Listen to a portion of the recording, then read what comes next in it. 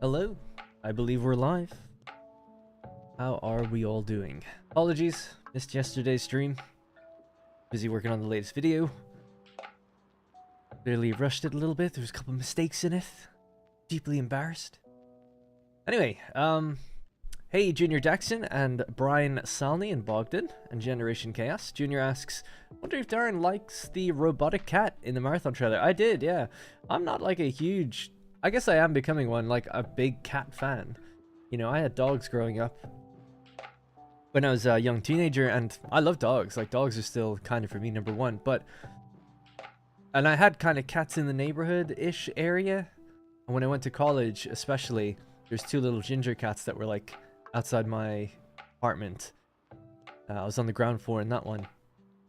And I was, yeah, I lived with them for, like, you know, a year. So I got used to these two little cats. They were outdoor cats that just came by every now and then. And they'd come into my room sometimes.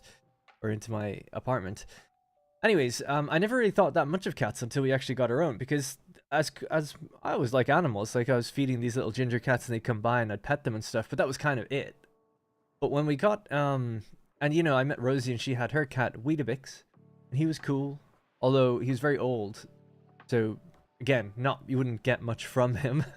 But then, yeah, when we got Nyx, it was over 5 years ago, she really changed my perspective on cats, and I think it's because she was an indoor cat. Like, indoor cats, I think, anyway, and Rosie seems to agree, because it was her first experience with one too, they give you a lot more, they socialize with you a lot more. They're dependent on you, rather than going out wandering around.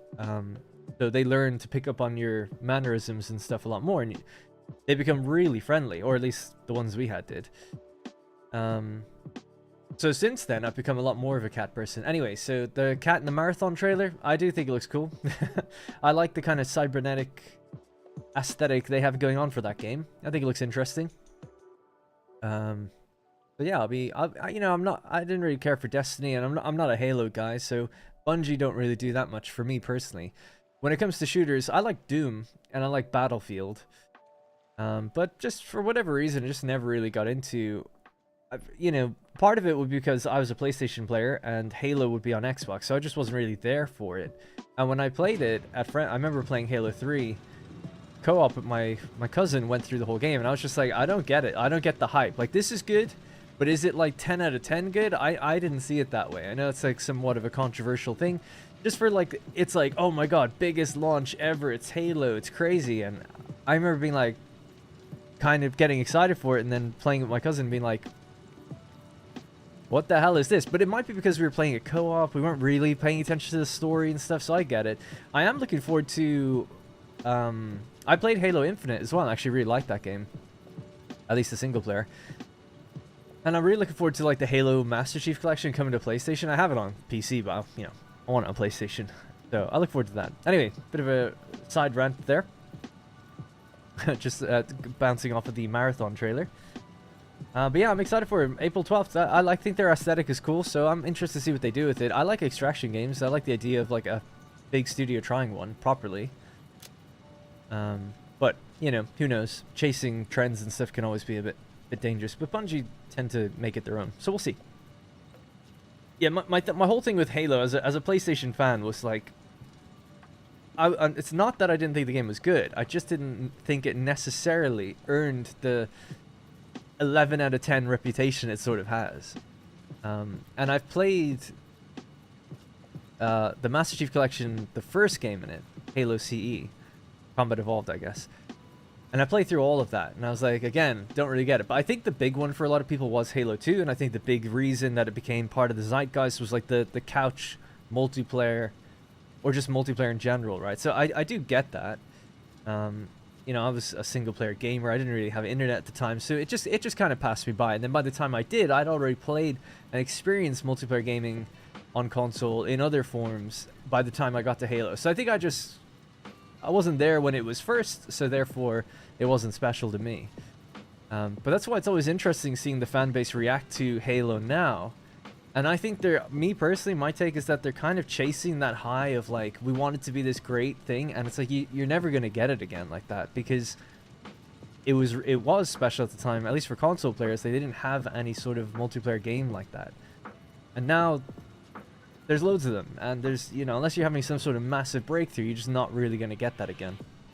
And they all want different things, it seems. I thought the grappling hook was really cool, and I remember, like, just playing Infinite, thinking, like, this is really fun, like, really solid shooting mechanics, and it's really cool that you can get your AI into your car with you and drive around and stuff. I was like, this is pretty cool, like a dynamic open world type thing going on. Anyway, I don't know if I'm talking about Halo too much, but yeah, we're going to be jumping back into Satisfactory, continuing the Enlightenment world. People often ask, what world are you playing, or how many series do you have on the go? It's really simple at the moment, anyway. We just have the Desert video series, and that's called Oasis. And then the Stream series, and that's called Enlightenment. That's it. You don't have to worry about the others. They're either finished, or they're older Let's Plays and stuff. Oh, by the way, people are wondering about Rex. Rex is sitting right in front of me. I'm not going to move the camera now, and I don't have Rex Cam set up. I could set it up later. He has to be fed at 4. So in 45 minutes. But yeah, he's just sitting in front of me. He's in front of my keyboard. He's on like a kind of a jacket with some fur on the inside, so he likes sitting on that. And he's been very good. All good. I did actually, just before we get into the game, I'll just quickly show... I prepared some images of him, because I thought people might be curious, that I took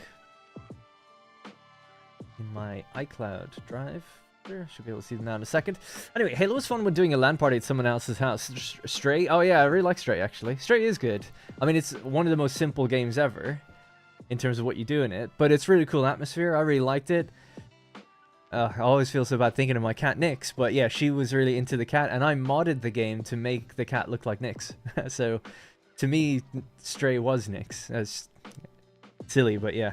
It's weird how you can have such a small thing like that can actually make it quite impactful. So we just modded the game to make the cat like tortoiseshell, basically, and it looked just like her. And then she would be like looking at the TV and seeing it go by and stuff. She liked it. Always curious. Just play off of that. Oh yeah, just play off of that 150, 180 wire thing as a pro YouTuber move. Get everyone. Yeah, I know, right? Yeah, it was all planned from the beginning. That was really funny. So for those who don't know, in the last video I did, I made a couple mistakes in it actually, but that one was a big one because not only was it an obvious mistake looking back at it, but it was also me calling out a feature that's broken, and by me showing it incorrectly, it looks like it's working totally fine. Now later in the video I show that it is broken, and we've seen on the stream that it's broken, the conveyor throughput things, or not fully working as intended. So it makes me look like a real asshole when I'm just the one getting it wrong. But it was funny because so many people commented the same thing, and I get like a few people writing the same thing, but it was like the majority of the comments were like, oh, like you got it wrong or whatever, and that's fine. But you think that I at least always, if I'm going to comment something, I'd see some other comments first, and I just like upvote the one that says it. Not that you'd have to scroll through lists of comments. I just think there were so many. You would think that the majority of people would see like the top 3-4 comments are all saying the same thing. It's like, yeah, he gets it now. Not that I mind. I mean, yeah, like you said, it's all good for the video, I suppose. And it's fine. But it does make you wonder. It's like, should I purposely just make a few... You see this every now and then, like YouTube Shorts and a few other things where they clearly do something, like make a mistake or they spell something wrong or something like that, and it's like just left in. Because people do go like, you spelled that wrong, or, so anyway. I just spent 6 hours trying to fix my old facility. I fixed it, but Jesus, was tedious. Have any tips for the future on oil? Yeah, we could talk about that once I get into the game. Sorry for my preamble here. Well, it's nice to catch up. Rex has a habit of leaning on the keyboard, so we'll see if he does that. The last achievement I'm missing is getting the 1,000 tickets for the statue. Hang on, I just need to move this cat. Come on. There you go. Yeah, I've imposed myself a restriction with it. I could easily get it. I mean, we actually had the option to get it, and I said no. I want to generate... Basically, instead of 1,000 tickets, I've basically put it up to 3,000. So I need to have a world with 3,000 tickets. That's because I want to get all the other statues, all the other things first, and I don't use DNA points, so it's like a little self-imposed thing on me. But we had it available at one point, and I was like, no, I'm not going to buy this. We're going to buy all the other statues first. Anyways, right, so let's just have a quick look at Rex, right? So, was it last week? Recently, we did a stream for Rex in support of him. I did, and you guys showed up like crazy. We raised over $4,000. He's had his surgery. I mean, he had his surgery then, but people chipped in to help me, really, and to him for his future care. He got hit by a car outside my apartment, and I just felt obligated, I guess, to help him. So we did, and now he's ours. He was sort of a stray. He had a little collar on. We actually have the collar now. And because of that, it meant like a delay in like a week. I won't run over the story. Run over. Sorry, Rex. Run through the story again too much, but because we probably know it by now. But I have some pictures. So these are the first pictures. That was him at the vet, where he had two broken legs. So he had a broken knee and a broken kind of hip, or at least the top of his right leg. And he had a gash on his eye. It's kind of hard to see, but it's just like a gash that goes right through here. It might look worse than it is there. It's actually on the surface of his, like, eyeball. It doesn't go down to the pupil. He can see actually fine. It's almost like a tear in skin on the top of your eye, if you will. Sorry to be graphic. I know some people might be squeamish about that. And he just happened to have it closed here. Then he had his surgery. This is when he had his surgery. So he's shaved. He has this little leg scar there. That's actually for his knee, and then his other one is up here for his right leg. Then we were playing, so took some photos on when he was just playing, getting familiar with the place. So he's pretty happy now, pretty chill. This is his kingly look. I like to think he looks like a little puma, little King Rex. Then that's little baby Rex when he's being real cute. So this is basically what he looks like now. He doesn't have his cone on. He's just sitting in front of me, lying down, and he'll just chill there for ages. So he can't jump really. He tries to a little bit, and we stop him. He's really not supposed to. Honestly, he is supposed to be kind of in his cage all the time. I just feel too bad because he just meows at me all the time. So I take him out, put him up here, and he doesn't really move. So he's generally pretty good that way.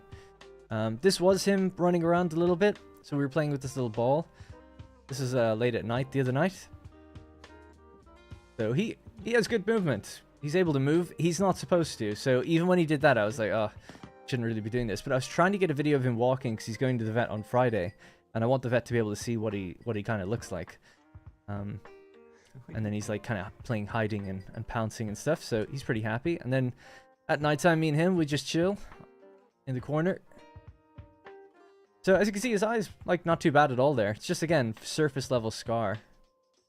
And apparently he'll always have that. He's on eye drops and other things to help it, and it has gone down a little bit. So maybe in like years it would heal it naturally a little. I don't know. They did say it'll probably be there forever. This is actually exactly what he looks like right now. That's the jacket that he's on. And then this morning, yeah, he's just chilling. I had him up by the window because he wanted to see outside of it. So, and that's it. That's Rex. Yeah, this is what the vet thought he was like nearly a year old, or like they were like, oh, he's like 10 months or something, because he's quite big. I look at him and I think he's really small, actually, I guess compared to our other cat. But anyway, they checked his teeth, and then they were like, oh no, he still has like real kitten teeth or something. So they're like, we think he's actually like 5 months based on his teeth. So I guess we don't really know, but give or take 6 months old or something like that. But yeah, after he went through surgery, and they were like, yeah, we think he's like 5 months, but he's just big lad. But they also said they think he's done growing, so I don't know. Our cat Nyx, she was definitely still growing until she was like 1.5, or felt that way. She turned into a beast. It was kind of the kind of thing where we didn't really realize it until there's like a photo of her kind of standing up on 2 legs, and she's massive. It was like, oh my god, we used to think she was so small. Now looking at him, it's like, yeah, he's definitely like tiny compared to our other cats. Like, we have one other cat, Jinx, and she was always much smaller than Nyx, but she's fully grown, but she's like a squat, small little cat, and he's smaller than her. So I don't know if he's going to grow that much more or not, but that's Rex. So I thought I would just give you my little Rex update. And yeah, so he used to go back to the vet this Friday for his next checkup. So I guess it was 2 weeks ago that he had his last one. And he's doing very, very good. And thank you all for asking. People ask quite often. If you want to see more, I do post a little bit on my Twitter, but Discord is where I just drop photos all the time. Right, so, talking about oil and things like that, I don't want to be redundant, I often mention these things, how to deal with fluids. Like, is there an easier way to deal with oil? I suppose in my desert video, when we get to it, although we did a little bit of oil actually already, thinking about it. Yeah, we already did. I explained things there, but generally the rule would be fill up your pipes, then turn on the machines. It is a bit of a pain to get right, and liquids are very hit and miss. especially if you're trying to do 600 on a pipe. It just seems like 95% of the time I can do it and it works just fine. And I can't find the rhyme or reason why the 5% of the time it doesn't work. The only consistent thing I've seen where it doesn't work is it seems to be later on in the game. So personally, I think it's to do with frame rate issues, a little rounding error that kind of has a problem over time. Because it's like everything could run good for like many, many hours, and then you just notice one machine starting to run just a tiny bit slow. In my older update 7 world, I had 600 pipes and they never failed. So I don't know if it's a new thing or if it's just I've now got bigger worlds and more going on, less frame rate. That's kind of my assumption, but I don't know for sure. So I think in future I'm going to try to just use 550 or cap it somewhere around there so we don't get these issues. You'd think though that like a rounding error will be a rounding error no matter how much give or take you have, but for some reason it seems like max throughput of a pipe has a problem. Brian, thank you so much for the super chat. It's super good that he's moving around. Limiting that is obviously key, but he needs to keep moving. I think he will recover well, and you're taking good. Thank you, and you two are taking good care of him. Yeah. So the vet, and thank you so much by the way. The vet told us it's a tricky problem, right? He has broken his right knee completely, like severed, and then his left knee, and then his right like socket as you go into your hip. And he's like, for the hip, you want to keep it moving. It's like really good for it. But for the knee, you don't want him to move it at all. So I'm actually going to ask him on when we go. It's like, could we get him a cast? Would that help? Like cast his knee so that we can prevent him jumping or trying to? Because I know, like, I'm sure everybody would know, like a kitten, he wants to move around and he's getting a bit bored in this room. He like really wants to get out and explore. So I think it could be worth asking, like, is there any way we can help restrict his movement just on that knee so that we can keep moving on the other leg and see how that goes? I don't know. We'll see. Worth asking, though, just to see. If it's a little bit of extra money, then you guys have kind of covered it now, so I wouldn't mind. Right. Anyway, that was my tip for oil. Fill the pipes so that there's no air in them, if you want to think of it that way. Then turn on the machines. That usually helps with the numbers. One of the main problems people have with oil and liquid in pipes is manifold systems don't work the same when it comes to liquids. This is something I talked about in my coal video, so I think it's like episode 2 of my desert series in the playlist, so the second one to do with coal. It's like, unlike a belt, which takes at a set speed, pipes have variable speed. And the more stuff in the pipe, the faster it moves. So, that's just the way it works. Unlike a belt, where it's like, if you've got 120 items per minute on a belt, and you've just one item on that belt, it's still 120 speed, right? So it's still going to get from A to B at the same time as it always would have. Not the case with pipes. Liquid in a pipe will get from A to B faster if there's more liquid in it. And there's an inventory space to every machine. Every machine has a 50 inventory space to fill up its liquid. So it's kind of flowing into these different places, not getting to the one at the end as often as it should, because it's sort of like a belt would, filling up, but it doesn't do the same thing that a pipe does, which is kind of rolls past the first ones as they're already full with nowhere else to go. It won't get to the end 2 machines usually, if there's like 10, let's say. Anyway, I won't bore you with that. But yeah, so that's why a lot of people do run into the issues with pipes. 1, it's not the same as a manifold. 2, if you're using the max throughput, there's bugs. And they don't work like real world pipes, so that's often another thing that confuses people, because you just assume certain things about pressure and pumps and stuff, and it's like, no, not really. Anyways, right.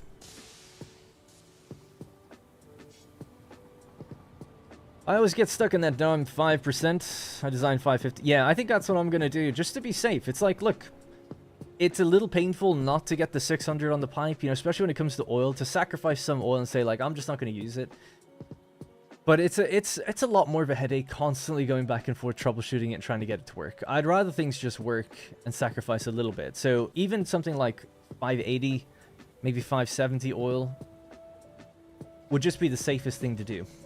And that's probably what I'll do in the series. And I'll just explain to people, it's like, look, this way we know it works. We can actually even build everything. Here's what I'd probably do.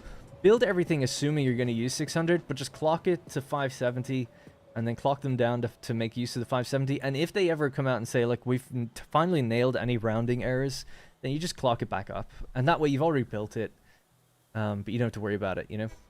That's probably what I'll do. Because then it's a middle ground, and at least it says, like, we're ready for a potential patch in the future. Sorry, just getting something out of my pocket. So, yeah, that seems like the reasonable middle ground.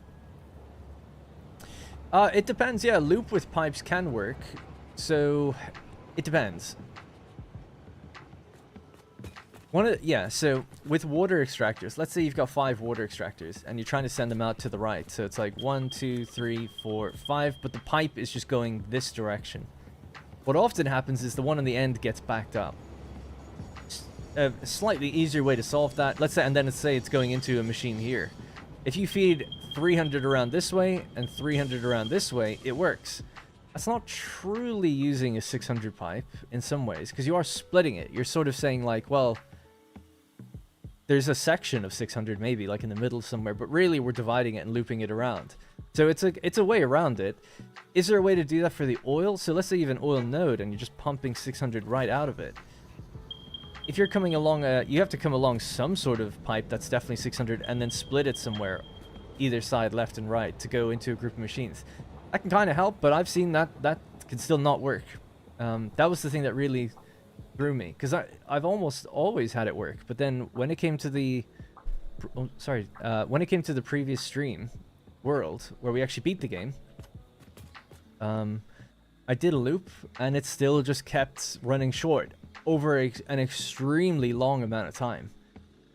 It would take like literally like 30 hours before you'd see like it would run, one of the machines would start to run out. It's like, oh, so it is working, but there is some small, like very, very small rounding error somewhere here. And that's where I kind of gave up, and I said, okay, I guess I cannot prove you all wrong and say like there's no issue, you can work around it. It does seem I've been defeated. You know, there was all the solutions that run out. It's like feeding from above, or creating a loop, using buffers, using valves, not using them. It's like we tried everything. And it would seem all good, and we're like, okay, cool, we fixed it. And then like 10-20 hours go by and you're like, oh, our machine is running short again. Damn. But it does bother me, because it's like, damn, my update 7 world, I know I did it and it never had a problem, but I never finished that world. I never got beyond tier 7. So it's like, yeah, I feel like if you just pile on more onto your frame rate, you maybe have an issue. I don't know. Anyways, right, so let's focus up. Got a lot of work to do today, so we're going to be building the aluminum factory. I'll just quickly show you my milanote on this. Right, so this is the overall plan here. 23 water extractors making 2,760 water. Feeding into 34.5 refineries doing aluminum slop or solution. What's it called? Sloppy alumina. But yeah, alumina solution. 8,280 alumina solution to 34 refineries. Again, so these are 1-to-1 with each other, so that's quite nice. That's going to produce 12,420 scrap. It ain't clickbait, we're doing it. Well, it kind of is clickbait in a way, because I don't have the belt speed to carry that yet, but we will. And we're building it with that number in mind, so the factory is capable of that. Will we see that today? No. But we'll see 2/3 of that, because I've got a 480 belt. 480. 1/3 of it, really. Just over a third. And as soon as we turn it on, we could get up to the 780, so then we'll see just over half.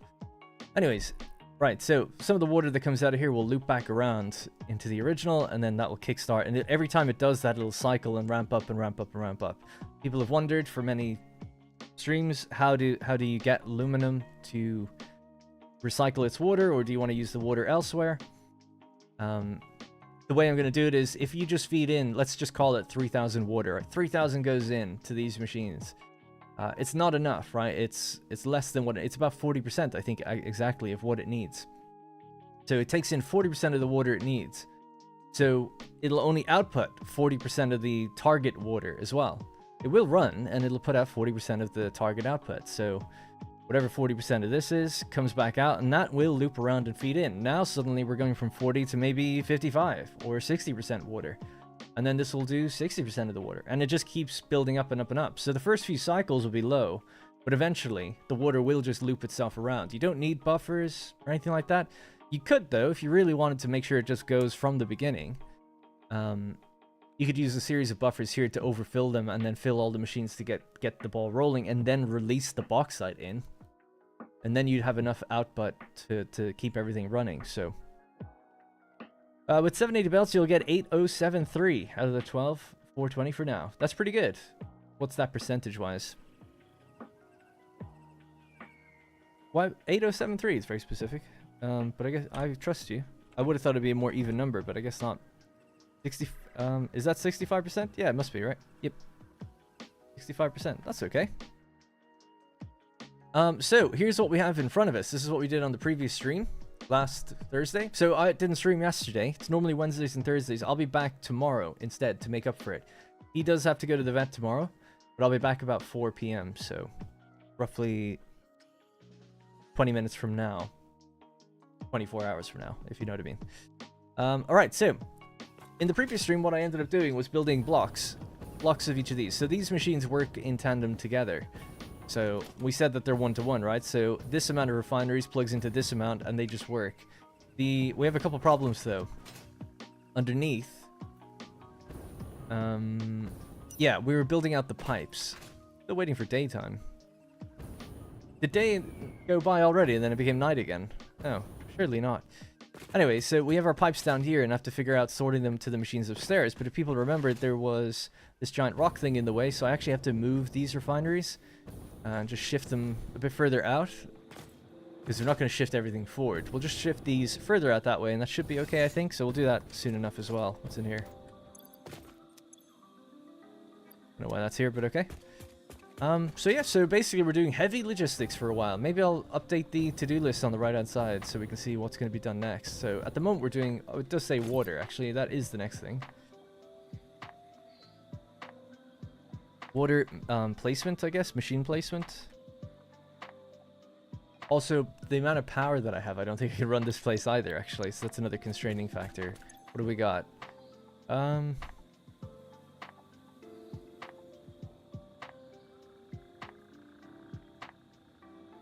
15,000 megawatts? Okay.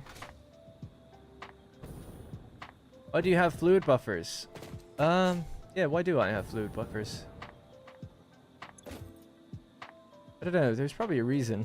I can't think of one right now. Oh, I remember saying like I wanted to lock the valves, but also allow these machines to kind of put some solution out. Basically fill the pipes, fill the buffers, and then we'll let the valves go. It just helps everything run smoothly, I guess. Without a buffer, the batch amount that it makes is really high. 230 per minute. So in less than a minute, this will just max out, because it can only store 50. So in a few cycles, it just bang, stops. The machine stops producing, and then it stops taking in water and stuff, and it just causes some issues. So I feel like because you can only store 50 in a machine, and you're making quite a high batch amount of 230 per minute, you know, what is that per cycle? It's every 3 seconds you're making a cycle of 12. Don't know how many cycles that. So can you do, yeah, it's only 50. 50 divided by 12. It takes 4 cycles, 4, 8, 12. So 12 seconds and this machine gets full and stops producing. So you need a constant outlet. There was another reason then for why not just allow it to roll in. Yeah, I don't know exactly. There definitely was one, but I guess it's just like a safety measure as well. It's like, okay, we've lots more time if we need to fill this. Not that much more time, but a little bit more time. Speaking it out loud, I'm like, yeah, I guess it doesn't fully make sense, but it's better than not having them, but I don't know why I didn't go with the bigger ones. Is it just because of space? Probably just for space. Because arguably, if you're going to go with the buffer, I should probably go with 2. It's all good. I don't know. I don't know. That's the answer. I don't really know. I don't remember. Ask me on Thursday, last Thursday. But yeah, certainly I can see that it is better than not having it, but is it really going to solve anything? Not much, because it's only going to buy me...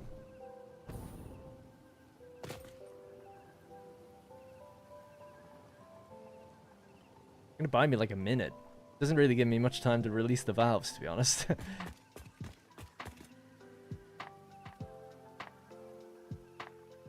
Yeah. Anyways, let's go, Darren. It's time to save the kittens and puppies, indeed. Hey, Avish. Sorry, we have to worry about tanks overflowing and things like that, so I thought it would be cool to worry about, but I also understand it's a game as well. And sorry, yeah, I've missed a few bits of chat there, because I was rambling about how liquids work and stuff. You put a tank at the end of the line to help this issue? No, the issue with the oil is that it doesn't get out of the refinery, or the extractor. Same with the water, it doesn't get out of the water extractors. It's not that it has nowhere to go, it's like it can't even get out of one, like there's only one output, and it can't get out of that one output, one pipe. Music's super loud, hang on.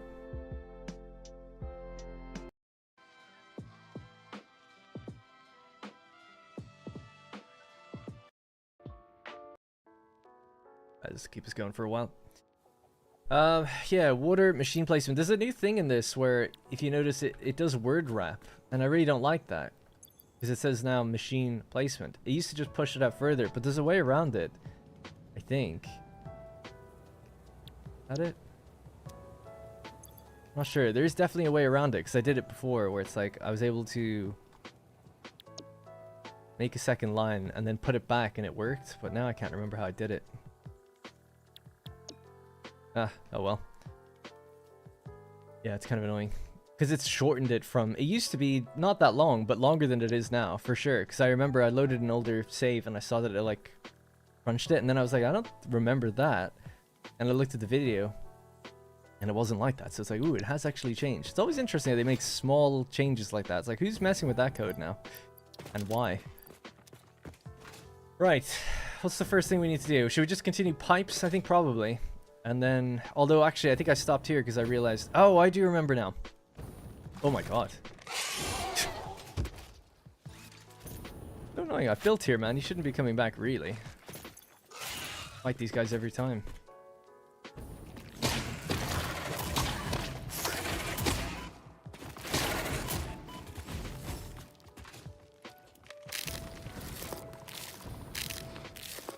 Have a gas mask? I think so. The new smoke effects are actually really good because you actually can't see him in there.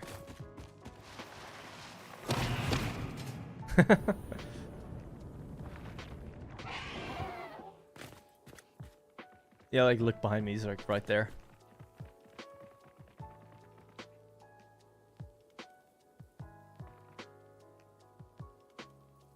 Divided by 1200, then multiplied by 780. Oh, nice, yeah.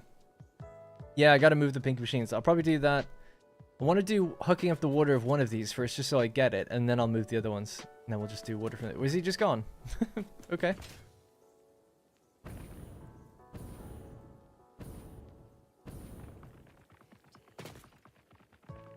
Did he fall through the world or something? I can hear him.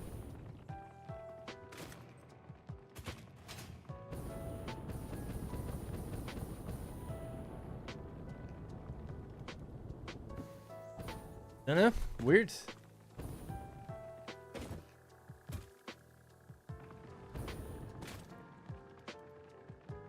I feel like he's down there. Anyways. I don't have to worry about it. Right, so we'll just leave that for another day. Do I have a logic map of this? I do. So here's the actual water moving along. Thank God I wrote this down, because I would not have remembered it. So each line is doing 460 water. Is that correct? Let's see. So 460 water times 6. 2760. Is that what I said I'd need? Yes, it is. Great. Right. So each line is doing 460. 460 travels along, and then it needs to branch off into a group, but it needs to split between 6 refineries. Right, so it has to go 230 into each refinery. So Mark 1 pipes could be used if you wanted. So this is one of the inputs for 230, and this is another input for 230. Gotcha. I can use straight pipes. Life a little easier. And if I plug it into some... I'd like to do it in the center and then split it. You need pumps down at the water extractors. Yeah, I think so. I think I was going to do a pumping room somewhere like along here. Just like all the pumps together. Oh, I don't need them at the water extractors. This is actually 10 meters off the ground, so this should be fine. But to get up any further than here, then yeah. I wonder, do I need them for the top row though, actually? Probably. Because they're stacked, obviously. Just check that because it's worth knowing.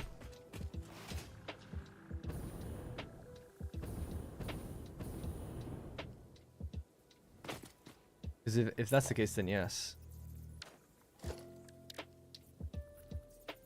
That's 4. Let's go from here.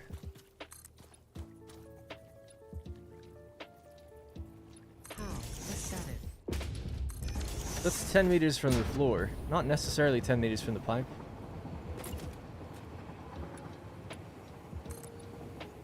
Yeah, okay, so actually then, yeah, probably. Yeah. Good to know. Alright, I'll just put a pump on each one before they get up here then. It's fine.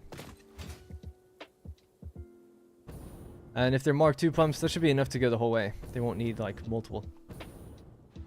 Yeah, thanks, Martin. Yeah, there's a mod for glass buffers, and you can see inside them. They're really cool. That was one of the first mods I ever got, actually. But then I was very disappointed because when the mod didn't update, what happens is, like, they just disappear from the world altogether. It's not just a skin for the existing machine or the existing buffers. It was like its own object. So when it loses the reference to the object, it can't build it. It's like, oh no, just give me a skin for the existing one. So that way I can just toggle it on and off and it doesn't matter, you know? The functionality would be the same then. Anyways. Right, so... I suppose actually just a junction under here would do the trick. Right, so let's go like this. That's just 2 meters above. I think so.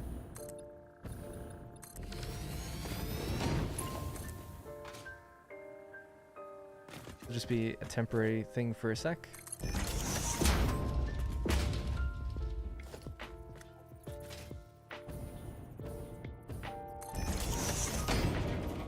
Oh, it kills me when it does this.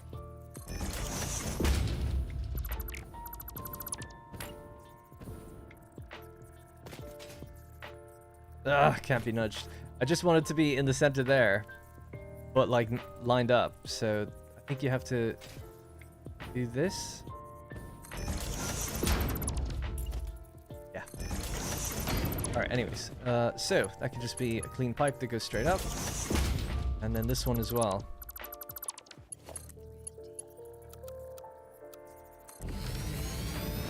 Right, so just so I have that right, that's 460. Comes along here. 230 goes up there. And 230 goes up there. Ah. Oh, okay. This is where it's more interesting. I'll show you what I'm looking at. It is 230 to begin with, but it becomes 575. So a 345 recycled thing comes in here. And it comes in here from right in the front of the other ones. So they should actually be lined up, I think. Yeah, they are. So this needs to go into that.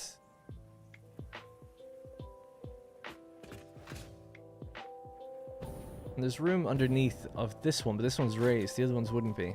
Just wondering, do we do it from below?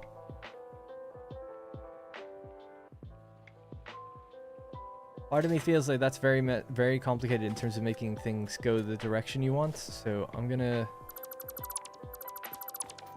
do this further back. The first initial sort of split.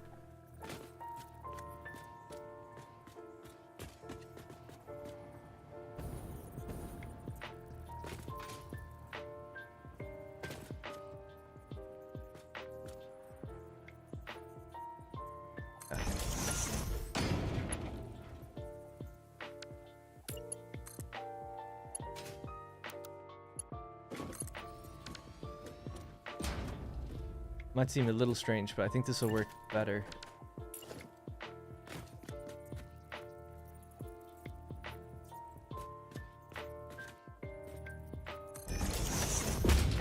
And once we get this layout done, we could actually just blueprint it, maybe.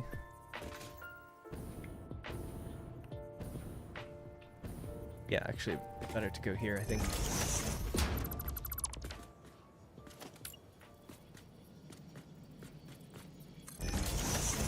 Okay, so now this has to have its initial split.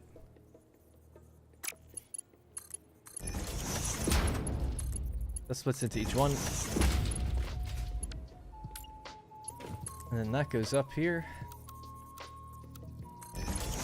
Same on the other side, and then it's also going to take in from over there.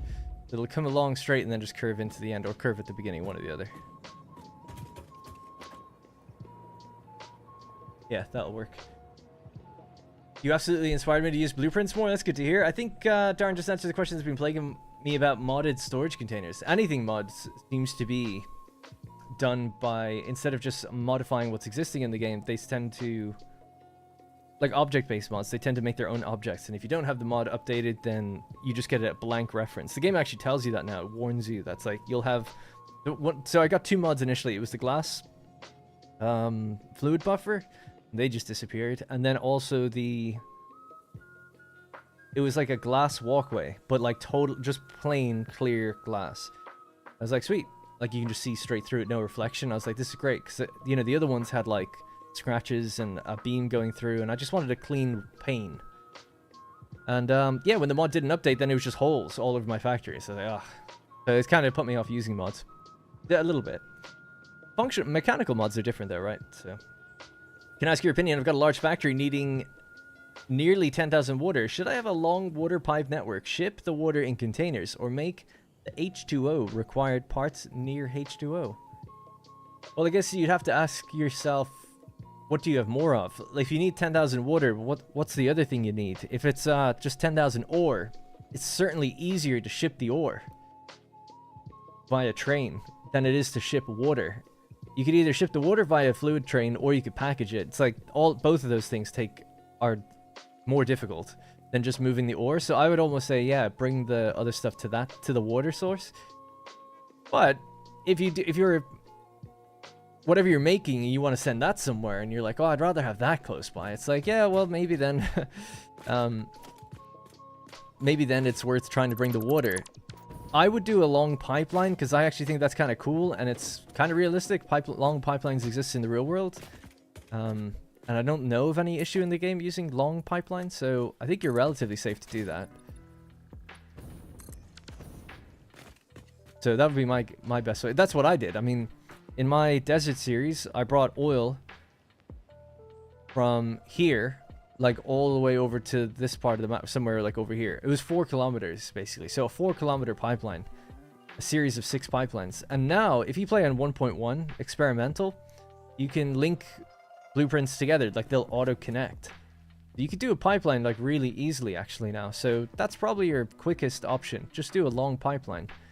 If you're worried about going, you need to keep it as level as possible though. If you start going up and over things, you're going to need pumps along the way, and could be a little troubleshooty that way, but generally I think the easiest thing to do if you're playing a 1.1 now, certainly just to build a long pipeline.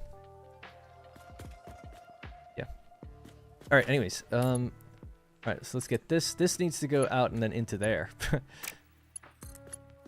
That's on the center here, so maybe I could just do this and go up to, right? That is looking kind of funky. Let's just do this for a sec and bring that down.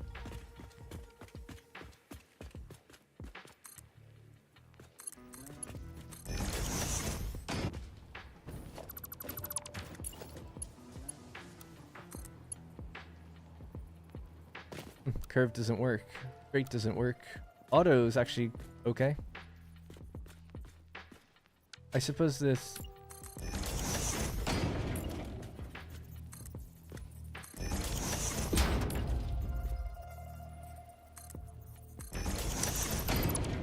I should really just use supports to be the smarter thing to do.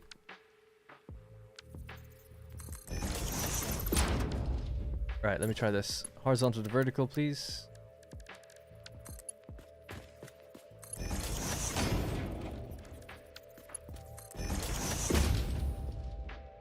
There we go. Okay, so there we go. So it just needs the same on the other side, and that'll be that. And they'll need valves, I guess. But we used to do this 6 times over, and that's why it's like, it's kind of worth blueprinting, but at the same time, I don't really know an easy way to do that in a blueprint designer. Because they'll need to be... I feel like I just have to do the same each time. It's not that bad. Now that I know the layout, I could do it each time just fine. Yeah. Just because the pipes are quite long, or I could just do that segment, but then it's like, I don't know. I don't think it would take that long. Famous last words, I guess. Alright, so let's get this.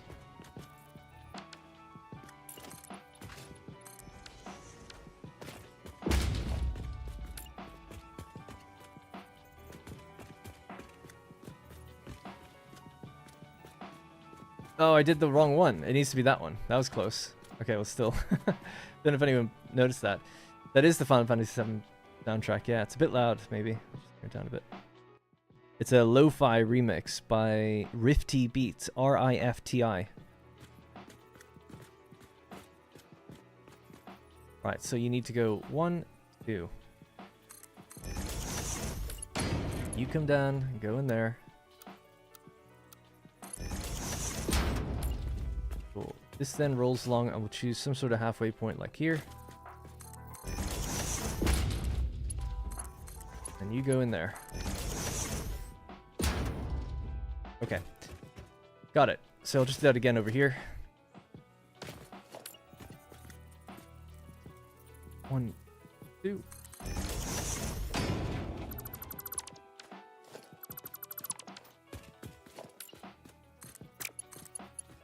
And after this one, I'll paint this one, then it'll just be painted from then on every time I do a new one.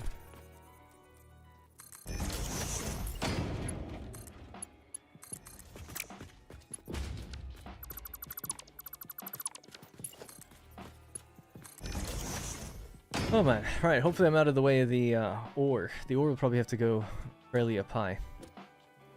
Right, so that logic now, I know we're underneath the floors and it's a bit dark and everything, but let's just have a quick look at it again. That's this. So we're starting at 460 coming in. So the 460 is one of these. 460 rolling in. And it curls around, hits its first sort of splitter, if we want to think of it that way.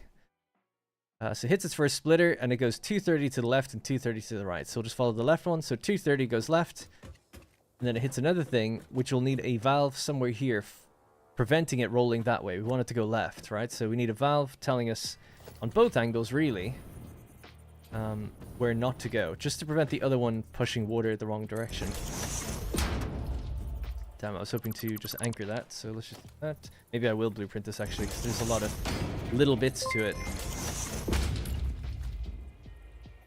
I'll read that in just one sec, thank you.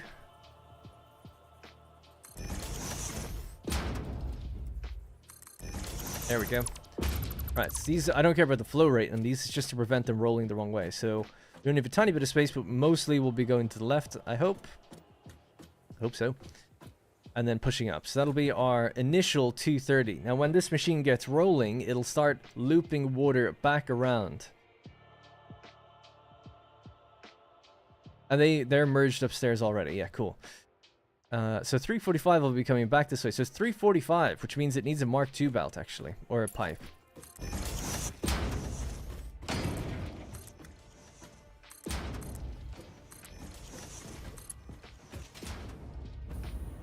That actually still needs to be Mark I. That's okay.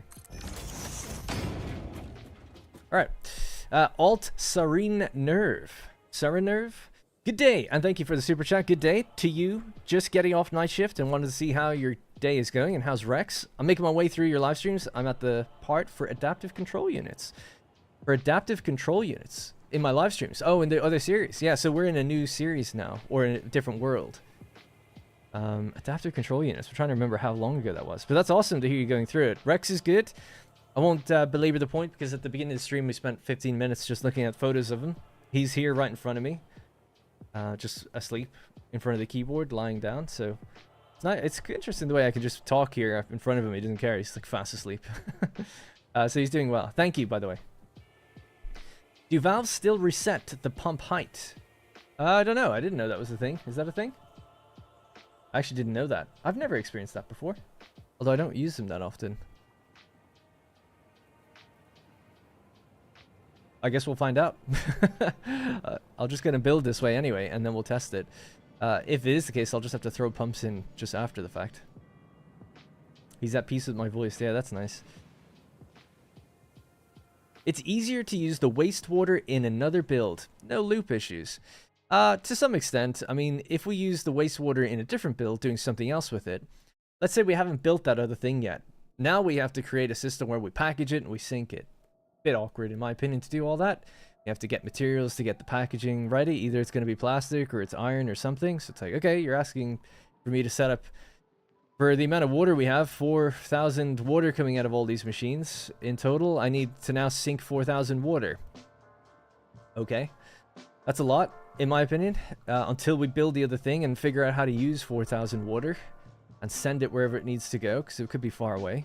If we did it close by, then maybe the other water, it might not be the perfect amount that has to come in to meet it. Bit of a problem. So but that's one thing. The other, I was going to mention another thing about it. I can't remember what the other thing was. I mentioned it last time on stream. Someone suggested this. It may have been you. Not that it's wrong. It's each to their own. But I find this quicker and easier, and that we don't need to use it anywhere else. We could just loop it back in. I don't think we'll have a problem looping it back in, personally. Anyway, but maybe I'll eat my words. Maybe I'll be pulling what little hair out of my head I have left and say like, we should just send this somewhere else. But I've done looping before and it's been fine. This one is probably the most complicated recycle that I've ever done. But I'm confident it'll be okay. Pretty confident anyway. Gonna give this a nicer place, maybe there. More central. Yeah, I'll blueprint this one design then. We could just do this multiple times over.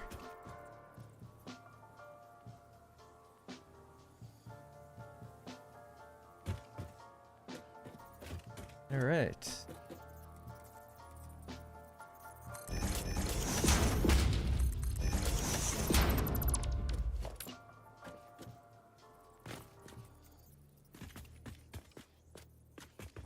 That's the same. Cool.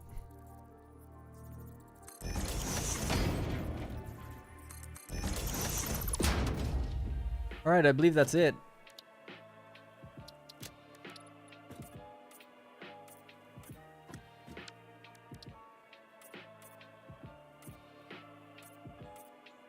I feel like I had a different color for this. Oh yeah, we just used carbon steel. Okay, I'll use carbon steel then, just to keep it consistent.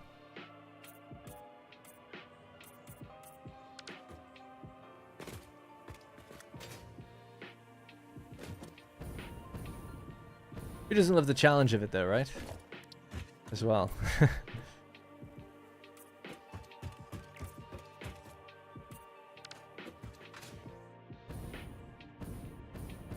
of a cool little system. How'd you get the Satisfactory icons in Milestone? So in Milestone, well, I just downloaded them from the wiki. So the images came from the wiki. So satisfactorywiki.gg, I think it's called. Just Google that. There's a fandom wiki, but use the GG one. So just save them all. So yeah, if I just go replace image, project, these are all my videos, or it used to be. Images, wiki graphics. So here they are. Just have them all. Or not everything. Whenever I've needed one, I just go to the wiki and get it and populate this list, and then I just pull it in. That's how.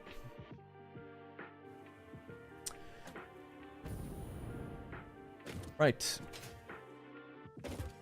It'd be a bit awkward to do a blueprint. I'll have to go upstairs, put down the designer, and then see if we can match the size of this layout.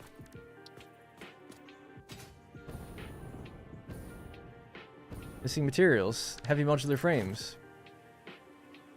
Oh no. Hopefully we have some in that container. I know I make them. I guess I don't have a depot set up for it. I feel like we've talked about that before, actually. Yeah, I've got some here. Did you fix the output from the recycling end? Instead of the input floor hole? Yes. We can have a look at it again, but yep. I did catch that. Right, so these are the inputs. Those are the outputs. So the output to the input. Input, and then the output will be further up ahead. So in the machines that I need to move, I'll need to move this row actually, probably as well then. Yeah, so that row can stay. Oh yeah, and I've painted it correctly. So these two need to be shifted out. Okay, yeah, that's fine. Oh dear. Right. Blueprint Mark Designer 2, please. Now for ease, I'll just put down the foundations, and then I can see from there. Actually, yeah, we'll use the Fix-It foundation.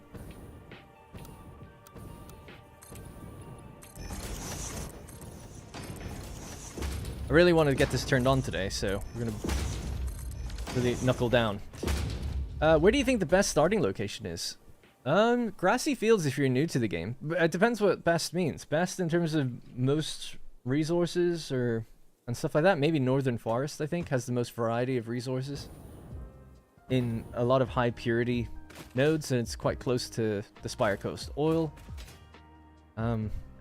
Grassy fields is definitely the most noob friendly, I feel like.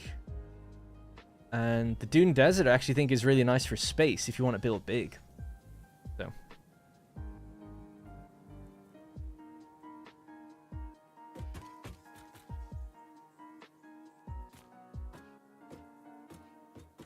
And thanks, Alt.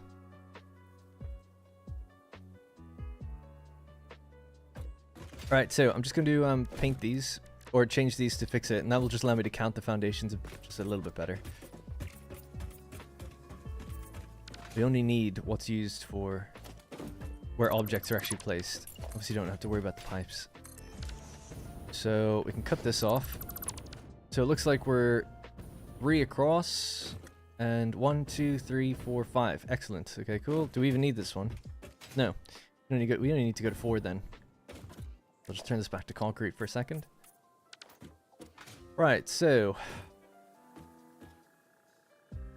one of these in line with here, and we need one. Actually, it doesn't need to be raised or lowered. We can change that ourselves, thanks to vertical nudging. We're gonna go as far across as 4.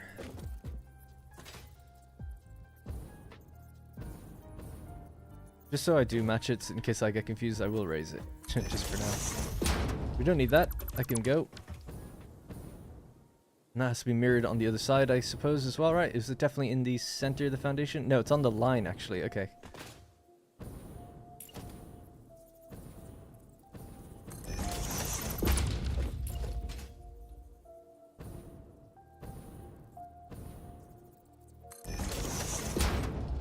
Alright, so those two are ready to go.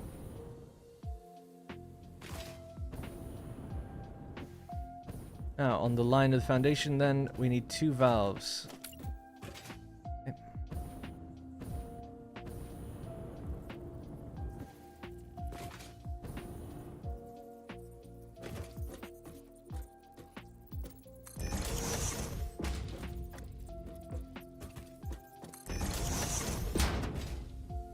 I don't have a hover pack yet, that's why. Not unlocked yet. We haven't done that tier, I think, to get it yet. Oh, actually, I could get it, but when we turn on this place, I'll get the aluminum to get it. Yeah, that's it. And in my desert series, people often ask that. Say, why aren't you using the hover packs? Like, in the desert series, we haven't even gotten close to it yet. I don't have it even available as a milestone to look at. So I couldn't buy it with awesome tickets if I wanted to, you know? Could buy it with awesome tickets now, but we want to just get the... I want to do it the old school way. I don't like using tickets on items. Feels like a waste. But that's just a me thing. Right, so this can come back one in the center of the foundation before it. But leave myself room. Yes.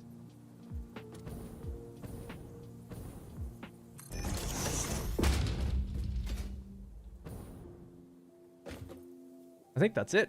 That's all we need, really. I might as well just hook up these pipes now, so...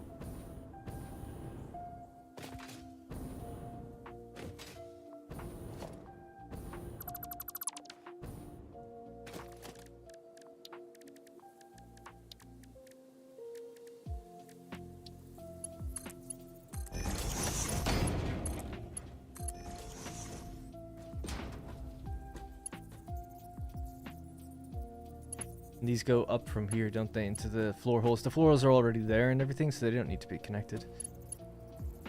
And are these just connected with Mark 1s, I think?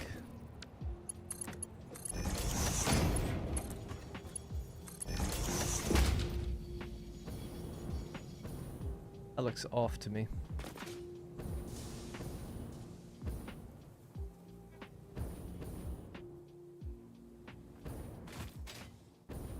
Oh, wait! I do have a hover pack.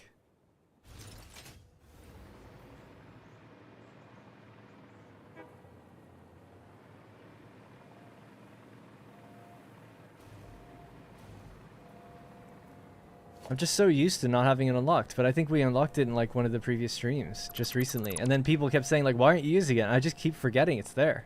That's it. I just keep forgetting it's there. Sorry.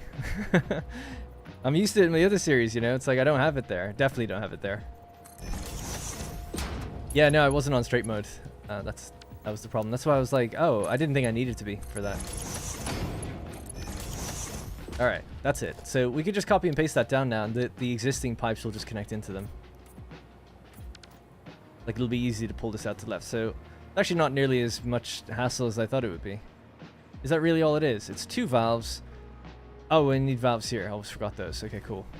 I was thinking, like, it seems easier than it should be. So these are facing this way, and they're just about touching the edge.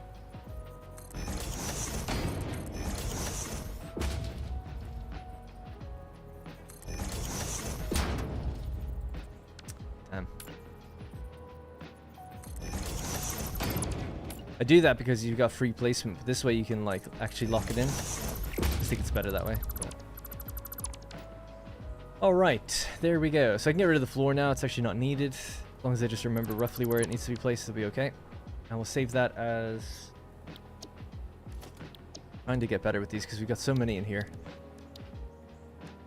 It's logistics for a specific build. Copper Caterium Factory, pipe configurations. Let's say subcategory Pink Forest Aluminum.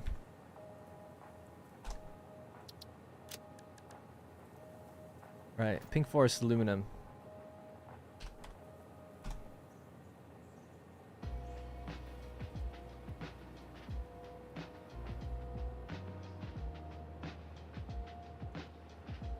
So PFA, because you might have other water pipe mergers for different types of factories, and you can't have the same name, so I always give an acronym to every factory I use. That way, I kind of have the same names multiple times at least. Oh, there we go.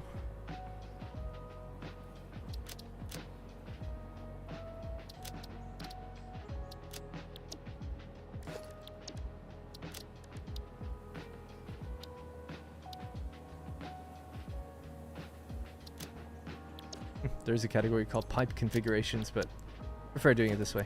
Alright. Yarn has evolved since then. So just to check that this matches before I go any further, let's just stick it down. Does it match?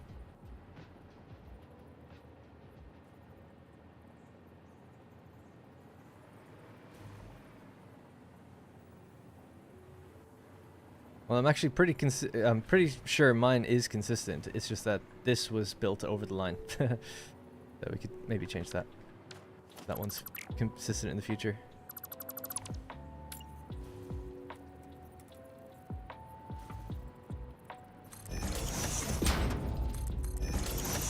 Alright, so that's one done. So now we need to do 5 more, but now we have the blueprint for it, so it'll be a lot quicker.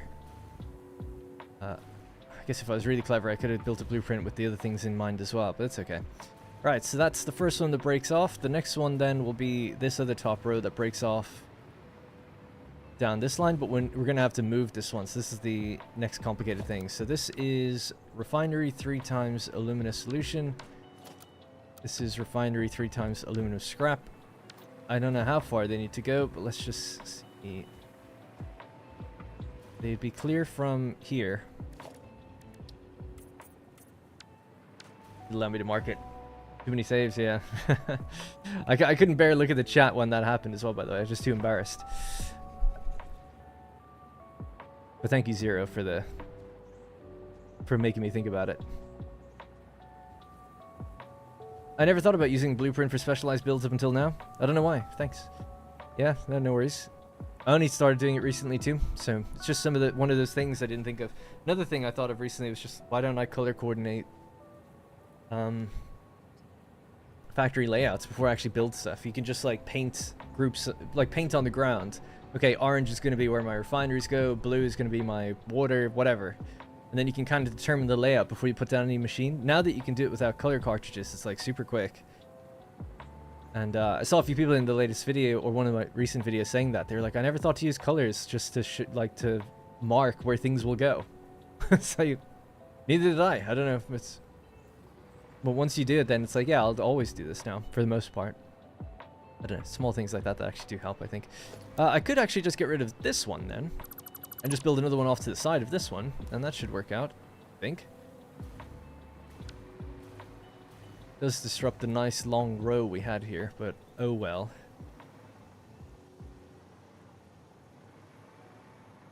Now, this needs to be on the center point there.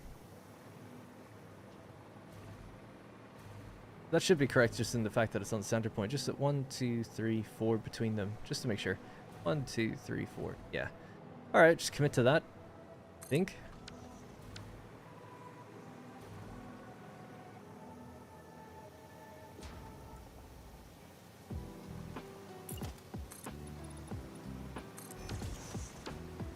Our little special case.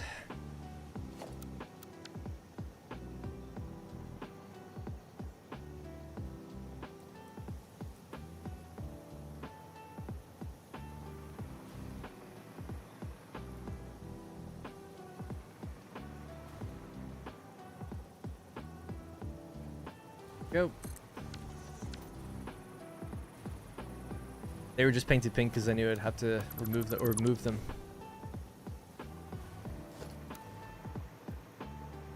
Those will remain plugged in, I guess, and we'll just hook these up. Apparently we don't know why anymore.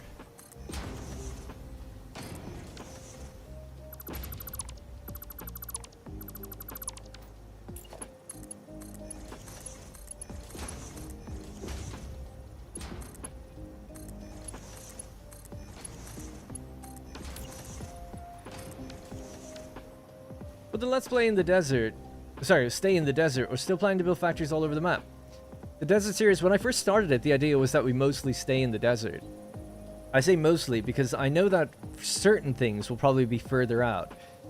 So an aluminum factory, I think I would probably do far out from the desert, but then ship it all into the desert to go into some other factory. So that's my plan. So I don't want to stay in one biome because it'd be visually a little bit boring for people to watch, I think, to some extent. But I do generally want to have almost all my factories in the desert because I think that'd be a cool payoff. I've never tried it before, though, and I know it can be a little frame rate intense. So we'll see how we get on with it. But that's the idea. That's why I brought oil in. That's why I'm building, like, so far, just mostly staying there, in and around the desert. Not going as compact as I initially thought maybe I would, which was literally everything to connect, no space. Like no gaps between anything, and I was like, no, I think I just like building like actual individual buildings. So I've got pockets of buildings that'll be sprawling in the desert. They'll connect over time and roads will go between. Maybe eventually there will be little space, but yeah, the idea is to maybe go fetch something like aluminum. Maybe a nuclear power plant will be further out as well, you know, that kind of thing. But then trains and other things will bring it into the desert. At least that's the plan for me.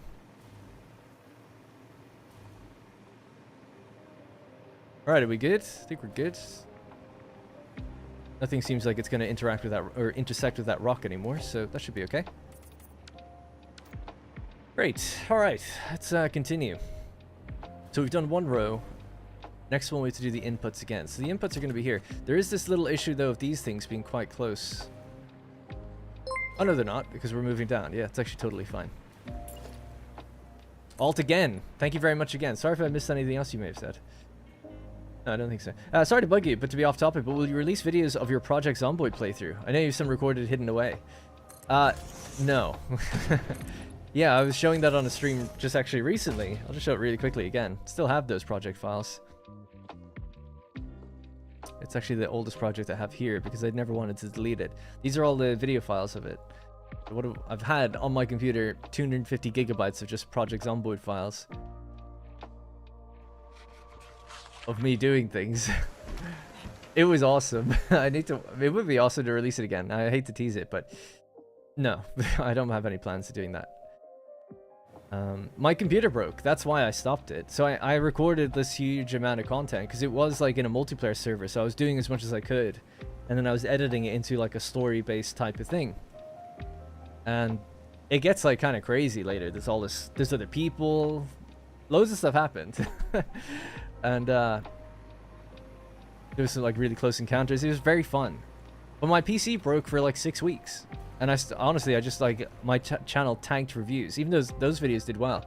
Tanked reviews, and I kind of panicked, and I was like, I need to just start making videos again. And I didn't have time to go through these big edits. So it just remained a dorm. I meant to go back, and I was like, I just never got to. So it's just, it is what it is. It'll never come out. Because I'm not going to do it now. That'd be weird. Like 2 years later, something that no one even knows even probably exists on my channel. Most people anyway. It'd be like, why are you releasing this? But that video, I remember, it's like my second most viewed channel on the video on the channel, I think. It's like nearly 1 million views or something. For Project Zomboid.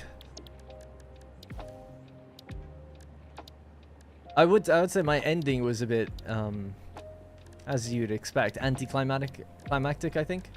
It did just die on a raid, basically, with people, but I was quite upset about that. There we go. That's the one I was looking for. Right. Right, keep it at that height. This needs to line up this. Like that, I guess, right? And that needs to come over to here. And that's that. So that one plugs into this. It's on the middle. It's on the middle. That's on the middle. Close to the edge. Yeah, this looks right to me.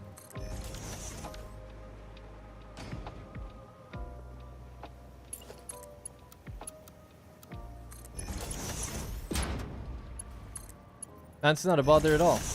You can write anything. You can donate as much as you want. It doesn't bug me. But honestly, you didn't have to donate. Just ask that. All good. It's a story about how you eventually die. Yeah, I mean, it does say that when you start, right? It's fine. The Frostpunk 1 series is awesome, yeah. I know it's weird to say about my own content. And I know I always say that about that one as well. But it really was like the perfect playthrough. In terms of entertainment, I think. I mean, I could be a better entertainer, but I mean, in terms of what you'd ask for as a content creator, in terms of how your run went, couldn't have been better. Yeah. Is that normal that we go over this? Because we don't there. That doesn't matter, whatever. We'll figure it out. Right, so this just rolls down in a straight line, and then to connect, we just connect, yeah, we just turn and connect in. Straightforward enough. I want it to be really consistent, which I guess I do. 1, 2, 3, 4. So 4 away from the valve is where we put down our support. And copy that support so we get the color. Alright, so 1, 2, 3, 4. Is it on the line? Probably.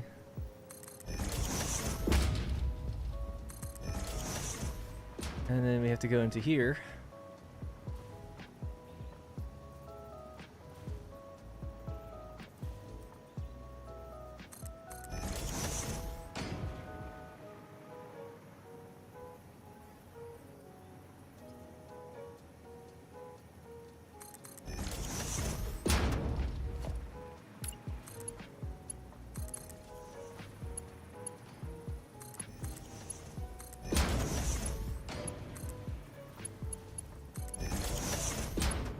Alright, this is the hardest one to do because it was offset, but that's what we're going to be doing for a while now. So that's 2 done. 4 to go. Oh, I have to actually hook it into the original water as well, actually. So that's coming from this side. Ooh, yeah, getting a bit close there. Maybe...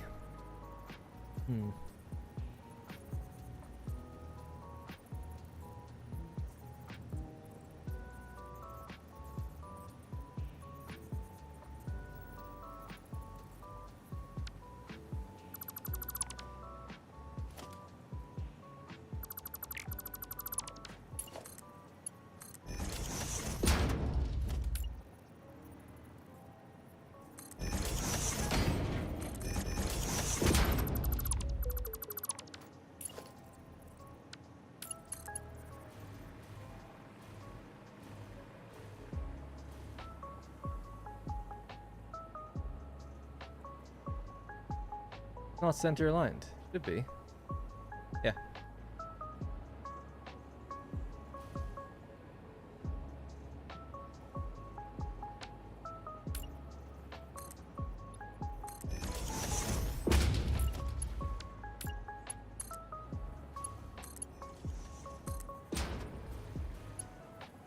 Alright, so I need to plug into this one. Or I want to.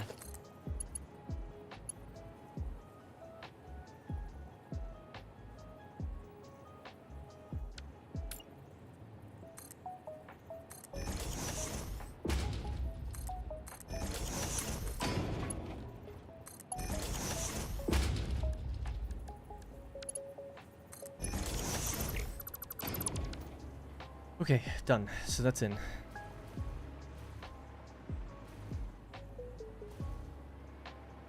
I guess I don't know why I'm being so special about this, let's say. But yeah, let's just there.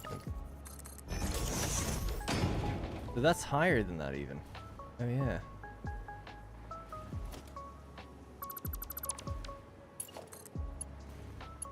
I guess the way that goes, it just raises it more than you'd think it would have to. I'm okay with that though, it's fine. We'll have the pumps that will say that it has to go to this height anyway. But it's just weird the way it won't come up higher to go in. It's like, it's either tilting down or it's tilting up, you know? I want it just in the middle.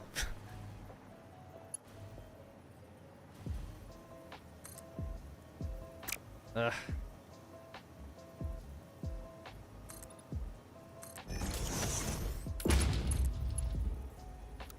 So surprised horizontal to vertical is doing that.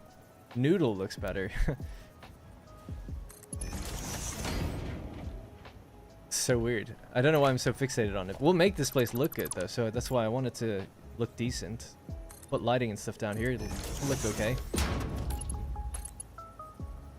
Could just do that, I guess.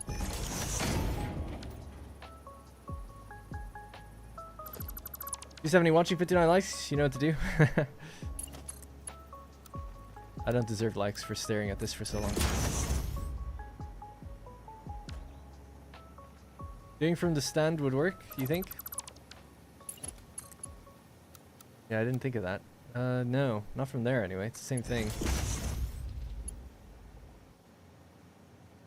I don't know. I guess I'll just leave it. I mean, whatever.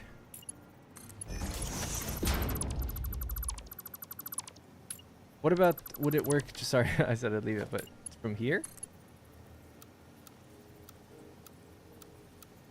What was the one that works?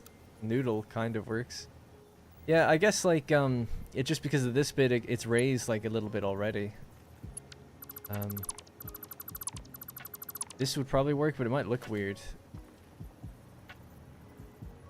if I just vertically nudged it to a 1 meter interval rather than 2.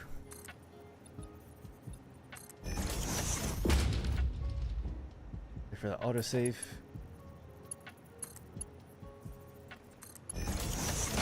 Noodle, just try horizontal to vertical again. There we go. Yeah, it just needs that 1 meter offset, I guess.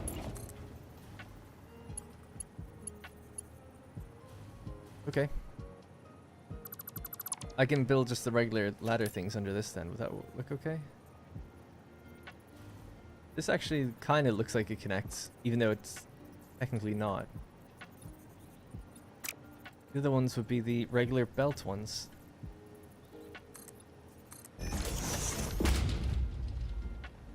There you go. It works. Easy as that. Alright, well at least I figured it out. So, let's do that again over here.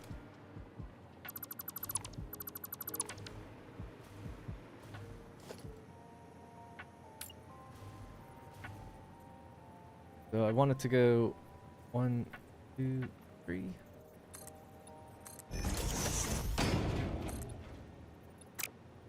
This one can just go to 2 maybe. Be normal. Or 1. Yeah. Alright, so you go there.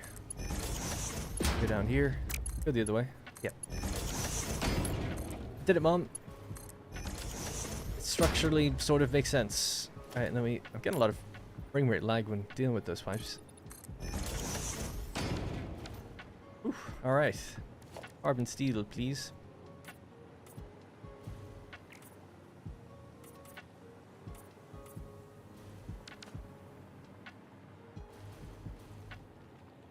Always make things work. Is it just me or is Or did they change the blueprint machine? If you had a floating blueprint, it used to drop on foundations. Now it floats when you place it. Mine always did that. I always had that problem. I made loads of blueprints where they were, case in point, like, I'll show you actually. This is a blueprint from before, update 8, I guess, clean ceiling light. And it's like, it's raised off the ground. There's nothing there, but it doesn't flatten down to the bottom. I wish it did. It made life very easy for me.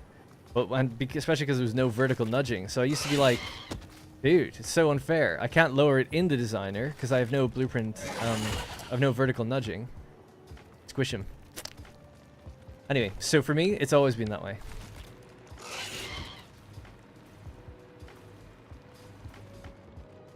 Unless there was another way around it that I just didn't know about or something. Why doesn't that continue around this way? Was I doing that manually?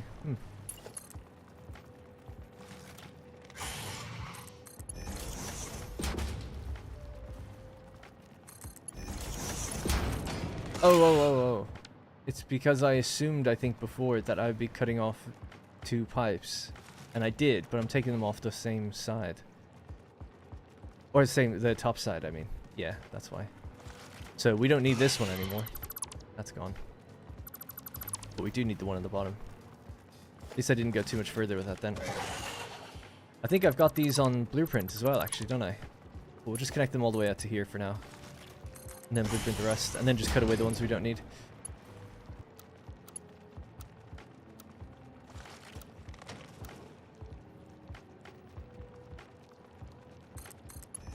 Alright.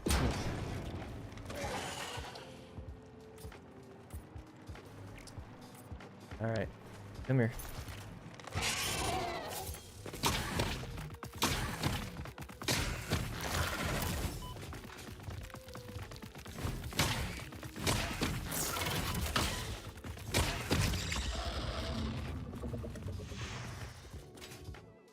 I don't know where his bits are. Oh, they're there. Anyways, right. Thank you. Yeah, the valves. Thanks.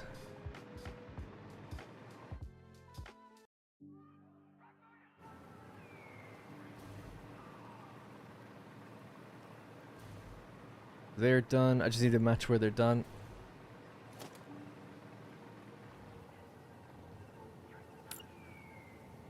Okay.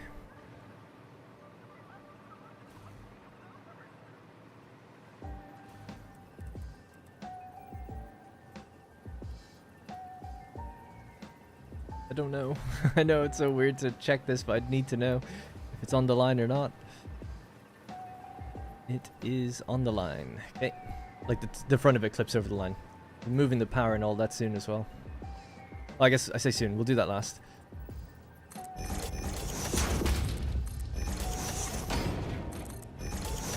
Oh, I could have just looked at that one. Okay. Oh dear. Alright, cool. Let's just hook these up. Connected. How did those ones have power? Oh, they were the initial group. Yeah, yeah. I'll have to move those power lines. Just while we're here, we'll repaint these to be correct now, because not enough pink anymore. And then the alternate ones have to be black and orange, I think, or dark gray.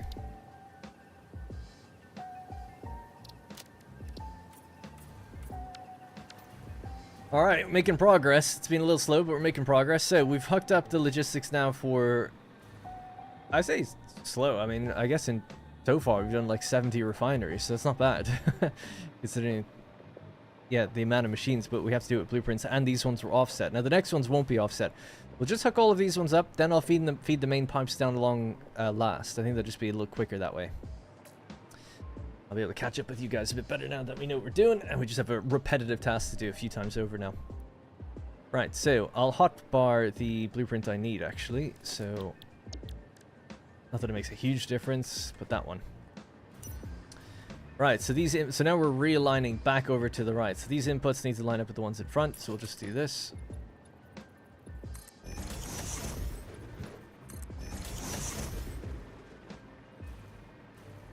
Oh, right, yeah, the giant rock in the middle. Oh, with the curving, the pipes. Yeah. That'll do it. Alright. Oh, Rex's feeding time is 40 minutes ago. I'll have to do that now. Just hook up these two machines and then we'll go feed him. Right, so that's what we're lining up to here. And do the last top layer, so there. Then everything else will be on the ground. Make sure that's correct. Seems like it's good. And this might need to be fed from the top as well, I think. But then the other ones won't be, so I'll leave the blueprint as is.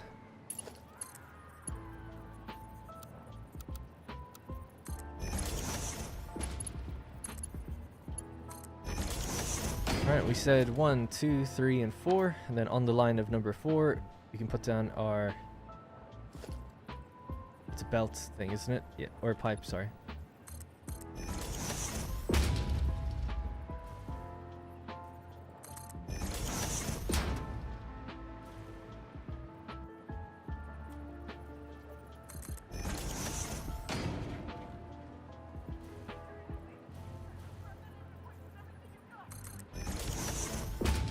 Alright, let's connect them up.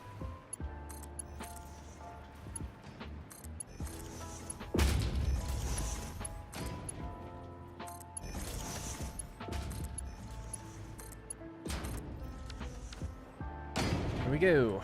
We'll just give it the carbon steel finish. That's that. Another one done. Giant's bug plan, wait till they get themselves trapped and then kill. Oh yeah, totally. It was all the plan from the beginning as well.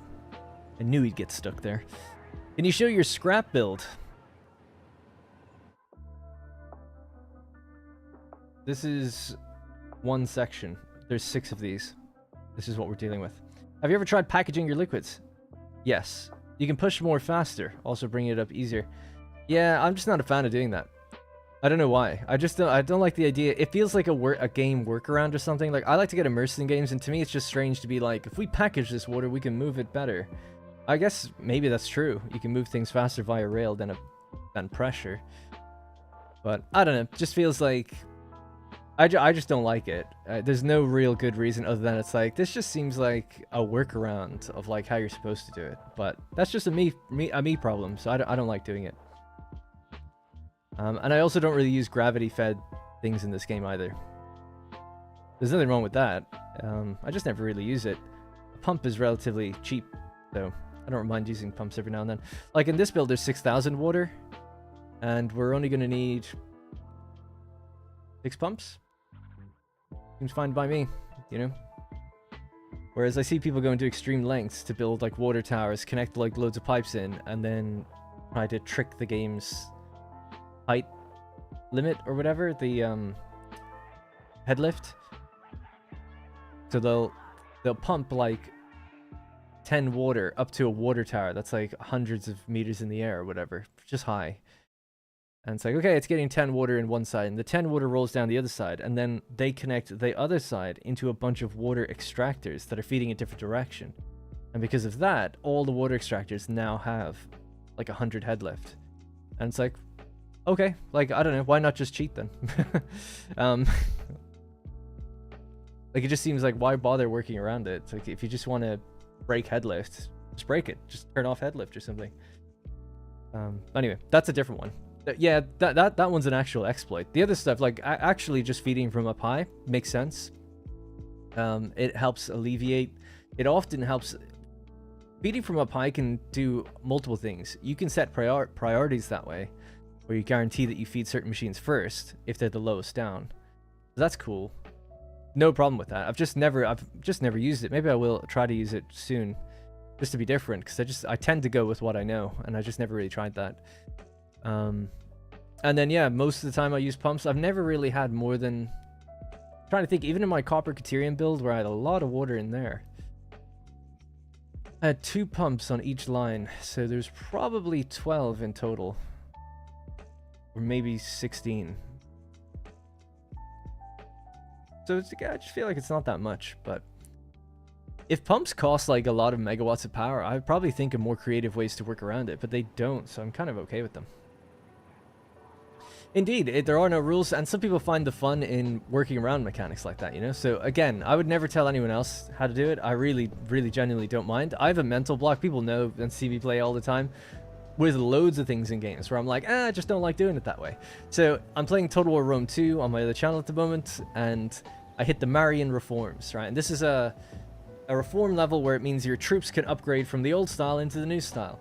But I've got troops over in Spain fighting on the front lines, and we unlocked this thing. And I've self-imposed a rule there where I'm like, I just don't think I don't think we just suddenly, like, become better troops. I feel like we should be out of at least a hostile zone, come back to a city, either wait a few turns or go all the way back to Italy or something, to then give them the upgrade. I can give the upgrade anytime I want. It'd only make life easier. But, you know, I just have this thing in my head. I like to get immersed in games, and certain things for me break that. Whether that's fair or not. Sometimes it's not fair, where it's like, this wouldn't really break immersion in real world, but it's on me. So I always try to preface that. I never want to come across as like above it or anything. It's a problem that I have. So yeah. Anyway, I'm gonna have to feed my little kitty here. Although he is fast asleep, it's tempting just to leave him alone. I'll leave him for 15 minutes and then we'll feed him. I'll wake him up because then he really needs to take his medicine. We'll leave him 15 more minutes. Totally knocked out. That's not how water towers work in real life, but okay. Everyone always says that. If you could send 10 meters cubed of water per minute into a water tower, and then get the head lift for thousands of water meters cubed per second out of it, you would have infinite energy. That isn't how it works in real life.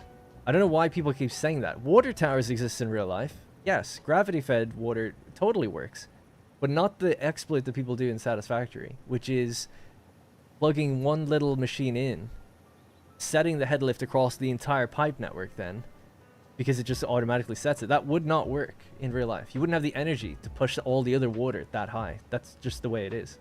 Anyway. That's not a tool. Well, it's kind of a tool. It's a mood board called Milestone.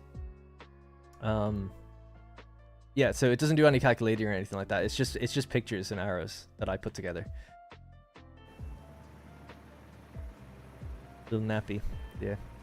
I'm sorry, I often come across very defensive when I say that, but it's a pet peeve of mine. People being like, "That's how water towers work in real life." It's like, really? I can spit at a water tower, and then thousands of gallons of liquid can go 100 miles in the air. Wow, I didn't know that. That's interesting. So passive aggressive for no reason. I don't know why. But yeah, there's no pressure in Satisfactory. No vacuum pressure. There's only push pressure. So it's not really working the way it would work in real life anyway. Right. I don't know why I flew up here. We're gonna do the next rows. Just so we've got 3 done, 3 more to go. So let's get cracking. And we'll lower these down further now, because it'll be the 3 top layer pipes will be fully used here. Yeah. Alright, so starting here.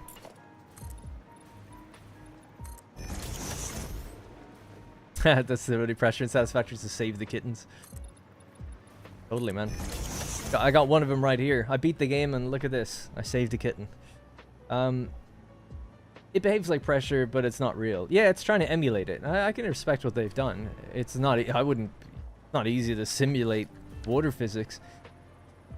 But yeah, there isn't really true pressure in the game, and that's where it actually trips a lot of people up when they're like, "Why is a pipe flowing back and forth?" It's like, well, there's no pressure. That's the main reason, right? It's sloshing, but it's basically, I've often said this, it's just like holding this up. This is how pipes work in Satisfactory. But if the pipe is just constantly being fed from this side and it fills up completely, it has no room to go back. And that kind of creates an artificial pressure, in a way. But in real life, what happens is you have a pull pressure. A small amount of liquid will be pulled across faster with a pull pressure. So putting a pump on a horizontal pipe, in real life, creates a vacuum pressure and pulls the liquid along. That doesn't exist in this game. There's no horizontal pumps. A pump in this game is just a trigger placed on a pipe that says your head lift from this point will go 20 meters higher. Whether that be 100 miles down the line or 1 mile down the line. It doesn't matter where. or 50 meters if you use a Mark II. But in real life, you can put a pump and aim it vertically, horizontally, aim it down for all you care, and it'll go faster because it creates pull. Anyway, everyone knows this. I'm just saying it doesn't work in the game. Right, so blueprint time. 1, 2, 3, 4. So we're down at the bottom now.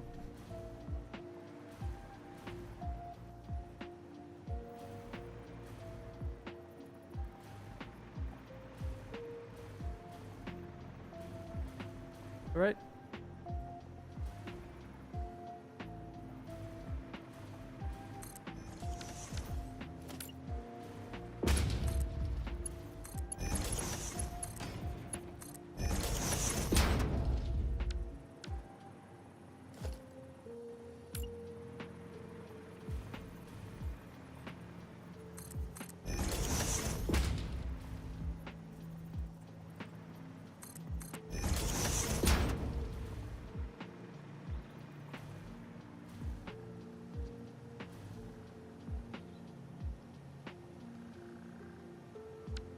Are these facing the right way?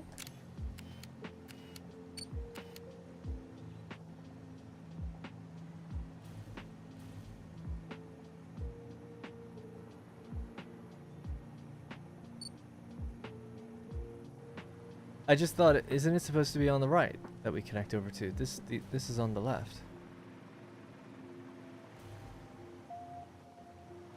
Why am I crazy with that?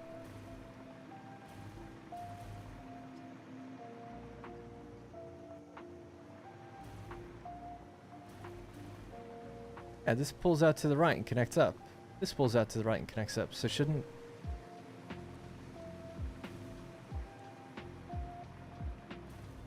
Oh, it does. I aimed off. I see. It's a triggering sound, that noise? I really like it. I think it's cool. I love it. I used to put those sound effects on my videos when I would do camera transitions and stuff. I guess I do kind of wish you could turn them off at some points. Just when I'm recording cinematics and I do a snap zoom, you hear the noise. I don't know if you can turn them off or not. Oh, we don't need that anymore, actually, thinking about it. So, 1, 2, 3, and 4.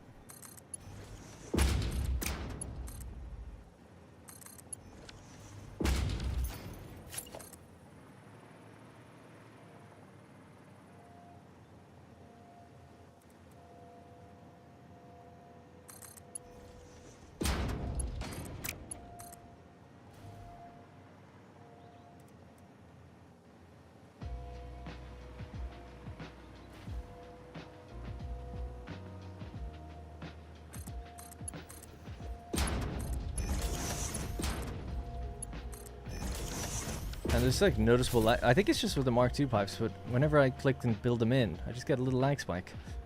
Your brain was not braining there. Yeah, it's realistic, but working for a video production company, I hear it all too often. Oh yeah, no, I understand that. Yeah, totally. Gotta be careful with vacuum pressure vertically, due to Pascal's principle.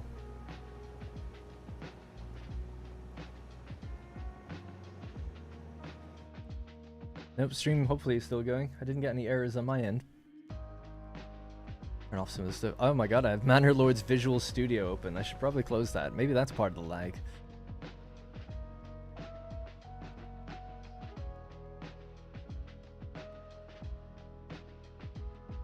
Yeah, it's just closing that project. It's such a behemoth of a project that must have been playing a part. Alright, I didn't notice that. Okay, 2 more to go, but I'm gonna feed this little puppy. Oh, he's got 6 minutes. We get another one done in 6 minutes.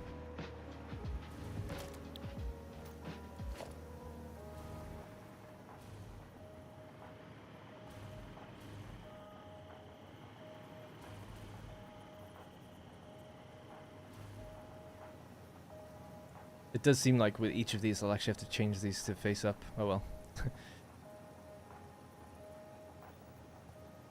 Okay, let's not be lazy about it then. Let's fix that.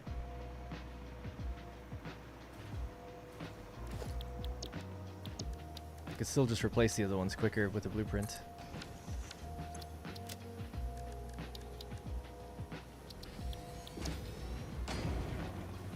So.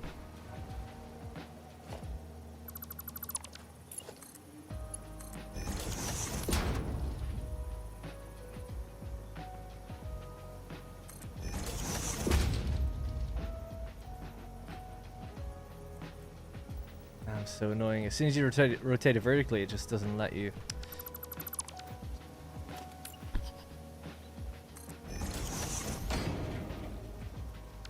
No, it's the other way. Hang on, bring it up.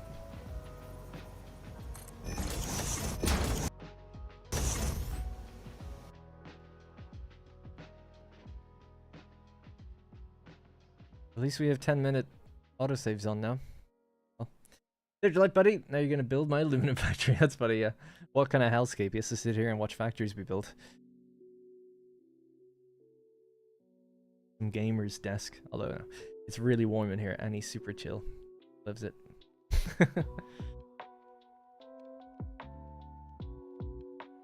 That is definitely not how water towers work in real life, says the witch doctor. Gotta refresh the stream, man. You're behind. You're so behind.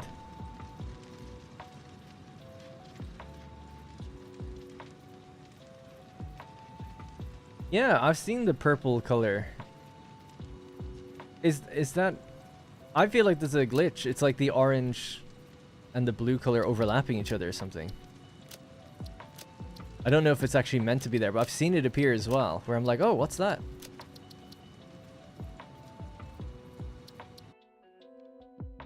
But it doesn't last. It disappears pretty quickly.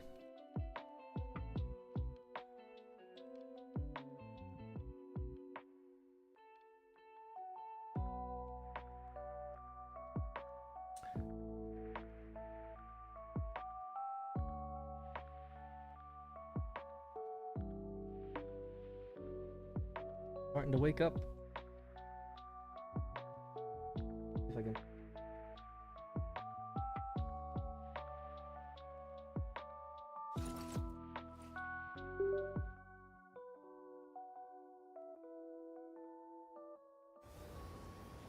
Far back are we?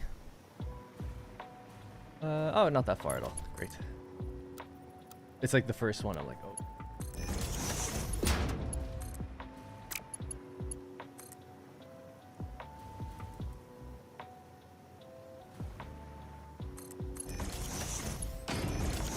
Alright, so leave that as is. Yeah, I actually didn't lose anything, really.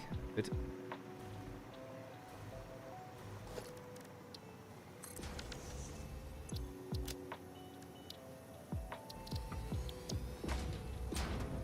Right, so you go to the side and then up to where you need to come. Back. Apparently can't do. There. Oh, yeah, there was the purple there for a second. What is that? Or is it just the lighting on the...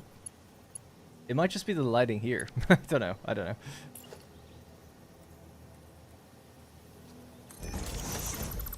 Alright, there we go. It works. Now, we could build in the little weird raised thing that I had. That took me a while before. And that way, it'll just be there. We'll do it maybe just over the valve. Maybe on the line here. So it's 1, 2, 3. Well, it's from here. 1, 2, 3. Won't go any further. I guess I could go below with one stilt. This could be down on the ground. If it's down on the ground, it would need to be there.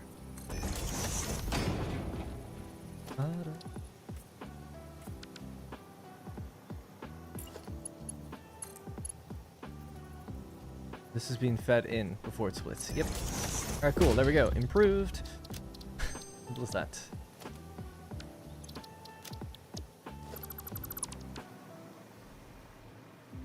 I'm super new to this game. Is it normal to have to travel a lot to find coal? Then I would have to use a lot of belts to transport it. I started in the desert, in a cool location. It just misses coal. Well, let me just help you out really quickly. If you're a new player, there's a website called satisfactorycalculator.com. Satisfactorycalculator.com. Hang on, just let me log in for a second here. You don't have to log in, by the way, but going to because it removes ads.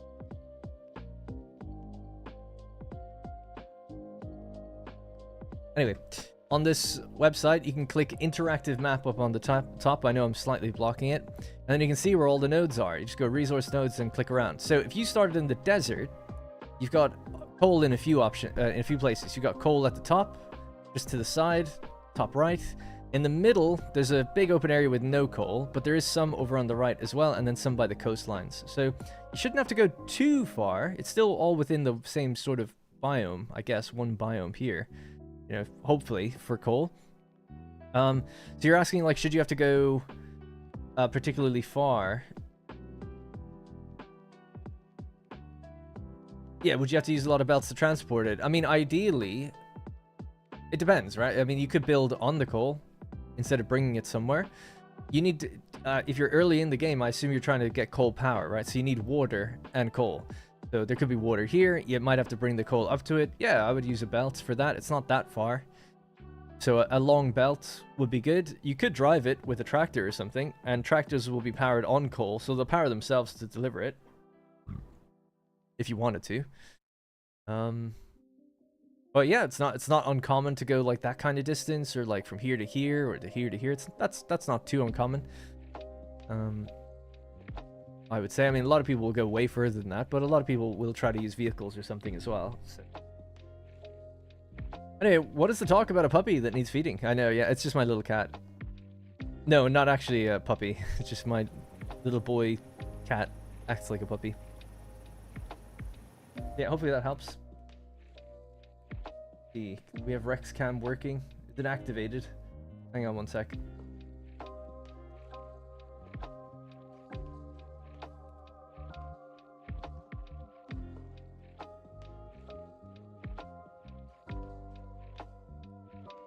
There we go. You get the second screen experience. There's you guys. There's you. And there's him. He's just like knocked out.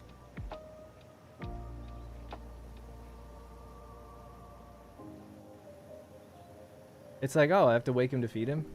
He seems good. Rex? Hey, Rex? Ah.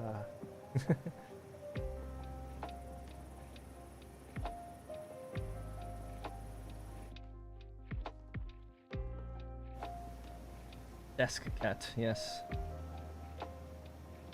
I'll feed him in just one sec. I know I keep putting it off. Actually, no, I guess we'll do it now in a sec. Have you checked the options menu for it? I haven't found it yet. Maybe you'll have some luck finding it. The purple reddish color? Oh yeah, I didn't actually. No. Hard clearance, hologram color, soft clearance. Yeah, these are the colors I've set. I don't think they've changed.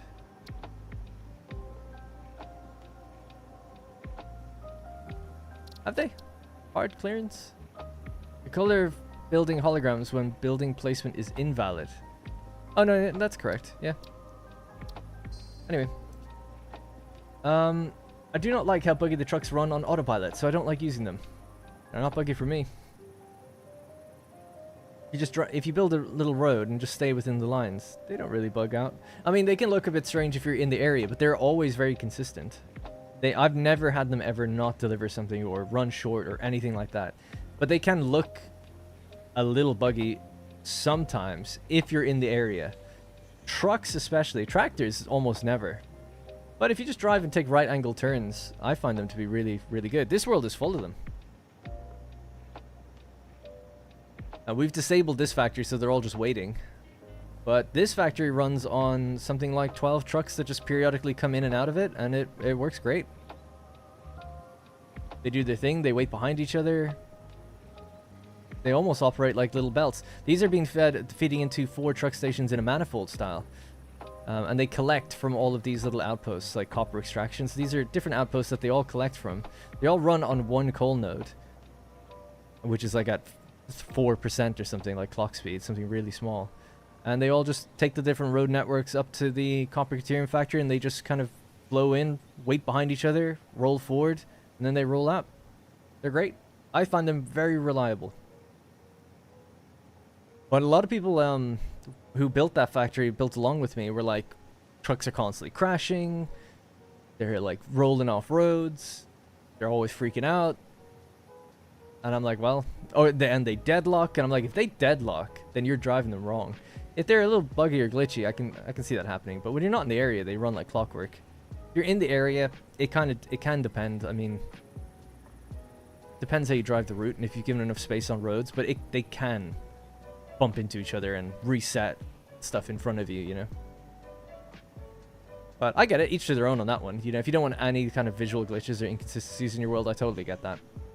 Because it is a bit jarring when you just see them like reset. It's like, rather they didn't do that. We'll have a look at them later maybe and see if they mess up. Those are trucks. Trucks, they tend to overshoot their turns, so they're the ones that tend to have visual glitches a lot. But tractors have the opposite problem. They actually take very tight turns.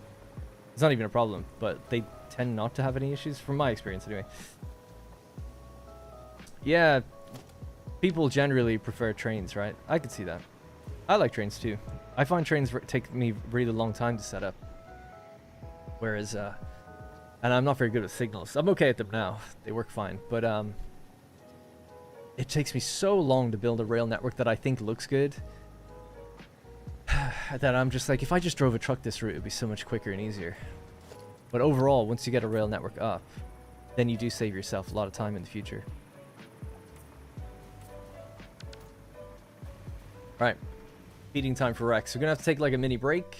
I'll still be here, but we're just going to feed Rex. He has to take medication with his food. Air out the room a little bit. So I'll just leave this music on. Maybe I'll actually, you know what? We'll run down to the truck area and we could just at least watch something visually happening on screen for a bit. I have to go south, but I'll take a train if I can. Wait for another one to come by. Could be a while. Or I could build one, I guess.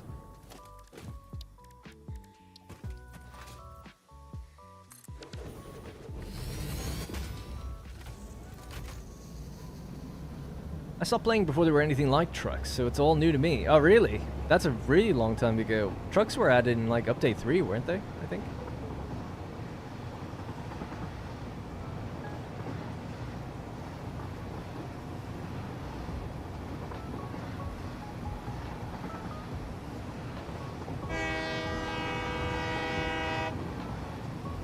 By the way, the trains that are running on this, these are the ones collecting... Oh my god.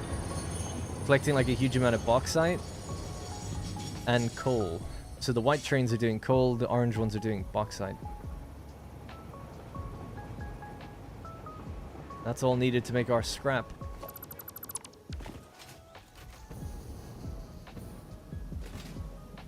Oh my god.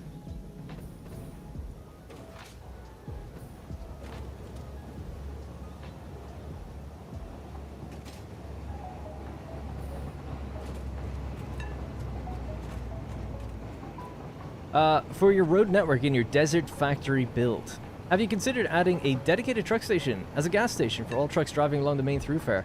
Yeah, that was an idea I had in update 8, or actually in this world, but it didn't work at the time. But I think these days it does work. So previously, if you built a truck station in the middle of a road, and you just wanted people to drive through it to collect fuel, we could run the tests at some point again on the streams maybe. But back then, the problem would be this, that if the truck station was in their way, they would drop a node in it as they pass, so it meant that they would always go to collect. So you could get out, delete the node, get out, and let the truck drive it through. But then it would actually go around the station. So it was almost like it said like, oh, I'm not supposed to stop here, therefore I have to avoid it, as if it's like something that's in the way.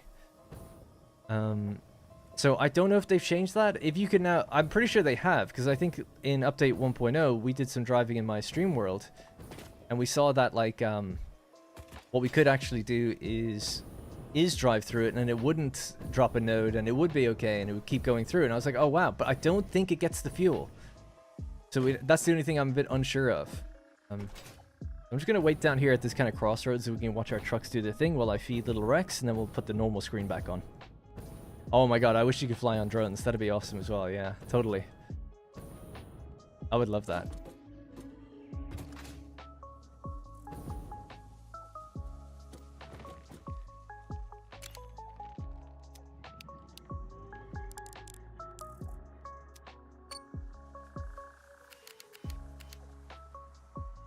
Now, in my experience, on this straight, this is often where I started the trucks moving. They can sometimes reset there. We'll see if they do. I haven't really looked at it in update 1.0. That was in update 8, these were driven. Alright. Gonna go feed Rex. I'll try to be quick about it, generally speaking. Just gonna disable my keyboard in case he kicks it. The orange trucks are doing copper. Gold or yellowy ones I think are doing caterium. The black ones doing the coal. I think that's it. Oh, there's some trucks that then take iron and limestone actually further off down this road to a different place. These are all the copper trucks. Don't hit him. Don't hit him. Don't make me look bad. Alright, I'll be back in a minute. I've flown on drones. Oh, you can stand on them. Which kind of works. But I mean, like, yeah, like Zero said, actually getting in them would be awesome if you could do that.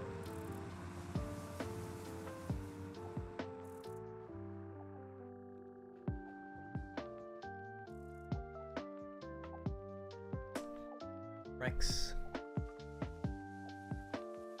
Lunch, I guess.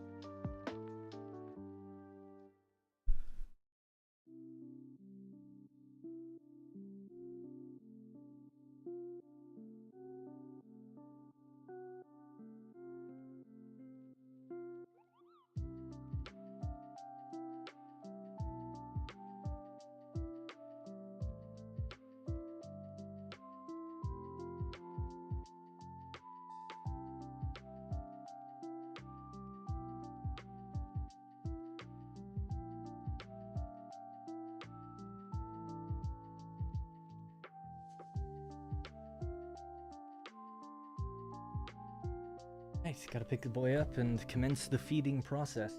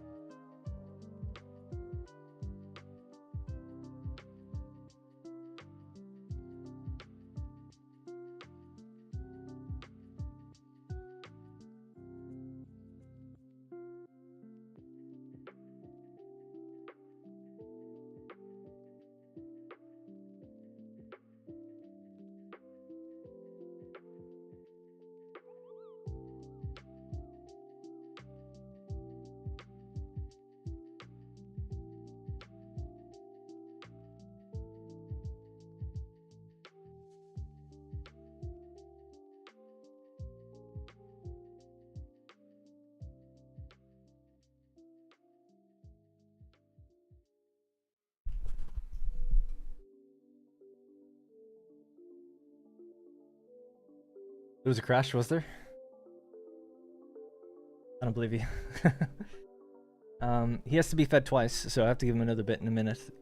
It's because the first batch has like medicine and stuff in it, so I have to prepare it.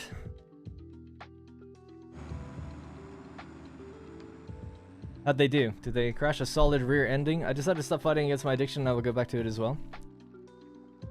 Hards, I quit my addiction called Satisfactory over a month ago, but I feel like getting addicted again. Yes, definitely. I'd say for the most part they're running like clockwork. I haven't seen anything wrong. I'll have to wait here just another minute. Just wait for him to finish his food, then I'll give him his other bit, and then we can continue properly. Anyway, lol at the NVIDIA graphics glitches on the power line. Oh, that was from this, isn't it? Yeah, oh yeah. Can we focus on the power line? Not really. Quite small.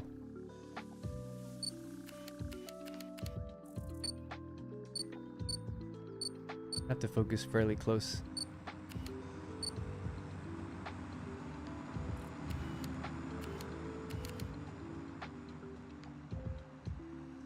Yeah, it does kind of look like the menu glitches.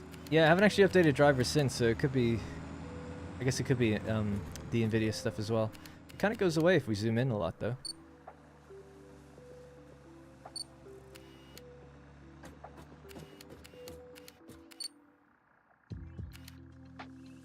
How's he doing? Nice painkillers in that one.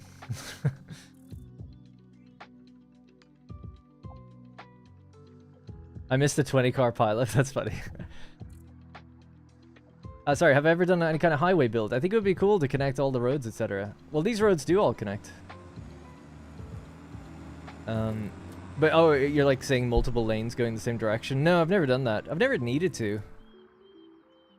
Even this world, which has like a lot of traffic, probably would have been a good idea. You know, down here, you can just about see there's like a left turn into the factory, and they drive on the left in this world, so it worked out. But I suppose they're all coming out, crossing back over. But that would have made sense to start creating like another lane and going off, and that would have been like at least 2 lanes, maybe 2 on each side even to come back out. But I wasn't really thinking about it at the time. I didn't really think about how many I'd need. Just ended up using a lot in the end. But yeah, I've never really needed it. As you can see, like the roads are mostly empty, even though there's like a lot of trucks being used. Yeah, oh yeah, there would be more. A lot of these do come along this way, but this factory is currently powered down to allow us to power on the thing that we're working on. And then up here I've got trains and tractors working on just tractors for the turbo fuel. Oh yeah, and we have our one little truck that goes over this direction and feeds all the way around. It drives around the cliffs and then goes into our sand cave. You done? He's done. Let's give him this little bit extra.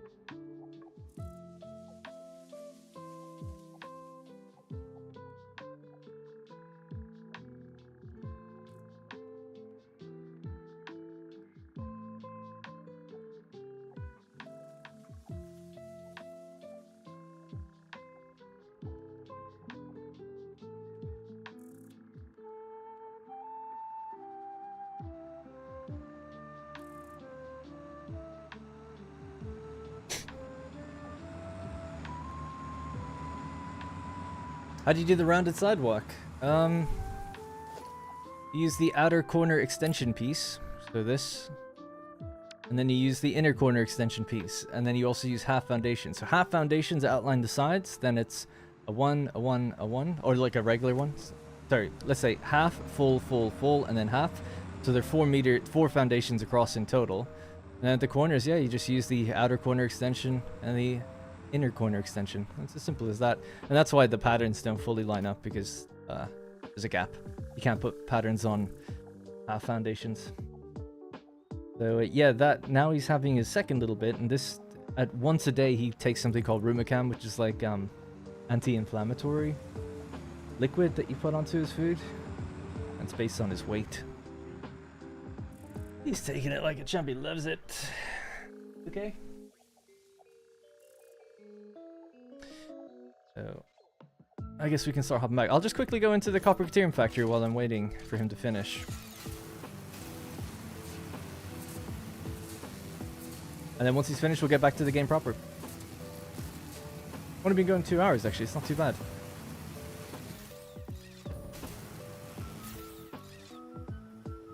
Yeah, so the trucks basically roll in here and then turn around. Some of them just come straight out, and some of them line up in a manifold style to drop off one at a time at each place. If you set the wait time of each truck station to be the same, they just wait behind each other. So they're pretty good. They're well behaved. But this is what I called the Copper Caterium Factory, and one of the reasons we chose to do this world on stream, because it used to be a video series before update 1.0 came out, was that people want to see this place running at its full potential, and its full potential is running at 780 per minute belts. It's currently running at 480 per minute belts. Not all of them are on. That's on purpose.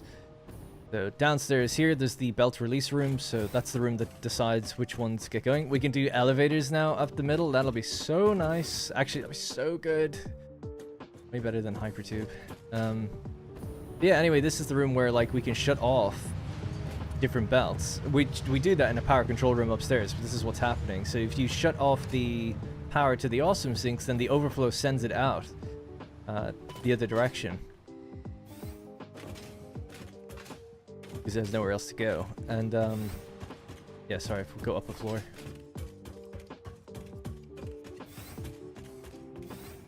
This is where it's all like controlled. So each one, it's cool. They've actually changed the like look of the text in these, so they look quite cool now.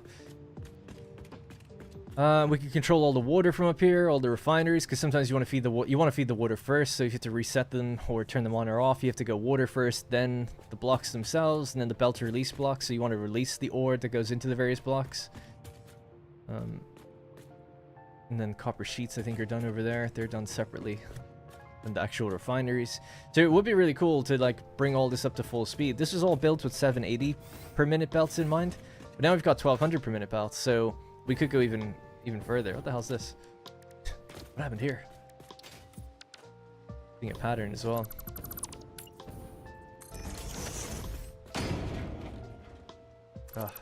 That's one little problem with this, is I don't know which way the pattern is facing. Hey, we got it. You done? You're done. Don't escape on me.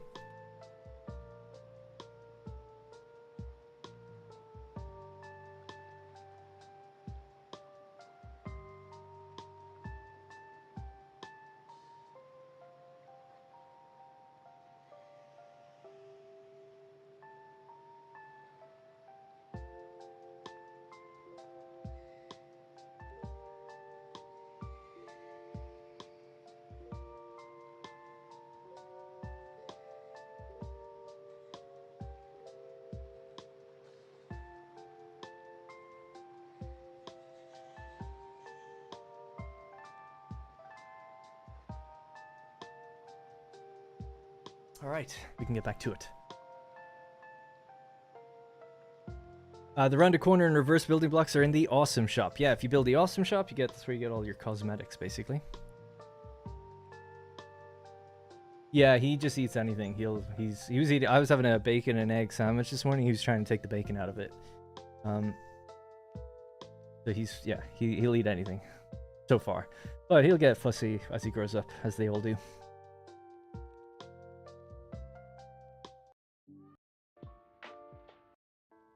All right, let's get back to it. Like that camera.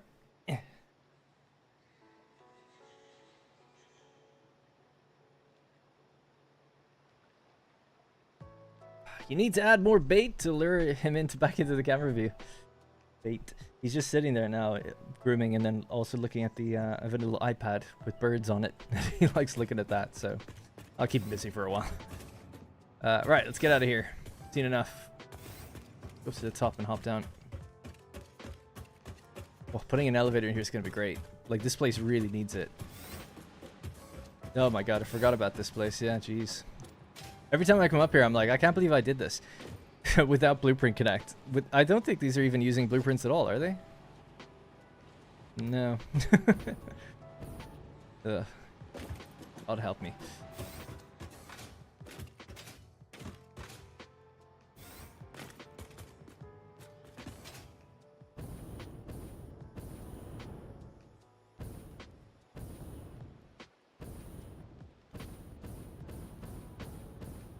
Might as well add the vents here. No, there's no time to... I'm not even going to start doing any of that stuff. But yeah, for the refinery floors, vents would be good. There's a whole room. That... Oh yeah, I see what you mean. Right, this whole floor here in the middle, that is the ventilation floor. And now it can actually have vents. So that's nice. Oh my god. We didn't see nothing, right? Didn't see nothing. Told you they don't glitch or crash or anything. They work totally fine.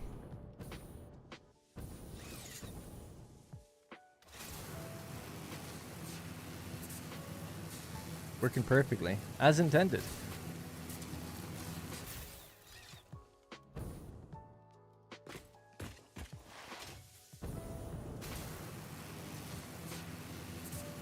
Alright, back we go. Do I have anything on me right now? Oh yeah. Go into the liquid biofuel factory and drop off some of this stuff. These are my old vents. We could use those like those actual other vents now if you wanted to. Although I guess they're more for airflow.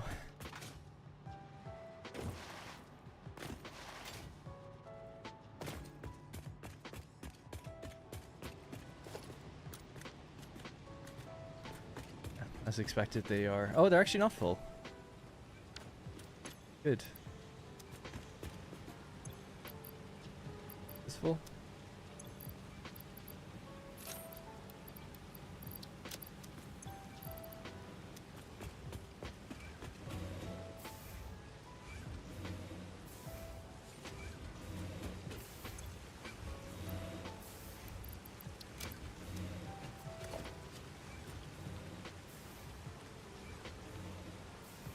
Oh, this doesn't have anything in it at all either. Is this operating correctly? Yeah, I guess so. That's good then. It's going to keep churning through this stuff in the background. In between streams, I added more containers just to give us more space. And then I was kind of thinking like, yeah, I had said that I didn't want to go through it. Because this is an old world, people had said like, just build through it. And then we can build a drone port up above it on the lake. And you can do that, and it will work, so... Normally I wouldn't, but because it's already built here, and it was built in an older version, I'm like, oh, okay, maybe I'll give in and say, like... We'll clip through the caves and say that we built a tunnel or whatever.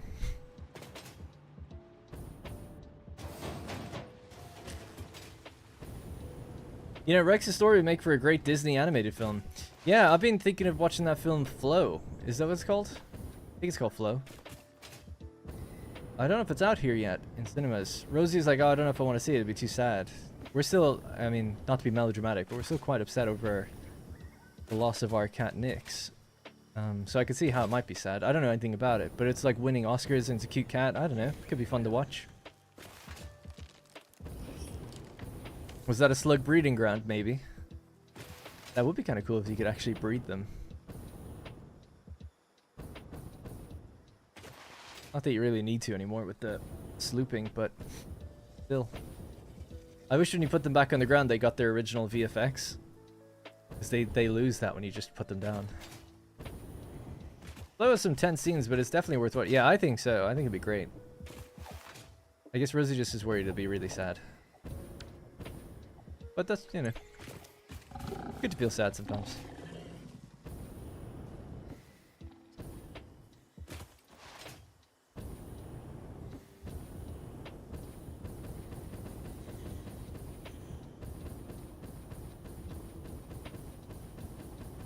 Yeah, I've heard that you guys say it's great. I didn't think it was actually out yet. Maybe in America it is.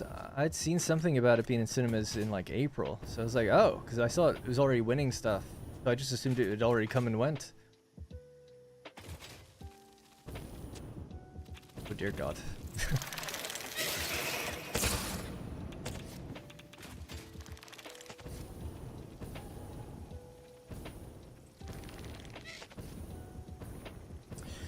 Yeah, I don't mean sad all the time, and I'm sorry to hear that, Brian. Sucks.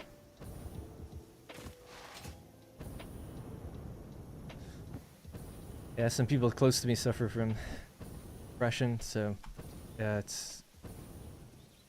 I've only experienced it in short bouts, but it's nasty. Because it's the like it's such a, it feeds itself, which is like the worst thing.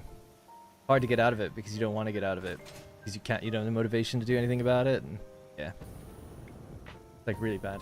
The spiral for sure. And not everybody ever can. Some people just have it their whole lives.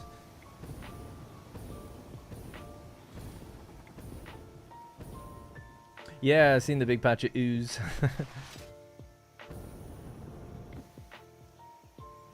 And hey, Vlada, and hey, Overcharged Egg. I'm sorry, I just missed you. I was feeding my cat. Just got the subunits. The subunits episode in the desert. Love the idea in the series. Thank you. Sorry it took so long to say hi. Is this the Oasis save? No, it's a different one. So my streams are separate than the desert video series. Got 2 series on the go right now. The streams in this world, which is a continuation of an old series. You don't have to worry about that. But it's a continuation of an old video series. And then the current video series. So, no worries, thank you. Just watched... Oh yeah, I read that already. Oh no, I didn't. Thank you, CD Wells. Alright, we're back. So... Anyways, right, we're hooking up all of these refineries together. We're adding the water piping network underneath, and then we'll clean it up and make it look good. But we've got 2 more blocks to go, and then we have to just adjust a few of the other ones I put down earlier. So this one, for instance, can be readjusted. So we can get rid of that blueprint. Place the... have it here, actually. This one down in its place. 1, 2, 3, 4. Bring it forward. Now, I'll have to redraw these pipes, but at least we've got the correct infrastructure in to connect them to the main network over there. Gotta be careful doing this because you can easily forget which ones were connected and weren't. Do that. That should be fine then.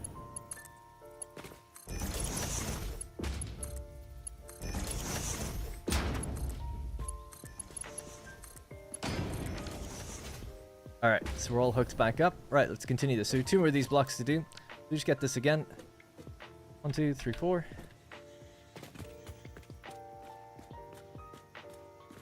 Little Rex is meowing. He wants to get out. Wants to do something.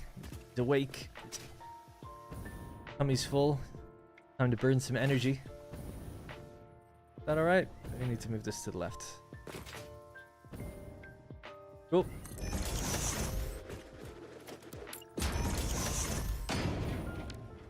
Alright.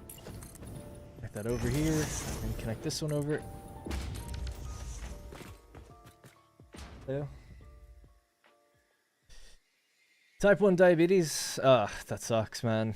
I was so sure I had diabetes during COVID. I had all the symptoms. And I was like, oh my god. I didn't, thankfully. But I was scared just even at the thought of it, so yeah. Yeah, I can understand that, the escapism aspect. I mean, I feel like that's actually a primary driving factor of why I play games in some ways too, and wanting that immersion in games. Kind of take my mind off other things. Not that I've got anything really bad going on, but I definitely miss it when I don't have it. Like, I feel like I need to escape, and that's why I play games. I'm a single-player gamer primarily, and I love, like, games with different worlds and stuff like that. But if I don't have that for a while, or I'm socializing with people or something, I'm like, I need, like, my time on my own. And games really do provide that for me.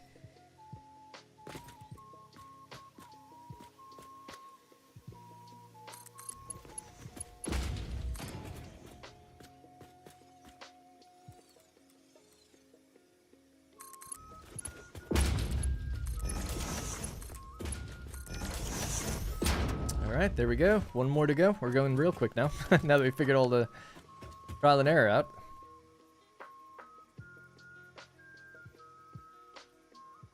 And then we can talk through what these are doing if you've just joined, you're wondering.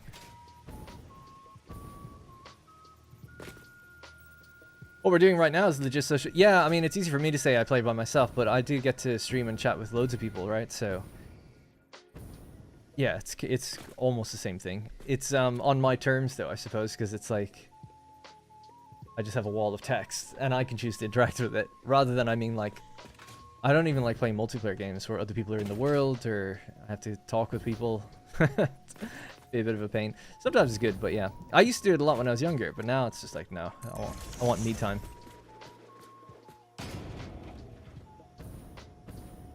Alright, cool.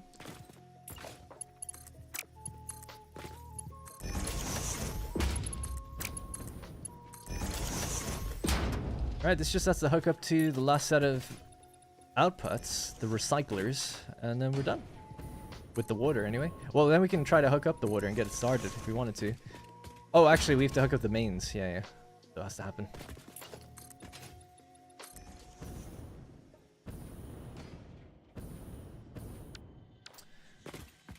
Alright, so it's 1, 2, 3, and 4.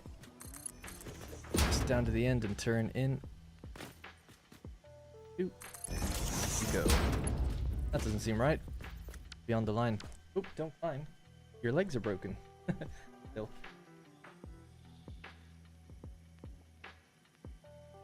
Meow? Meow for us. We were doing so much a minute ago. There you go. Back in his spot.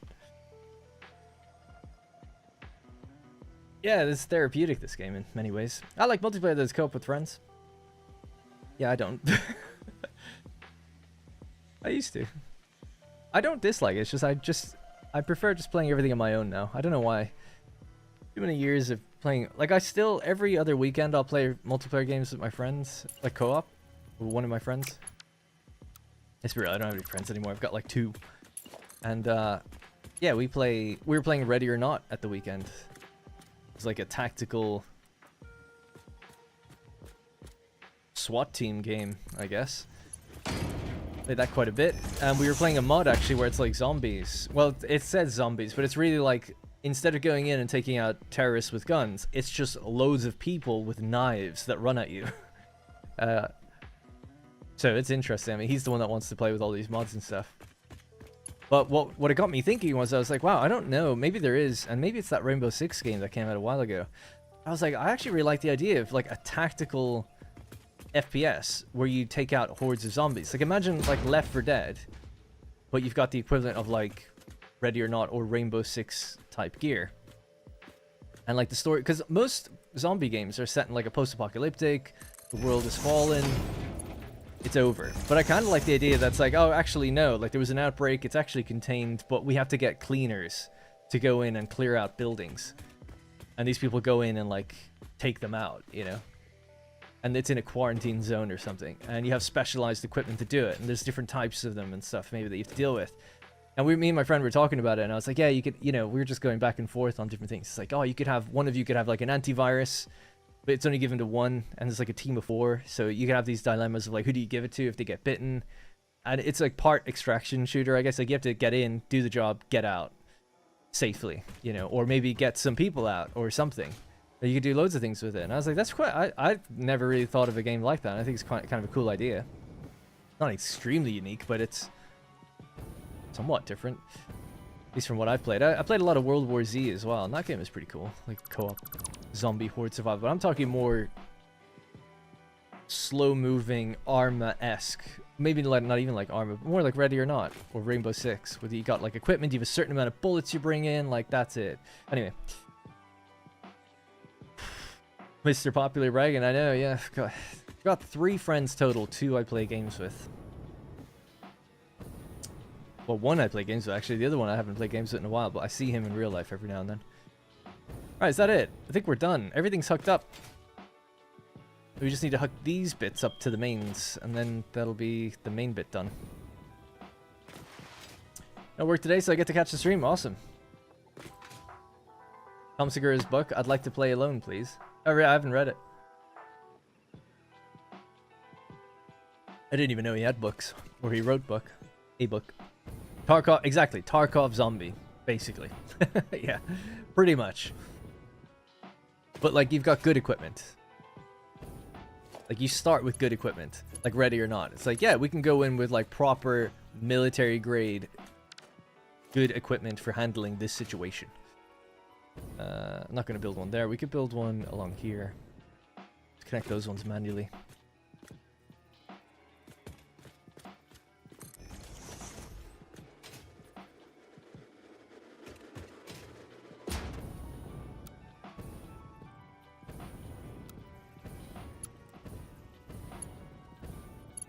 Oh my goodness. Maybe I should use the hover pack. Maybe that would help. Instead of struggling constantly. Oh, sorry, you have to click to confirm, don't you? Yeah, forgot about that. How big are these? So it's 1, 2, 3, 4. Yep. 1, 2, 3. So we'll try to make it even.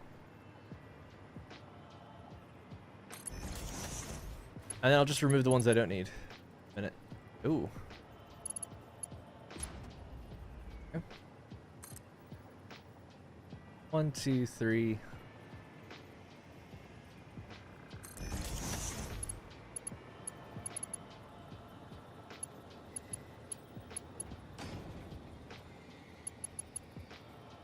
have to wait for them to all connect, do I? Or all build before I can connect it in? Seems to be getting a little confused. Come on, game. Come on, TARS.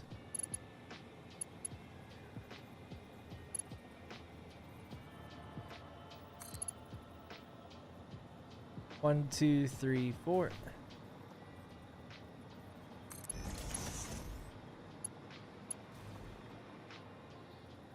Alright, this will just be one by the end, so we'll leave it there. State of Decay is my favorite zombie game. I've actually never played that. Don't do crazy games like that. Normally we play nightly on Baldur's Gate. Oh, nice. That's cool. That's actually pretty fun to play a game like... Oh, this didn't connect right at all. A bit worried about that, so I'm just going to disconnect that one. We can auto-connect on both sides, I think. Let's see. That'd be kind of interesting to see if that works. Pretty sure you can. Yeah, I don't know why it's, I have the material. If I rotate it around, does it change anything? No. I don't know. Ah, not a big deal. We'll just connect these ones manually. Alright, so 1, 2, 3, 4.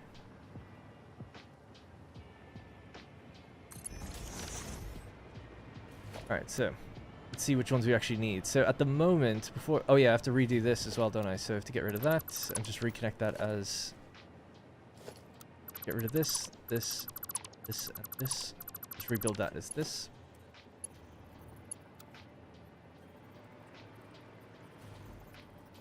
I didn't get rid of that piece, but that's actually going to help me. 1, 2. Good.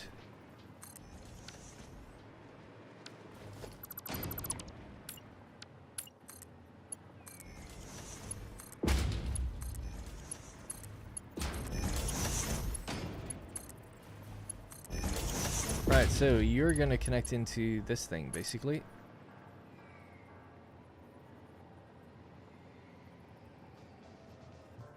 One, two.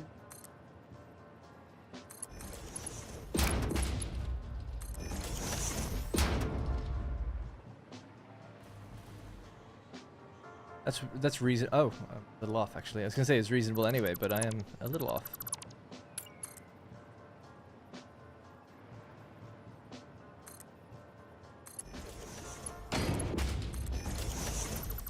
I'll leave that there. Let's do it instead.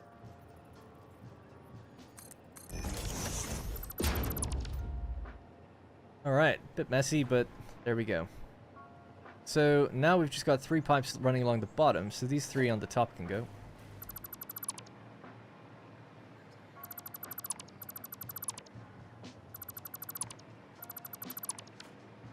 Alright, using straight mode, I don't know if they'll do 2 turns. Probably not.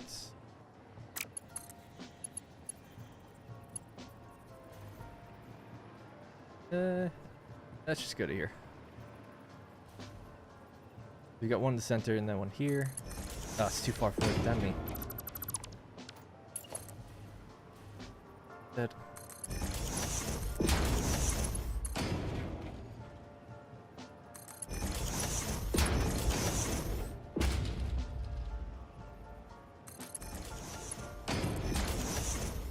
Alright, they loop all the way around. Give them their black color. Alright, just connect these all up, and then we just have to feed over to the left. That'll be that. Greetings, Ace. How you doing? Yeah, RPG co-op I could see being real fun. And hey, Shards of a Dream. Oh, sorry, I already said hi to you. Sorry, I just saw the name. Sounds like a tower defense at a Rainbow Six Siege engine. I wouldn't say it'd be tower defense. You're the one going in there and clearing out rooms of zombies. I sort of think of it more like just like a Left 4 Dead, but with tactical gear. And then, because in Left 4 Dead, you'd have like special zombies. It's like, okay, someone needs to bring the whatever gun to deal with the bloater, you know? We need to breach into this room and clear it. And there's like different levels of infected. On the top floor of this building, like on the 3rd floor, there are not hostages, but survivors. We need to get them out. Oh, turns out one of them's infected. You know? What do? Well, you're getting like your radio chatter from command saying like, it's like, do you remember at the beginning of The Last of Us? Joel is heading out of Last of Us 1. Joel's leaving the quarantine, or no, he's not. He's leaving the outbreak is happening. He's leaving the town. As this dude with SWAT team dude getting a radio message to go just shoot him, like not to let anyone out because they're trying to keep everyone in. So you're getting that message. It's like, yeah, don't let anyone out. Got little moral dilemmas. Although there's no dilemma there. It's just like you do have to just put them down, I guess. But maybe you don't. You know, one of your teammates could do it. Doesn't have to be. Anyway, it was just an idea. Kind of thought it'd be kind of interesting. But a little derivative, you know, it's not that unique.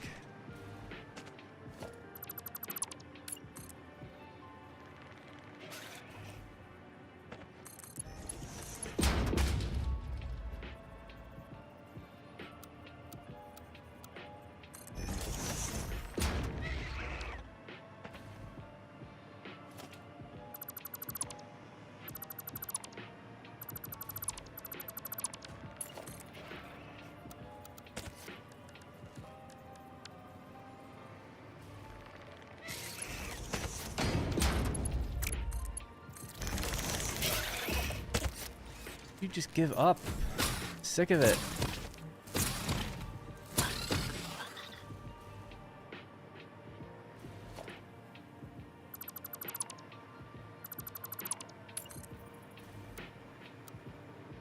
Alright, it's the last one, finally. Okay.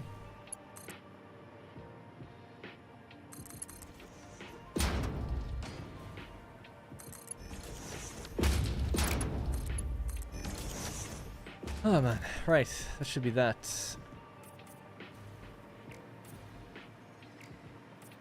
So yeah, I could quickly explain what this is doing, just for people who haven't seen it. We can talk it over just very quickly.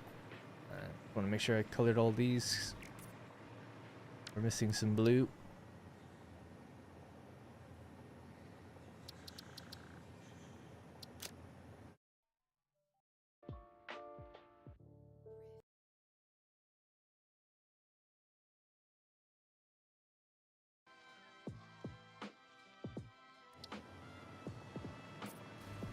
I hated that about working in the red bamboo forest. Stupid spiders everywhere. Yeah, I would have thought that. I guess we haven't built on the bottom. But I thought I built enough that they wouldn't spawn in and around the factory as much. But all good.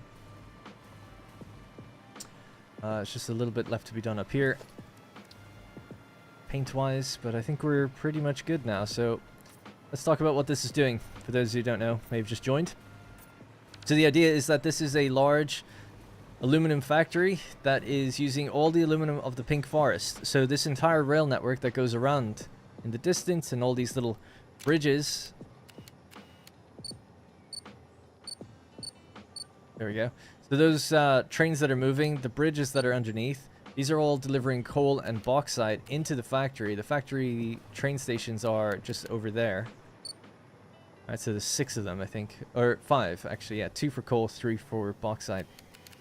That is going to feed all of these refineries. These were in a nice line, but then I realized, thanks to the chat pointing it out, that there was a giant cliff rock thing underneath this section. So this section had to move out by 1. So part of me wants to move them all out by 1. Or we could do that in Satisfactory Calculator, maybe. And that way they'd all be in a line together. Be a bit finicky and a bit awkward. I'd say just leave it. We'll just have to deal with it. But yeah, anyway, each of these blocks are all kind of doing the same thing. What they're doing is this. So each block is doing this. So 6 refineries doing alumina solution and then 6 doing scrap. So the white ones are the solution, the black ones are the scrap. They feed 1-to-1 into each other, so you need as many of these as you do these. Their clock speeds are set the same. They're all at 95.833. And basically they make 230 aluminous, I always want to call it just slop, because it is the recipe called sloppy alumina. But yeah, alumina solution. And then when you combine that with some coal that will come in, they'll go into the refineries and make scrap, and then the scrap makes its way out. So what we were just doing there is we spent a decent amount of time sorting out the liquid, right? So 460 water travels along each pipe. That's coming over from the lake. That's just in the corner over there. So each one of these pipes is doing 460 per minute. Hopefully no problems with the Mark II pipe and everything. And there's 6 of them, right? 6 of them for the 6 blocks. 6 blocks of 12 machines each, broken down by 6 refineries in each, for each recipe. Anyway, so if we just follow one of these, it's a 460 water that then gets broken into 230 and 230. So it goes along this way, and then it breaks into 230, 230. So we need to make sure they're facing out the right direction. So there's just valves keeping them facing the correct direction. So we switch to 230 and then 230, so we only need a Mark I pipe. And then this is going to hit another valve saying that you cannot go any further this way. You must go up, right? And obviously we'll set pumps and stuff earlier. Someone mentioned, I don't know if pumps will work through valves. If that's the case, we might have to add some pumps in, but that'd be kind of annoying, but it would have to be done. Anyway, so the 230 is going to make its way up here into the row of 3 refineries, right? So 230 goes into 3 refineries here.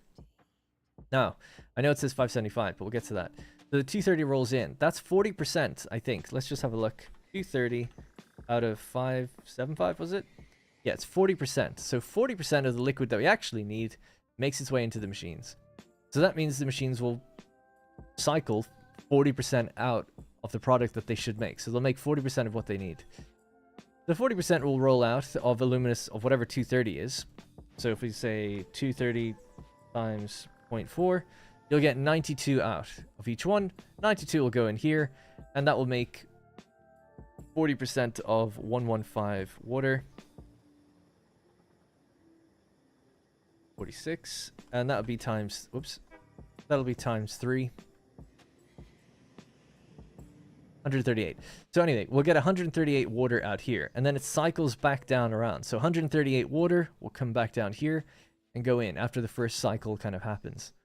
So now we'll have 230 plus the whatever I just said, 138. And I won't do all the math again, but we could say 230 plus 138 is 368 divided by 575. We're now at 64%. So we went from 40%, you make one cycle, now you're up to 64%. You repeat that process a few times and you'll get up to 100%. That's the idea. We might use the valves to fill the pipes the first time round. That might help things go a little smoother if we have issues. So you could lock these valves, fill these pipes completely, and then let them run. You'd have to do that for each one, so that'd be a bit of a hassle. I think it'll work fine either way, because we don't need a full pipe anyway. So that's what it's doing. So it's a recycling system. So basically then, the output of the other line... Yeah, sorry, the output of the scrap line, as long as they're free moving and free flowing out of here, will make enough water to eventually get these up to 100, which will get them up to 100, which will feed the water around. So that's how it's going to work. And we do this 6 times over. Now, none of it's going to be running at 100% initially, because we don't have the belt speed to carry enough material into all of these groups. Nor do I even have the power. It's a future-proof factory. Eventually, we'll have 1200 ore per minute. So the ore is coming from the stations, right? So the stations are actually carrying different amounts of ore from different miners. Or deposits, that's the word I was looking for. So they're not all receiving the exact same amount, but we know exactly how much they are receiving, and they're even between all of them. We made sure of that. So each station that they're picking up from, we basically load balanced the 6 carriages. So at least we can guarantee that all the lines will be even. Then we merge every line together. So underneath here, again, using blueprints, I think we used, maybe not here, but the other ones. Well, I can't see that right now, but there's definitely, there was. Blueprints are used here to create like little merge lines underneath. So each of them are all merged together. And then I think we determined that each line will have 1,150. And that's why they're clocked slightly lower.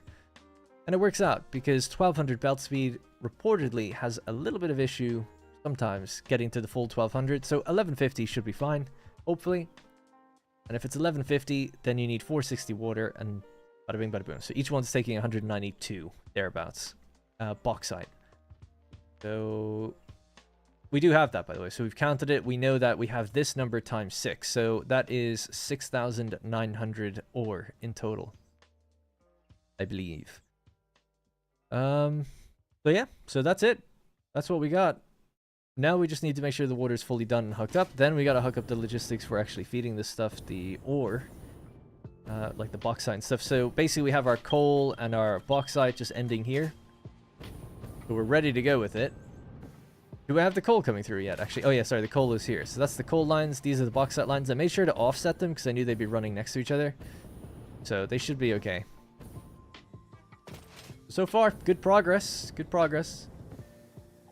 That app is called Milestone. It is a paid app. You pay subscription for it. You can use a free version of it, though. And it doesn't do any calculation. It's just a mood board. I uploaded the pictures. I set the numbers. I connected the lines. You know, I do different styles depending on what factory I do. So it's just however I want to lay it out, basically. So I don't really recommend it unless you just want to keep track of things or you want to do what I do, but it's not actually a calculator. So hopefully that helps. I thought this game had at least one structural physics, not pure Minecraft. No structural physics in this game at all. Things just float.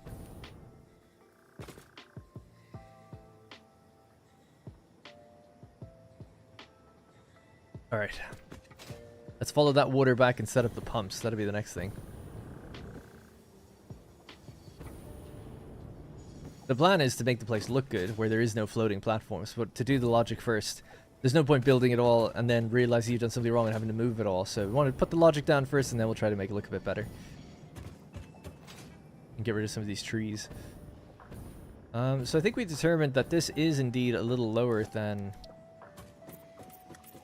Or a little higher, sorry, than our 10-meter head lift. That's the word.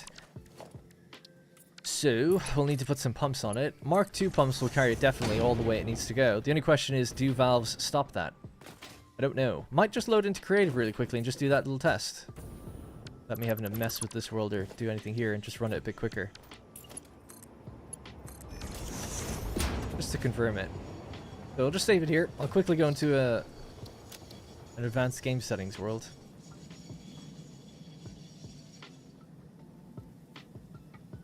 And just test that.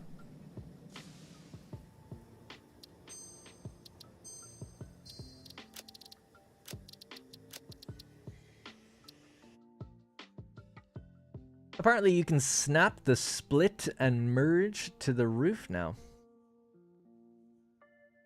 I don't know what you mean.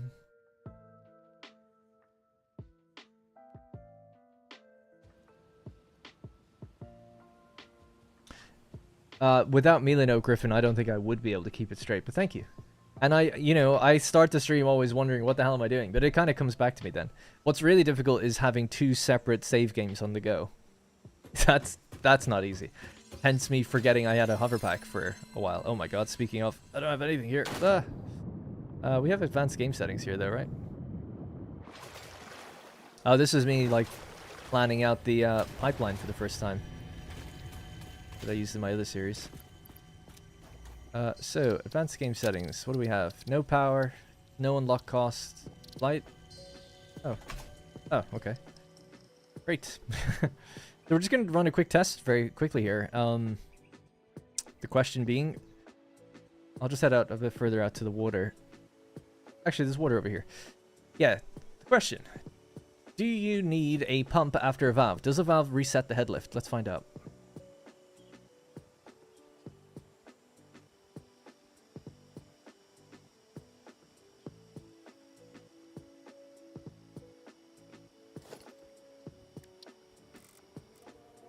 It's good to see you build.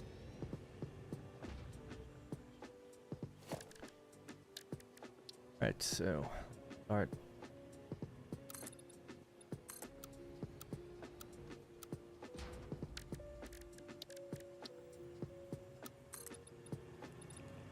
So the free 10 meters of head lift would be roughly around there, right? So I know we're a little lower than the thing. Let's say that's 10 meters. So let's just build a platform here. We'll just run our control test and say like, okay, are we getting liquid up here? We'll just build a buffer.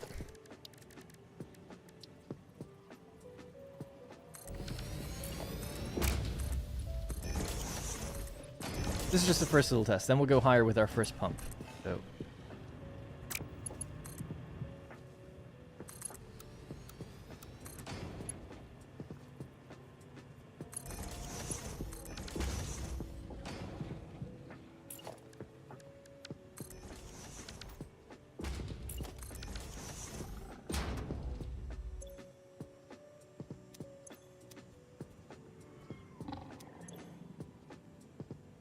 Okay, so this obviously works. Seems like we're totally fine. Filling at 300 per minute because it was overfilled at the beginning, and then it'll probably go down to roughly hitting around that 120, but it'll kind of slosh back and forth a bit. Alright, so no big deal, just testing everything works. Now let's actually try going up. And we can unlock Mark II pumps if we haven't got them already. Can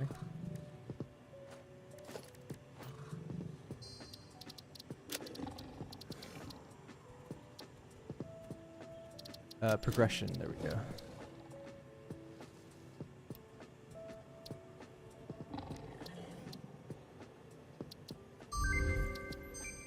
Alright, so we've unlocked everything. Now we have a Mark II. So this goes 50 meters. So we'll say that's 40 meters. And now we can put our... We'll just build regular pipe, I guess. Phase 4 of project assembly completed. If style was measured... Right, so starting from here. 1, 2, 3, 4, 5, 6, 7, 8, 9, 10. So this is our 40 meter height here.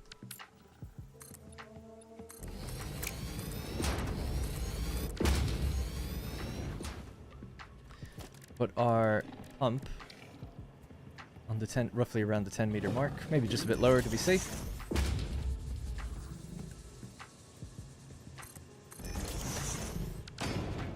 All right.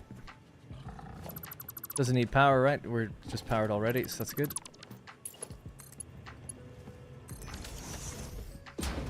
Now, just as a quick test, we'll just make sure that this is getting it, and then we'll put a valve on to see what happens if it resets that height.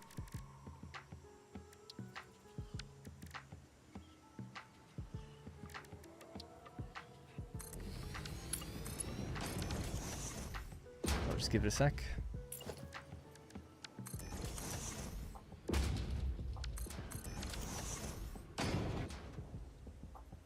I don't think a valve resets the head lift. I don't think so either, but you know, it's worth just checking. Doing a little, what's it called? Oh, myth busting. That's it.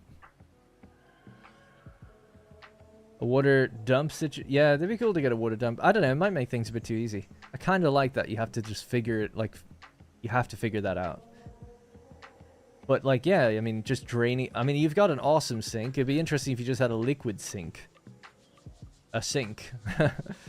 And it's like, yeah, you could just pump liquids straight into it, and it just runs and does something with them. Like it turns it into steam or whatever. An evaporator. All right, so this works. So we're good there. Just before I connect that back up, so we'll put a valve somewhere here, right? So presumably, even if the valve gave it 10 meters, it wouldn't get all the way up there, right? So let's try valve it.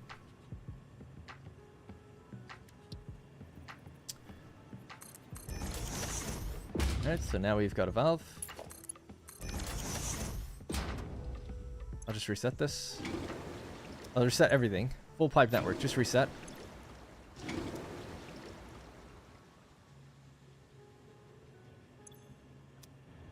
Well, it understood that everything was being reset.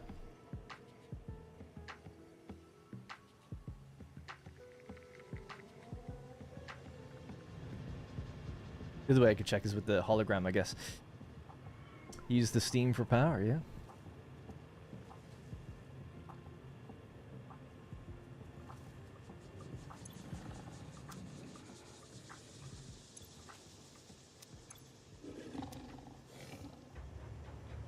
Alright, we're oscillating. We're jostling.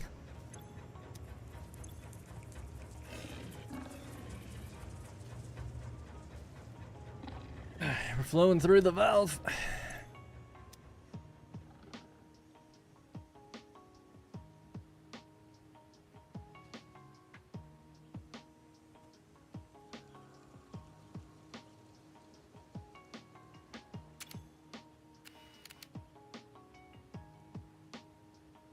Myth busted. Valves do not reset the head lift. Good to know. Good to know. I mean, that's what I thought, but good to know. So, next question I have is, will it tell me, even with the use of a valve, where the next pump can go? No. So, the hologram that would normally tell you where you need to set the next one to isn't appearing. It's just like appearing on the valve. So it almost, I can see why people would think it, right? It looks like, hey, head lift ends there. But it doesn't. It obviously keeps going. Let's try something else. Let me just get rid of that for a sec.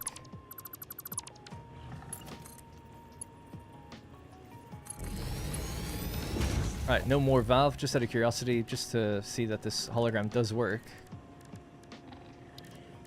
I'm sure it does. Use a Mark 1 pump for a sec. Yeah, so we can see our height is there. And then the next one, and so on and so forth.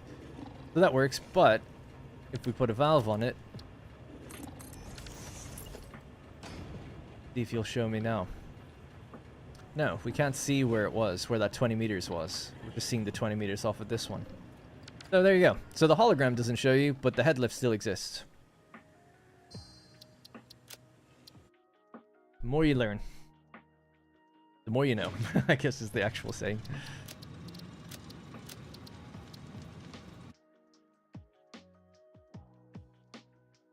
No worries. Yeah, I must say that I don't think they ever, quote, fixed it. In update 8, I have valves and I have pumps going through them. So I didn't think this was ever a thing. But maybe they've just never fixed the hologram, and that's what led people to thinking that's not the real thing. 12,420 is a big number. It is. I mean, it is the true number of what this factory will do for scrap. Once we get 1200 belt speed, that is. It's been built with that number in mind. So, yeah, so 12,420 and 4,140 water. 34.5 refinery. Scrap is just very high volume. Excuse me, oh my god. Sorry. What did I eat today? Oh yeah, the bacon sandwich.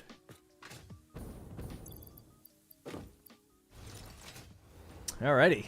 So, We need to connect this one into the one on the very end.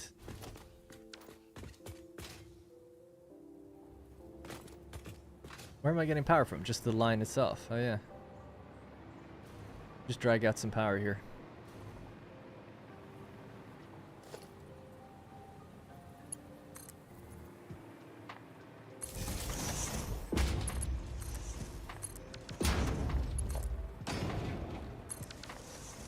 Alright, so I'm gonna do these manually, one at a time.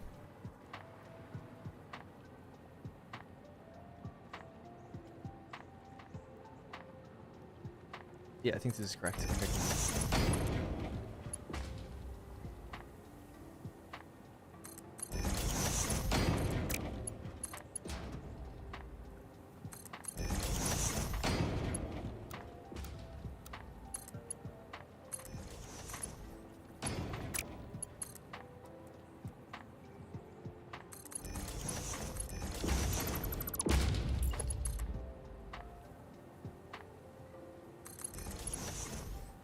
Oh, really? Come on, man.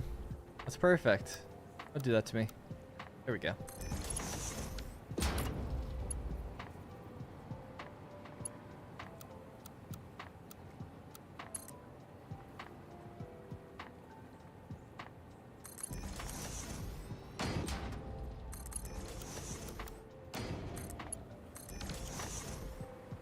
All right. This one is a little weird, but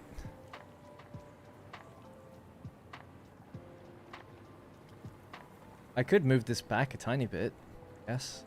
I kind of like them to be the same because I want to put the pumps on all of them, and I just like that to be, like, you know, pretty uniform. So I hate to be so specific about it, but I do think it will kind of help. Just push this back a bit.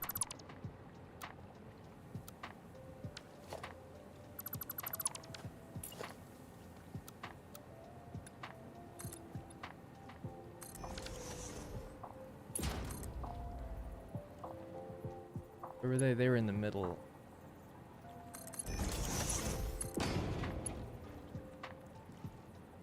Such an annoying thing, the way that does that.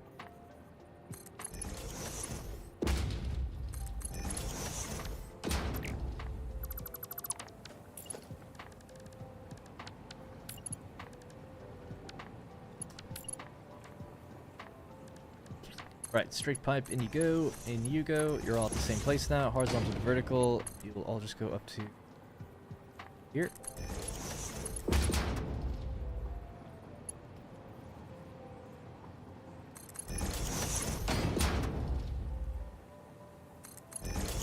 Nice. Alright, there we go. Problem solved.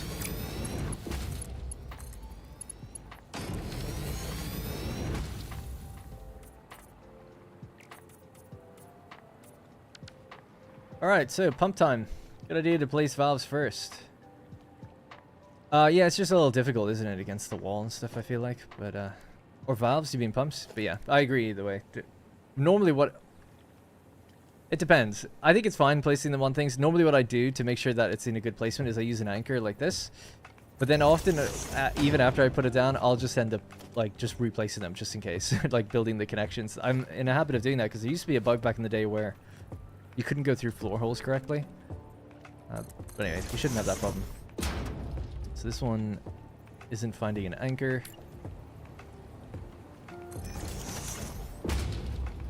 Wow, this isn't finding the anchor either. Why? That one did.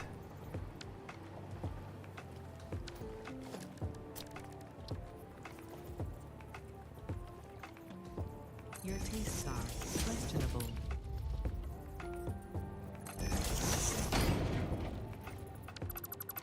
Might be too close, actually.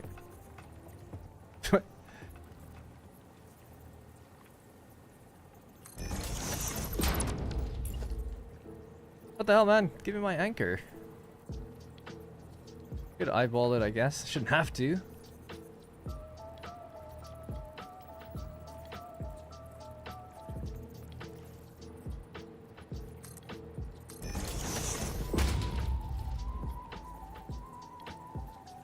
Good idea to place valves last.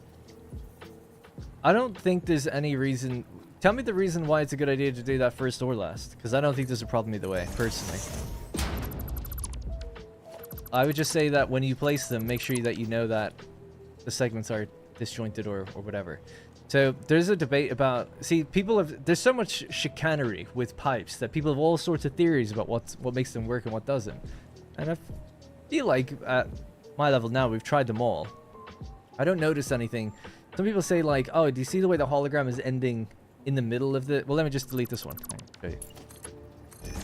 Alright, so now this hologram is going to end at the edge. This one ends through the middle. What does it mean? I don't know. Which one's better? Is there a better one? Does it matter? How about this? We'll do short ones at the bottom and long ones at the top, just to really mess with it. I don't think there's a difference, personally. I don't think it matters, but I know why people are like skeptical and want to like get these things working right. Just I've yet to seen it really be proved. By the way, we'll be getting rid of this. It'll be scaffolding later, so that'll be okay. Anyways, right, so there's our first three. We need our next three here. These are going to have to come up, yeah, together in a similar position, like somewhere here. I'll do... yeah, it's there, and then a 2 on top, I think. Oh, you can actually go up even further, right? Yeah. That'll be one, there'll be another one here, and another one there.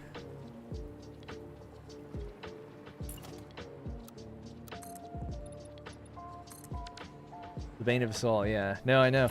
Yeah, but I'm totally open to it. Like, if there's a testable reason that we can test right now and say, like, yes, this is why you should do this, then I'm all for it. But for the most part, I think most people just have these, like, gut feelings about these things, and we don't actually know. Ah.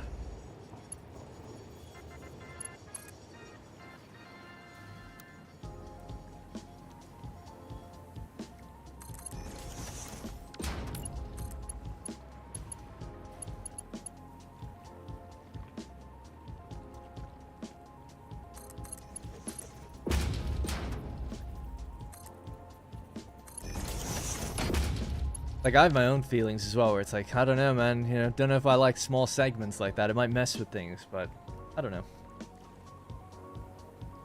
I find that any pipe longer than 100 meters starts to get really wonky. Oh, really? I find that short pipes could have rounding errors in them because a lot's trying to move through a small segment. They don't have much inventory space, but I don't know for sure. It's just a theory. I haven't actually tested it, but I feel like that's possibly true. Whereas long pipes I actually feel like would be safer, but I don't know. Anyway, we're not using 600 per minute, so it's actually okay. We're only using 450 or something, so I'm sure these pipes will be fine. Pretty sure, anyway. Normally, the 600 ones, they get you.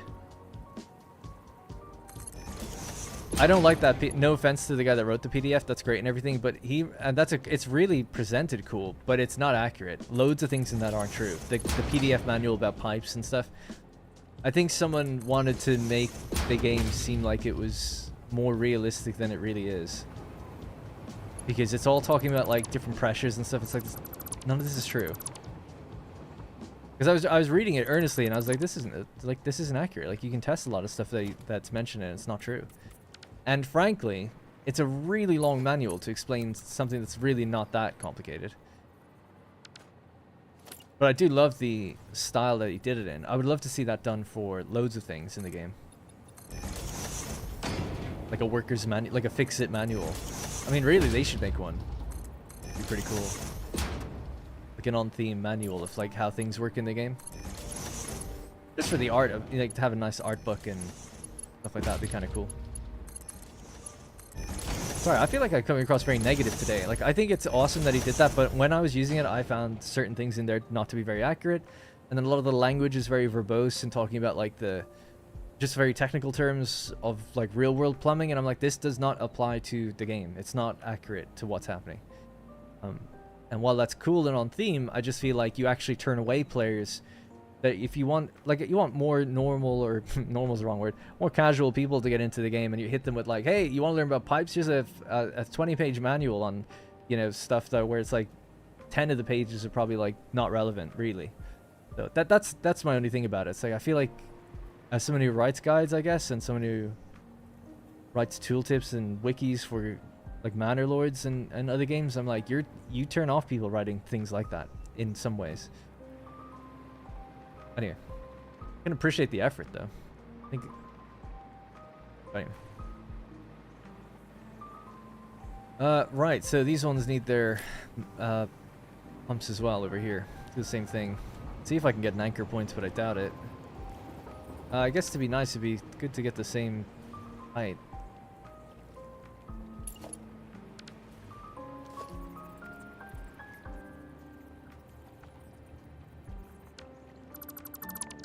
Get the same height. It was built... I think it was built just at the top of this thing.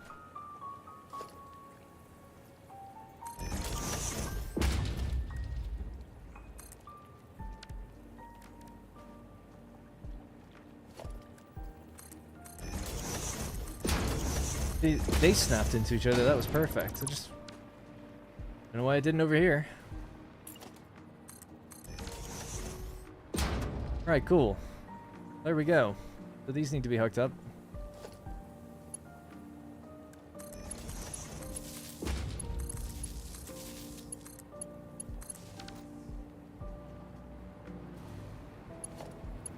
Does anybody know the game?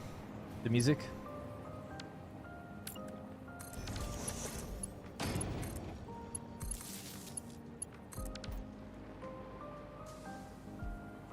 I'd have to change it in a minute.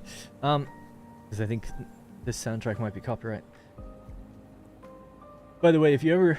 This won't work, actually, because the music might mute it. But I was going to say, if you ever hear muted segments suddenly in the stream, it's because the music was copyright. Yeah, it's Nier Automata. Beautiful music.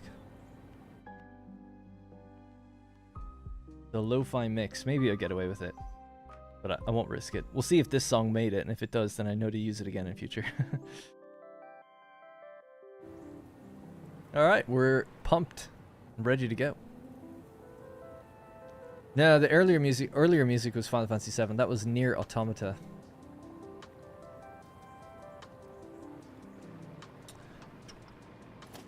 I only played Nier Automata for the first... Well, I actually played it a few years ago, but only really got it for the first time just recently. Became one of my favorite games ever. Like... Kind of it's like an incredible game.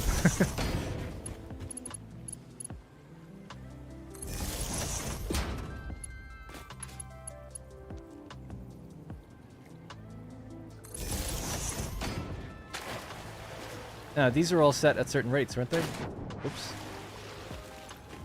Yep.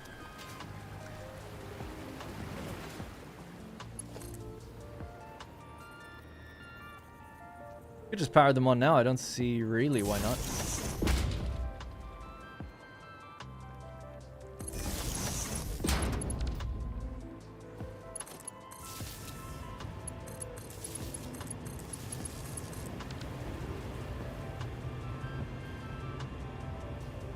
They'll all just back up and power down anyway. But we want the pipes to be full.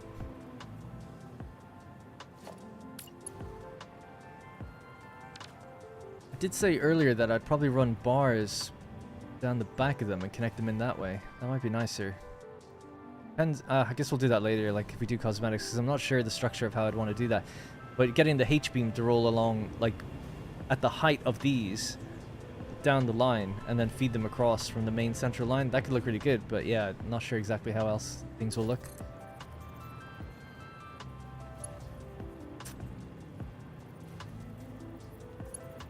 We need to connect.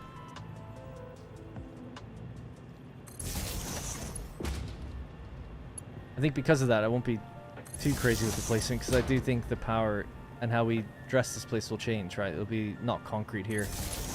There might not be any walkway, actually, thinking about it. I might just leave it open.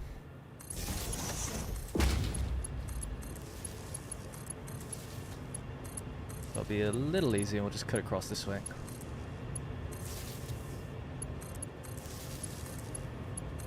We handle all this power? Yeah.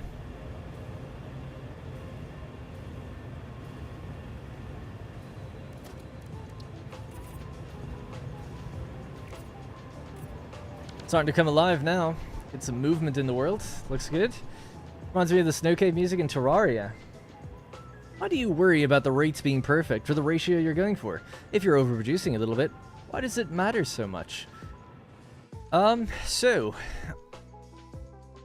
the main reason would be consistent power lines. I like to have a consistent power line. So, and also to be able to check the machines and know where the problem is. So here's why it matters, just really quickly. Let's say that you want to make 200 per minute of something. Right, you're making 200 per minute. It doesn't matter what the thing is. Just take an object here for a sec. Right, so we're going to say this is making 200 per minute.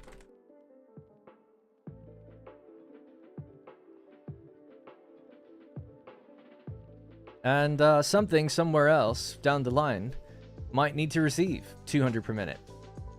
Right? Now, if I say, like, maybe that required clocking a load of machines down to hit the 200 number, for instance. Right, so I've clocked machines very specifically, I've got my ratios right, and you're saying, well, why does it matter? Right, why not just make 205? Well, normally what would happen then is these machines would stop eventually, because they'd make more than is being taken in by this. So you've got two options. You can have an overflow that goes into an awesome sink, so then you have to run more power. An awesome sink is 30 megawatts. You'd have to do that maybe for multiple lines, depending on how many belts. You'd have to try and merge multiple lines if you wanted to save on that. Or you could just clock it correctly. Or you could do nothing. Maybe you didn't want to do any of that, and you're like, let's just let it spool up and then spool down. Who cares? So then, if you're having a problem with your factory, let's say you are making that, you need that 200 per minute. But maybe you did something wrong somewhere. Right, so we're back to 200. Well, we're making 205, but we're still consuming 200, let's say. And for some reason, we see lights flickering on these machines. We're like, something's not right. You know, I'm trying to make something at a certain rate, and it's not doing it correctly. Some machines are definitely stalling. Why? Does it really matter? I guess nothing matters. It's like, well, if you're making whatever the goal is to make and you're making it, does it really matter? But it's like, yeah, if I want to make 10 per minute of the next space elevator part, I'd like to make 10 per minute. I don't know. If it's actually making 9.75 because some of the machines are stop starting, does it matter? No, it'll get done eventually, but I'd like it to make the thing I want it to make. But anyway, let's say we're trying to troubleshoot and find out why are two of these machines not working correctly? Well, then we're trying to trace it back, and as we try to trace it back, we'll see that, well, loads of these machines are stop starting, right? We don't really know which one's the culprit, which one was hooked up wrong, what's done wrong, if one of them's clocked wrong. We don't know, because we were overfeeding into a group, and they're going up, and then they're going down. If they were all synced and working as they should be, you could easily pinpoint the machine that's not working because its clock speed or its efficiency productivity thing will say like 80% or 95% or something. You're like, oh, there it is. That's the one that's wrong. Now, why does any of this matter? Some of it, the other reason that it can matter is because you might want to get your power line really even. Why would you want to do that? Well, it's to know exactly how much power you're using and to use it all to the full extent that you can.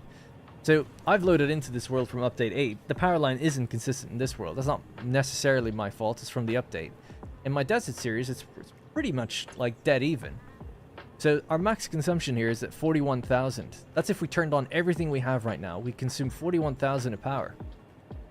We only make 25,000, and it's jumping all over the place because of, like I said, it's from a previous update. So there's some issues with it. The turbo fuel recipe changed. But this means that we've got space from here to here that we are quote wasting, if you want to think of it that way. Like, we could be using that to get more awesome tickets. We could be using it to produce more quickly. It means that because this blue line's up here and the orange line's down here, like, well, we could be using it all the way to the gray line at least. If you go over the gray line, our power would trip. But it means that there's all this room for stuff to be made that exists, that's not working right now. And maybe it doesn't matter, but to me it kind of does. And if you have that line really even, then you know that all your machines are running really efficiently, but also you know exactly how much power you can put onto the network. So you can go like, I've got 10,000 megawatts to play with, I'm using 9,000 exactly, I can build enough machines to consume the other 1,000. But if things start going up and down a bit, you can still always use the max consumption as your like limiting factor, I guess. But knowing that you're using it all allows you to plan more effectively with what you've got. So there's that. Yep, there's always going to be certain things that will go up and down on the network. So geothermal energy goes up and down. I don't use that here. We know what this is. It's when we loaded the save into 1.1 or 1.0. It's a turbo fuel recipe that's messed up. And they also moved a sulfur node that was reliant on it. So the turbo fuel factories are starting and stopping. That's all. It's not a big deal. We'll get to it eventually. We're actually building this place so we can build a rocket fuel factory and probably just make that other one redundant anyway. So it'll be fixed. But in my desert series, there's like very little movement, and the little movement that we have is the result of things that ramp up and down naturally, like trains will go up and down. What's the other thing? Truck stations. I think truck stations now don't. They used to. It used to be that only when a truck station was being interacted with that the power came on, but now I think they just have it set that it stays on as long as it's powered. So now they don't vary. But trains create variable power, as do geothermal energy, as do a lot of the quantum technology you'll get later. Now, the way you can flatten that out, if you wanted to, is you could just put it on a separate network. That's kind of what I plan on doing in the future. It's like just hooking up my train network to a different line, so I don't have to worry about it. Or not worry about it, so I just don't even have to see it. It doesn't matter to me. Yeah, trains can run at 110 megawatts at max, so it's like, okay, every train I add, I just know that I need 110 megawatts on this line. So one thing I've done in the desert series is I've disconnected my coal facility from the main grid. So I've got 16,000 megawatts on the main grid, and then I've got 2,700 at the coal facility. So it's like, great, 2,700. That's a lot of trains. That's a lot of variable power right there. So we'll use that for any variable power. That's the plan. And that way, I can always just look at it and go, I know exactly where everything's running and when it's not. That's the plan. But you don't have to. Does it ever matter? But no. But I thought I would explain that. Why do you have so much water? Can you please explain? Yeah, because we need it. Thank you, by the way, Real Ogre Bane. Hey, 2 years as well. Thank you very much for becoming a channel member. Went very high pitched there. It's an emotional time. So why do I need so much water? Well, we want to make 12,000 scrap per minute. And making scrap produces water. We also need... So I'm using this recipe here. So if we look it up in game, alumina solution. In order to make aluminum, you need aluminum ingots. To make the ingots, you need scrap. To make the scrap, you need alumina solution. To make alumina solution, you need the raw resource of bauxite and water. It gives you solution, but also a byproduct of silica. There is an alternate recipe that we're using here that doesn't give you the silica, so it's one less thing to worry about, although you can make use of that if you want, but we've decided not to use it. And instead, we're doing 200 bauxite in, 200 water in, gives us 240 alumina solution out. Now, the project, the idea for this was, I'm going to look at all the bauxite on the map. There's this area here, this entire raised area is called the Pink Forest, or basically anyway. And there's like 10 bauxite nodes here. So the idea was, I'm going to get every one of these bauxite nodes and bring it into one place. We'll bring up as much water as needed to work with all that. And that's why I need that much water. So that's what we're doing here. So you can see it's quite high volume. Here, right? It's like 200 water for every one machine. This is one machine. And we've got 34 and a half machines. So it's like 35 machines. But then you spread the clock speed down. So because of that, it meant when you start working in high volume, your limiting factor is then your like belt speed or your pipe throughput. So it's like pipes can only do 600. Belts can only do 1200 at their best. At the moment, I can only do 480 on a belt. We'll get 780 soon. And then it jumps up to 1200. So those are our limiting factors. So this place is designed with these belt speeds in mind. It's like, why not just create one giant long line? It's like, well, we can't fit it all in one belt. So we created blocks. So it's a block of 6 machines. And then to make this, so again, just looking at this recipe, we can see that you get 240 alumina solution per minute. Click into this, and then we see, oh sorry, I was already clicked into it. We can see what it's used in. So using the alumina scrap recipe, you get, it requires 240. So that's really nice because it's like, oh cool, this gives us 240 and this requires 240. They just link 1 to 1. That's the great thing about these two. They're both alternate recipes. Well, I guess actually this one's the alternate recipe. The standard recipe would give you 120. So it would be 2 of these machines into 1 of the others. Anyways, we get 240 out, or sorry, we send 240 in, but then we have to match it with some coal, 120 coal, so half it with coal, and then we get 1.5 times the scrap out. So 360. 360 is a lot per minute. Because even with the best belt speed, 1200 divided by 360, you can only fit it onto 4 belts in total. Sorry, you can only fit 4 machines onto 1 belt. That's what I should say. So I have blocks of 6 already. I can't fit them all onto 1 belt, so I have to have separations going on. So that's why they're broken into. It's like a block of 6, but broken into 2 blocks of 3. And the same thing is true for the water that comes back. We wouldn't have been able to fit it all on 1 pipe anyway, so it works out this way. That's how I planned it all. That's how it's done this. That's why it's done this way. And why are the numbers so specific? It's because of my because the actual bauxite that was available to me was 6,900, and then working with this as a sort of limiting factor, I just worked it out that way. Basically, I don't know how otherwise to say it. So you could have 5 machines all at 100% and then 1 underclocked, but I'd rather just get the same speed for all of them. Then they all just need the same thing. I don't have to think about it. It's like they all take the same thing. Fine. And that's how that works. So what we're sending in at the beginning now is going to be 460 water each and 1,150 bauxite. So we've already got the bauxite ready to go. And now we've just got the water. So we can actually start turning it on if we wanted to. And we can make our first batches of alumina solution, which would go into the next refineries, or they'd actually stop at the buffers that I've made. So we could do that. We might as well do it for fun. And then we have to work on getting the coal to feed into these, and then find a place for the scrap to go. I think we could actually do this all today. The scrap could just go into an awesome sink. We'll just run it in there. I won't be able to run everything at 100% today, though, because I don't have this belt speed. So things will kind of just jam. So that's fine. We'll just leave it like that. But we'll be able to make a bit of scrap, and I'll be able to make my first ingots, and we could do something with that if we wanted to, like get our hazmat suit. But it'd be nice just to turn a part of it on. And then we can get our next belt speed, actually. We could do that. And then upgrade everything to 780. Disconnecting the trains from the main network kind of ruins the fact that trains bring power with them.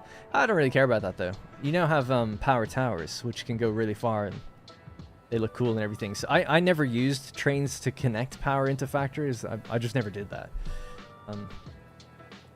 So each to their own. But yeah, I'm going to run them on a separate power network. At least that was my plan. Because, you know, coal takes a while to set up when you're first playing the game. It's like, or like starting out. It'll take you a while, you know, you build your first coal facility, and then you're ready to go into the next thing, oil, right, or whatever. What do you do with the coal? You could tear it all down, make use of it again, or you could keep it there and use it some other way, like powering power storage or whatever. So I think putting it on a separate line is actually kind of an elegant use of a decent amount of power, which is 2,700. It's what we got in the other world. Sorry, my music's a bit loud, isn't it? Ready to go into battle. Final Fantasy battles. Anyways, right, let's just hook the rest of these up. Thank you for listening, but you guys did ask, so, or some people did anyway, so. Hope it lets into my thought process. By the way, nothing I ever do, ever I say is like, this is the right way to do it. It's just how I'm doing it. I'm still figuring things out all the time.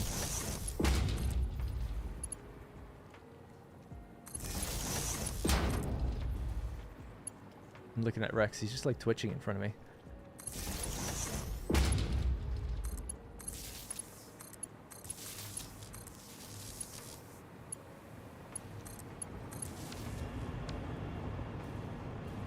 Alright, just one line left to go.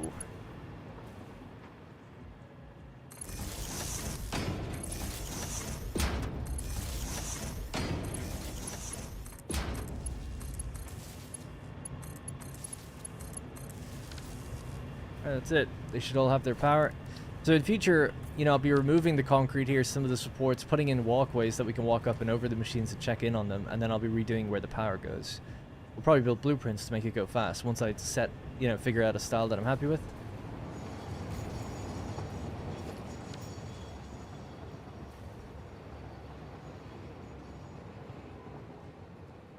Some of the pipes are a different blue color. I don't think so. I think they just have a shadow on them. Oh yeah, you're right, actually. My bad. The hell's that happened? Oh, maybe these ones were different. Why would that be, though?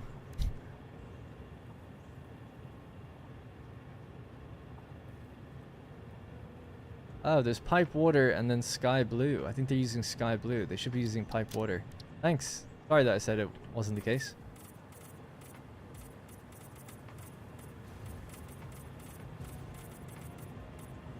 First off, let's just do these. Gone from grey to white, but I'm okay with that. And then we'll just do the pipes.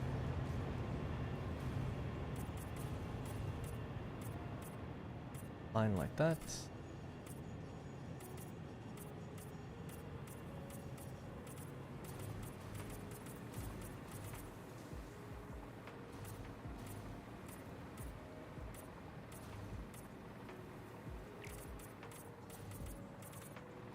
Sorry I ever doubted you. I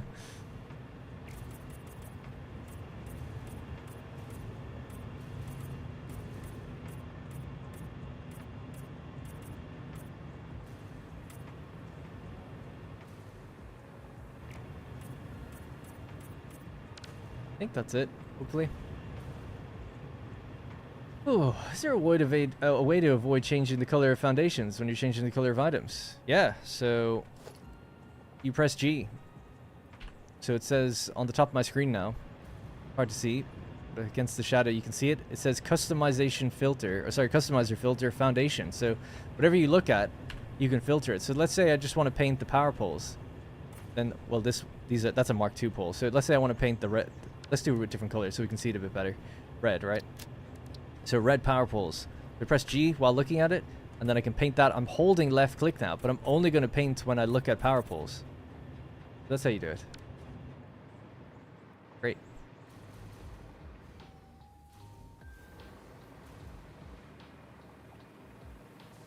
Imagine the paint consumption amount of all that. Yeah. You used to actually need color cartridges to paint things. It was one per item that you painted, but they got rid of them. You made color cartridges from flowers. They've removed flowers as well. Bastards. Right, anyways, so that should be our... We should now know... Yeah, because our test was that... Does water get blocked by valves? The answer was no. In terms of head lift. So they do rise up to each of these things, so that should be fine. We could just check that these things are working. So this should be full of water now. And so should these. And then this should be empty. Yeah. So our valves are working, like it's not letting anything through. And this is going upstairs, so great. Alright, the machines upstairs have power, so they should be full now too, of water. They just need to be fed oxide. They have their water, they're ready to go. And then they'll be making their slop. Slop. Now, like I said, we're going to be making scrap. Yeah, the scrap's just going to have to roll into an awesome sink. So we need 2 awesome sinks for every block here. And even then, I think things will just get backed up. But that's okay, I don't mind. I'd like to just get them running. We'll just build 2 awesome sinks and we'll hook these up. These are temporary until we get our better belt speeds. And until we decide what we do with the scrap. I mean, scrap, which we haven't even planned for at all. I don't know what I'm doing with all the scrap, but when we get scrap, we can then make ingots. Oh, I guess that's it. Is it just pure ingot? Oh, I thought there was more recipes than that. Well, ultimately then, we just have to send them into smelters.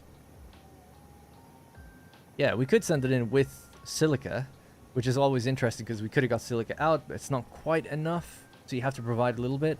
But we could just do without any of the silica and say, okay, we're just going to take 60 scrap into, what would that be, 6 smelters then? And that will give us, yeah. So, what did I say we make here? It's like 360 or something. No, 345. We make 345 out of each machine.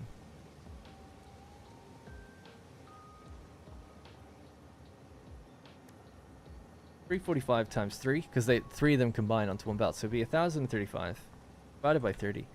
So that's so interesting. So you can have 34.5 smelters. Why is that interesting? It's because it's the same number of machines that was needed here. It just maths out. Despite our clock speeds and everything, you know, it's like, yeah, you still get the number of the machines that you had on the way in. So it's kind of cool.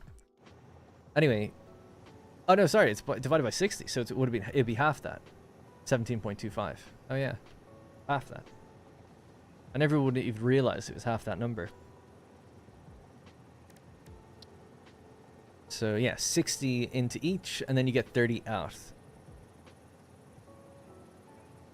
So it would take 17.25 machines. So yeah, we make stacked smelters or something like that, doing like 18 of them for each block that we have here. So basically somewhere over here, I'm going to have 18 smelters, probably lined up on top of each other. One of these belts is already raised over the other, so it should be easy enough to do. And we can vertically split now. Oh, so good. So that's going to be awesome to do that. 18 smelters. We'll do that in the stream tomorrow. Start planning that out. And then what we basically get is 17.25, so the amount of machines times 30. We're going to get 517 aluminum out of each one. Just temporarily, I'll just do this.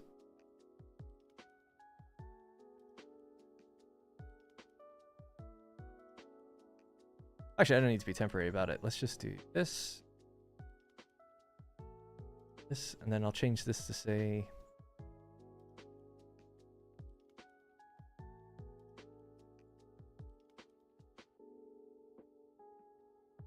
Right, so we're looking for an aluminum ingot. Iron ingot. Here we go. Aluminum ingot in smelters. And we need, what was it, 17.25. So 17.25 divided by 18. That's our clock speed. 95.833. Love to see it. 95.833, so that's correct anyway.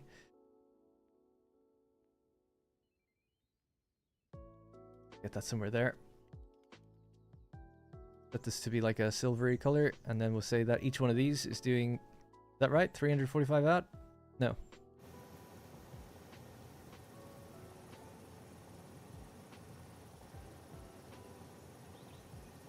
$517.5. Oh, why that didn't work? 5? Is my numpad broken?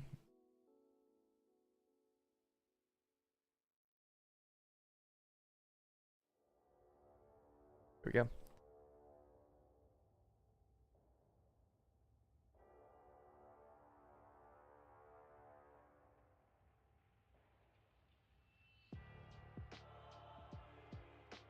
All right, so yeah, so with, oh, I didn't write the amount. So 18 smelters at 95. So what's 18 divided by 3? Not that it matters, because we could do it on any height that we want, but 6. So 6, 6, and then 6. Then that would need to be added again for here. Yeah, it's a lot. So 6, 12, 18, and then another 6. We might just keep stacking them so that these could feed vertically. Might work. I'll think about it. And yeah, so each one of these blocks is going to be making 517.5 times 2, whatever that is. 517.5 times 2. We'll get 1,035 aluminum ingots out of each thing. And then it's like, what do you do with the ingots? You know, I don't know. You can make two things, really. It's Alclad sheet and casing.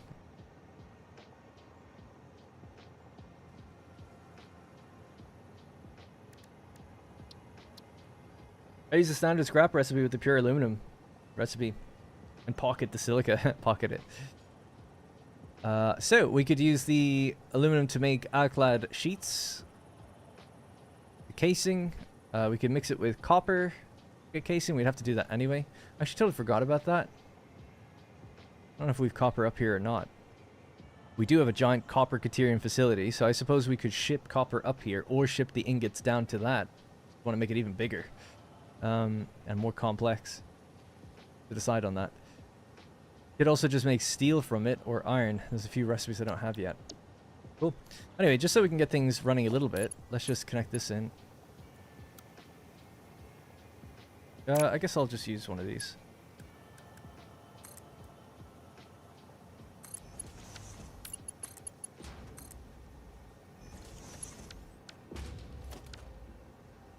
Oh yeah. Rosie's just come in. You need a what?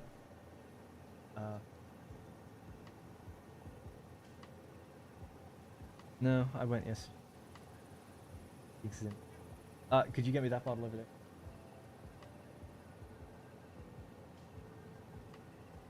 You're heading off right now then? Or in a few minutes?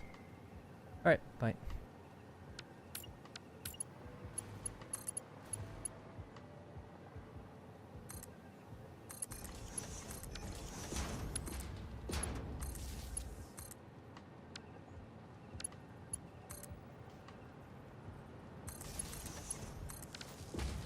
Alright.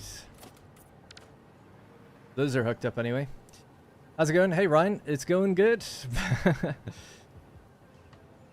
Yeah, I don't know. Yeah, just going well, going well. Hope it's going well for you too. Standard solution and scrap recipe, that is? Oh, I read that already. It's not enough for a difference to include silica. Pure ingots are the way to go, especially in your quantities. Is that what I'm I don't even know which ones I'm using. So, the pure aluminum ingot, just going yeah, totally, yeah. Would agree. So, from 90 scrap, you'd get 60 ingots. So, it is a better ratio, right? It's like 3 to 2. Whereas this is 2 to 1. So yeah, if you can mix in the silica, that is. But we don't need to do that. We're gonna have loads. It is interesting that we could get even more if we wanted to. I think I'll just power this block. I just realized like I only have to power one. I don't need to power all of them. And that way we could just start making scrap, and I could pile it up somewhere. I wanted to send it into a container first, and then I could just craft it down. Can I do that? Am I allowed to craft scrap down into other things? It does say crafting bench. I could make my own ingots. Just so I can get a little bit of... Why did I want that? Oh yeah, just to make Alclad. But I need copper. I don't have copper. The reason I wanted to is so I could start upgrading the belts, you know, to the next tier. But yeah, you need copper for it. I mean, I could go get some copper. That wouldn't be a problem. We could just then bang out a container full of Alclad. Then I could upgrade all the belts. Make things run faster. I think I'd like to do that. So let's just push these back a bit. We'll keep those there for a second. We'll do storage.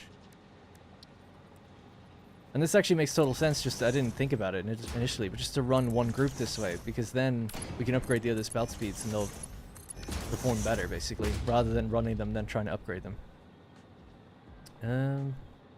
Right, and then... Oh, actually, I should go further back than this.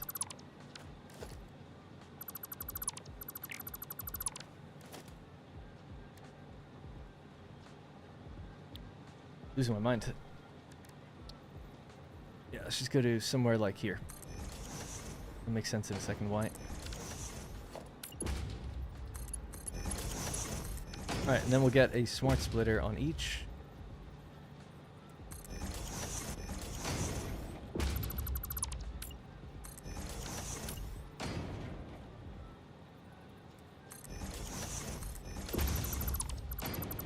Alright, then we set the overflow right.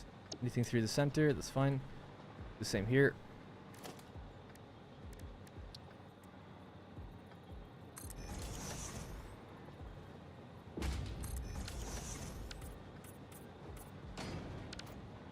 Okay.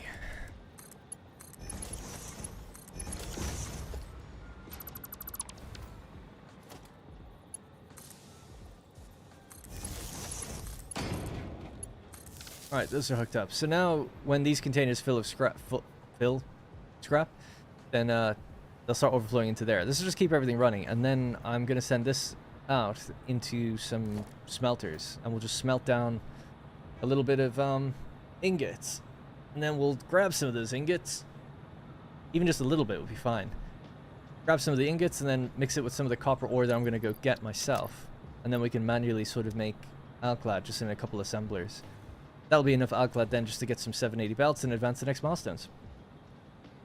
Hey Darn, I see you made progress after 4 live stream just to make the railways. Yeah, finally we do have railways and they work and they're doing good. Got 6 trains rolling around going into... To be fair, I have like 6 stations though. It's just because they're in such high volume that I didn't want anyone backing up any other one. It'll be fun now to link this up to the first bauxite, which we can start to do now, I guess. Let's hook it up. So, as I mentioned, each of these lines is producing 1. What I haven't done yet is hooked up any of these to receiving and how they're going to do that. This is the coal line. Coal we're going to ignore for a while. And I'm just going to drag one of these out. So it's going to be a little temporary. But they fit along the roof anyway, so we'll just bring it as far along straight as it can. There.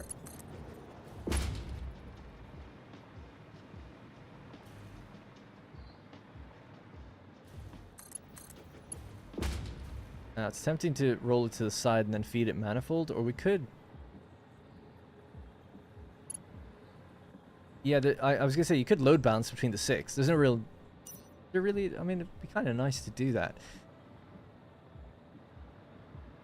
Yeah, let's do that then. There's enough room. I was just wondering if there'd be enough room to go down. I think there is. Right, so... Oh, it might be only 3 meters. Go to there, that'll be okay.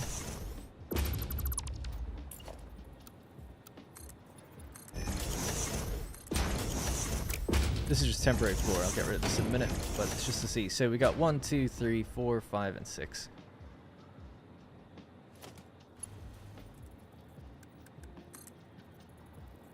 Don't know how many did they take in? They take in 191. The Mark III belt is fine. 2 or 3. Can't tell. 1, 2. Okay, 2. 1, 2.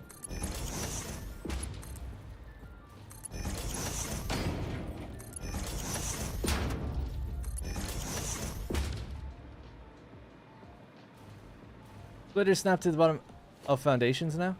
No, I know. Oh yeah, actually we have vertical nudging. I was going to say I know that, but I want them to be lower down. I don't like snapping them onto these things. I want it to be further out. So I guess you'd have to do that and then go like this. And then I can't rotate it now. So I feel like just using this would be easier for me, but I probably just need to get better. I probably need to get better. So it would be I need to do a splitter. Yeah, so is this in the middle? This looks like it's in the middle. It would be somewhere here. Down to, and then over again in line with this one. Okay, yeah, no, you're right. I can definitely do this. Old habits die hard, I guess. Right, so let's do it there. And this would be go a bit further forward like here, and then down 2 again. That will run into the pipe though, so maybe there. And that'll be that. Yeah, good tip. Thank you. It's so funny, like, I mean, you know, my gut reaction was just like, no, I'm not going to do it that way. And it's like, no, I really should just listen. They're right most of the time. This is a problem, though. So what I'd have to do here, just even temporarily, is just get...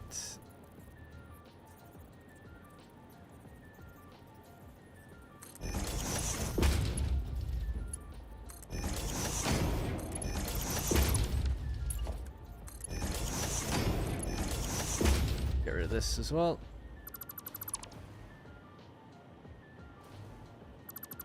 Okay, so there we go. Mark IV belt goes straight. Oh no, is this off? Oh yeah, this is off because it wasn't. That's okay though. It was never meant to be in the center. It's in the center of the group of the machines, not in the center of this. So we'll just nudge this over to where it needs to be. We do that right before it has to go in, actually. That's fine by me. Right, because it's going to be different depending on which one we're going into anyway.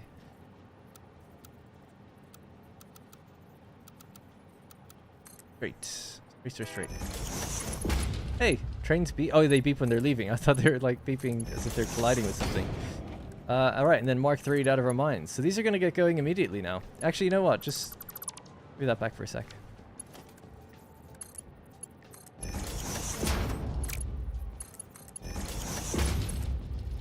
Hello. Hello, Mateo. I'm Mateo. Alright, you're in. You're in. Right. In you go. That's it. They should be flowing up now. It's only very minimally offset to each other.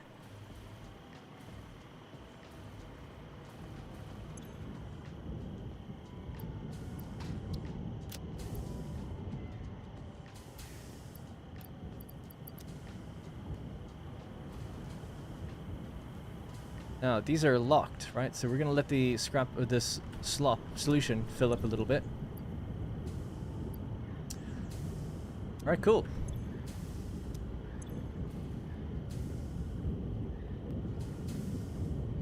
Is there a Mark 1 belt somewhere down there? They feel like they're not getting the full throughput.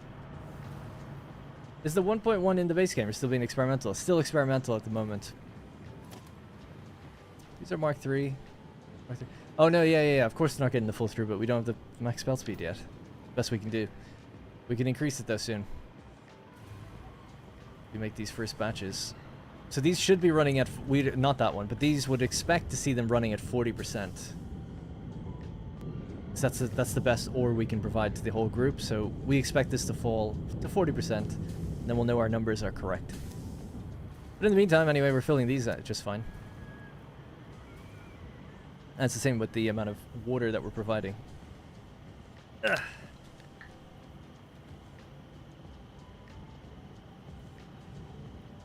And sorry, DeWald. And hey, Joe. Sorry, I'll catch my chat a bit better now.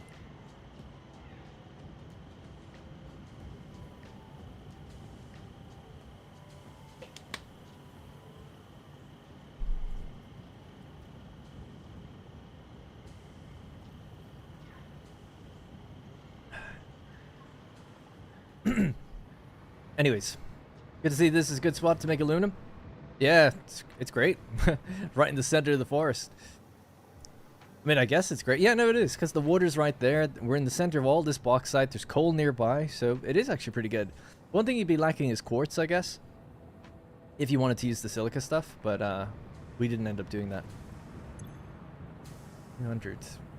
This would be the kind of build I would just do in my desert series, maybe, you know, and be like, I'm going to build this factory, but maybe like style it or position it a little bit differently. But at least I've got all the planning done already. Alright, so we can now release the Kraken, or the valves.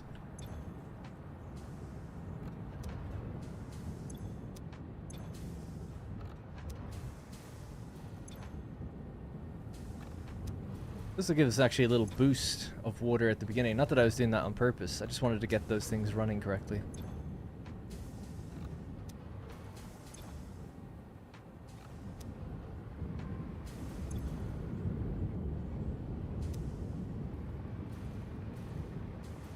Oh, we didn't hook up the coal for these guys. Oh yeah, whoops. Let's do the same thing for them then, basically.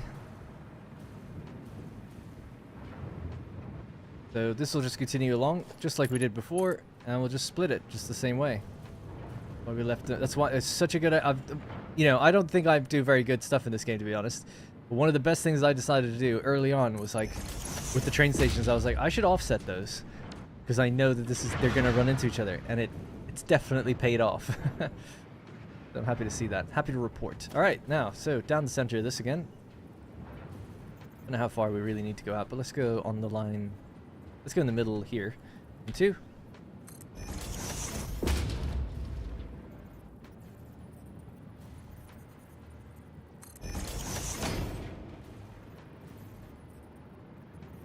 Todd Howard would be impressed, you know. He's like, it just works. How much coal do we need per machine? Mark II belts would actually be fine.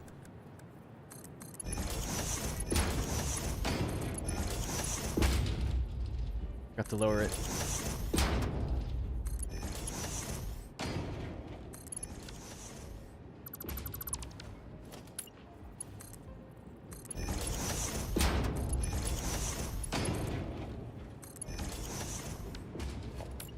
Alright, so this one's gonna have to curl around and down, so again we'll do our little trick.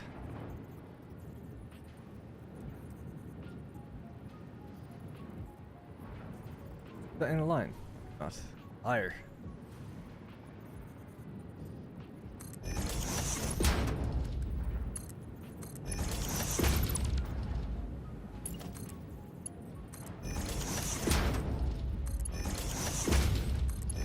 The reason I rebuild it is because the little hose pipe things they fit a bit better if you do that. Might actually just disconnect this for a second, then just hook up these, so that way we can feed them all at the same time. So 1, 2, 3.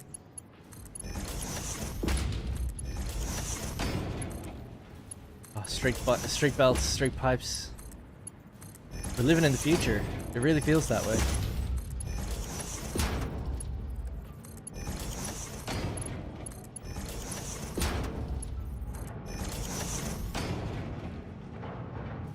Even Stevens. Alright, let's see. Did our buffers fill up completely before I got that done? Yeah. That's alright though. We got the coal now. Hopefully it didn't get too backed up today. No, not too bad actually. I guess they can't get too much backed up. Yeah, no, that's okay. They couldn't produce though, so might as well have been backed up. There we go. The scrap is rolling out, just like that. Easy peasy. I'm just gonna fill up some giant containers, and then now we need to start building a couple of smelters. So I'm only gonna do like 3 smelters each, just make it really small amount. Let's see. So this is coming from here.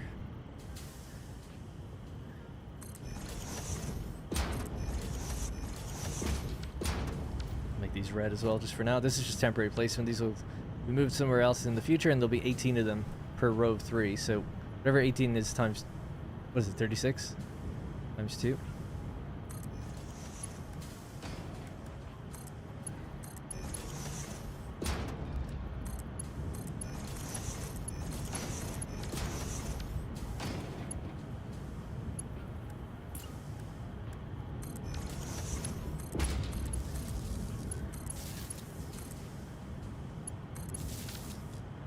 Okay, almost ready for that. The lifts are Mark II for the coal. Yeah, they only need to be.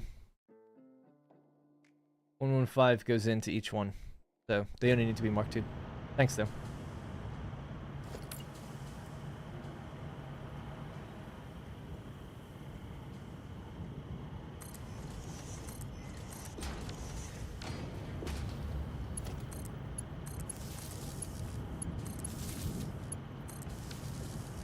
Yo, hey, Special Meat. That's an interesting name. Special Meat. Is all the aluminum possible? Technically, no. There's a few nodes in the swamp and the Titan Forest that you could use. This is all the nodes of the Pink Forest. And then further technicality to that would be that you can make bauxite in the converter by sending in other materials. There's potential to get even more.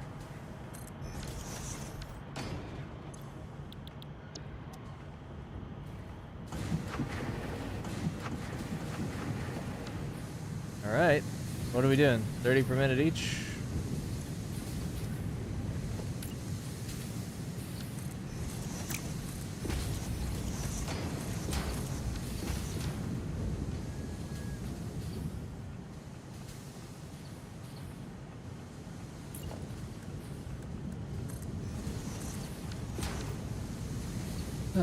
How much is in this already? 1,086.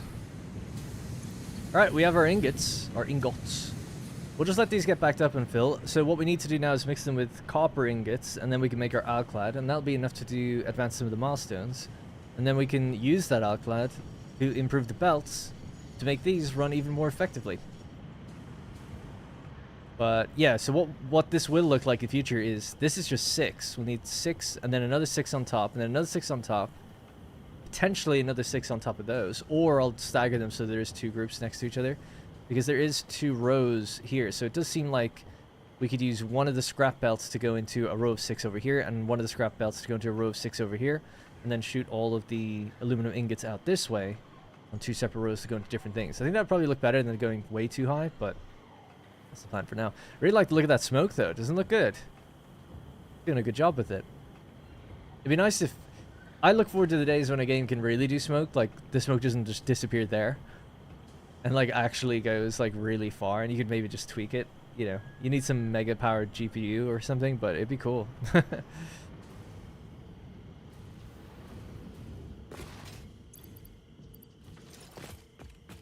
Right, so I have to go fetch some copper, and I know just the place to go get it. Let me just store what I've got here for now. In here. I'll just store everything. Store it all. Give me back my son. I know I didn't build a bigger container. Give me that. I don't really need anything else. Except my biofuel. Get there and back. Alright, cool. So, I'm just going to carry just this one off time. You know, a bunch of copper ingots with me. We'll make Alclad. If I've got some sloops, we could even double it. And then use that Alclad to improve all the belts up to 780 per minute. Once we've advanced to the next milestone. It might require, I wonder, does that milestone require making casing? I don't know. Oh, and I'm heading south, haven't I? Yeah, so just go straight this way. So yeah, 1 block out of 6 is powered and running at about 40% potential. Valheim has good smoke effects. You can even suffocate from it. Yeah, that is like volumetric smoke. It's actually pretty cool. I agree. And that game Teardown has really good smoke as well. Same thing. Kind of, anyway. I haven't been up to 100%. Hey, Visioner, sorry I didn't see. How's Rex doing? Yeah, I was showing him on stream earlier today, and I showed a bunch of photos of him in the last few days. I could show it again, just for people who want to see. We could take a mini break and have a look. But he's great. I mean, it's kind of on... Oh, I realized I'm moving all slow. Might have to adjust the exposure of the camera. Anyway, yeah, today he's just been really, like, asleep the whole day. I hope he is okay. I think so. Oh, I'm very much nearly out of... Maybe he was up all night. I don't know. But yeah, we were up till like 3 in the morning, me and him last night. Dicking around my office. I was just playing with him and stuff. And then I come in here to eat dinner with him and just keep him company and stuff. I don't like him being on his own for too long. And, you know, he meows and stuff, so I feel bad. Don't want to keep him in his cage. So I'll bring him out of his cage, but keep him supervised. But then when he's in here on his own, we close, you know, we put him in his cage. Anyways, so yeah, rather unusually, he's just been completely knocked out all day. Whereas the last few days we've been kind of playing with him, but maybe he's just tired. I don't know, just tired. And he's eating. He had his medication on the stream and everything. He's all good. This is going to the copper factory, actually. Bring me there. In fact, while it's bringing me there, I can show you pictures of him.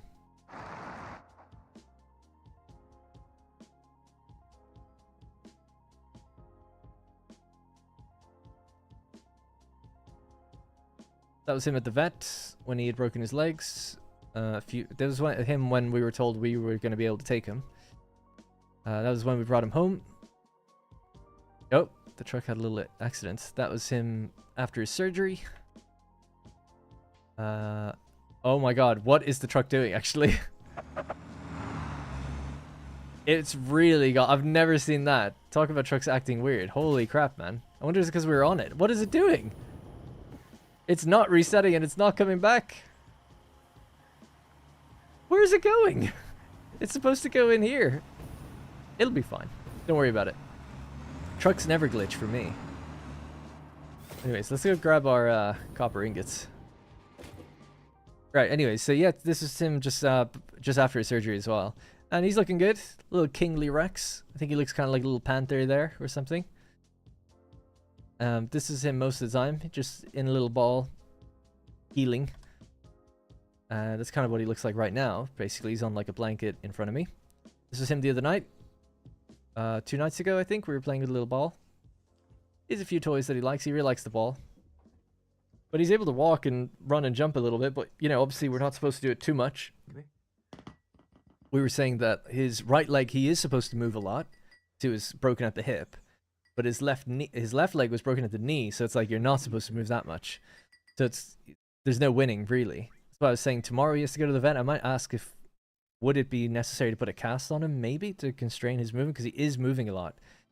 And you can see like he's like limping on his knee, so I don't want any damage done, you know, or to mitigate as much as possible. So we try to keep him on rest. He is just sleeping here the whole day. That was me last night with him, just hanging out. He's very cuddly, very affectionate, and very, very friendly to the extreme. So yeah, he's great. He's doing very well. But he goes to the vet tomorrow, so maybe we'll learn more then. He's a little terrorist, your cat.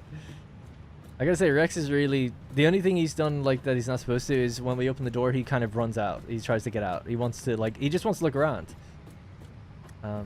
So he does that a little bit. And last night I had to give out to him. I was like, hey, did my deep man voice. Like, don't do that. Come back here. And he's funny. He still makes a run for it. But it's so funny, like, when he knows he's in trouble. He's so good, and he's never scratched me at all. He's like, he does, like, our cat Nyx, she did not like to be pet. She would let you know, she'd give you, like, soft paw. She, like, soft paw on your hand, and then it would slowly lower it, like, as in, just stop. Don't do that. She'd look you dead in the eye, like, don't do it. At least that's how it felt, anyway. So, and then if you kept playing with her and messing with her a lot, she would just scratch you, like, stop. She did let you know a lot, and it would take a lot to make her do it. But she didn't like to be touched. That was Nyx's rule. Anyways, the opposite of that is him. He loves it. I try to take my hand away from him, and he does soft paw, but grips it and pulls it in. And it's so cute. Let me just fix my camera as well, by the way, because it's bothering me. By the way, thank you, Melid Gorgeous, for the Tribune membership of 6 months. Thank you very much. Half a year. We had a 2-year milestone earlier. 6 months good milestone, so thank you. Appreciate it.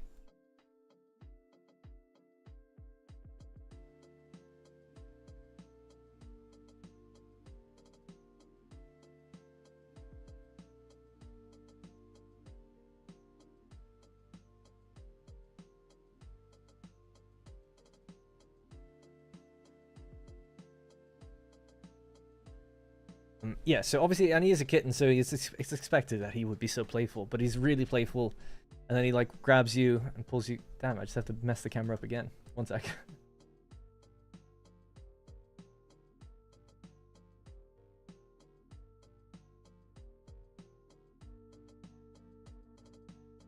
When I go into that scene, my mic actually disables, so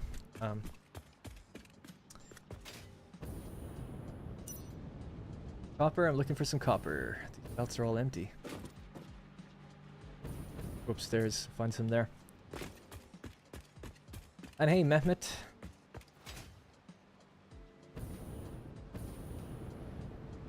I just realized I'm going the wrong way. There's the copper I was looking for. And it looks like not showing, but it is on the belt. Okay. Anyway, long story short, very playful, very affectionate, doesn't scratch you, and he's really fast. Like, compared to our other cats, he is definitely an outdoor cat, because he is... his reactions are super fast compared to our other cats. Should really build an elevator here. Might do that in just a minute. These are going towards the copper sheets. Oh yeah, so you could just go over to the copper sheet machines and maybe just pick them out of there.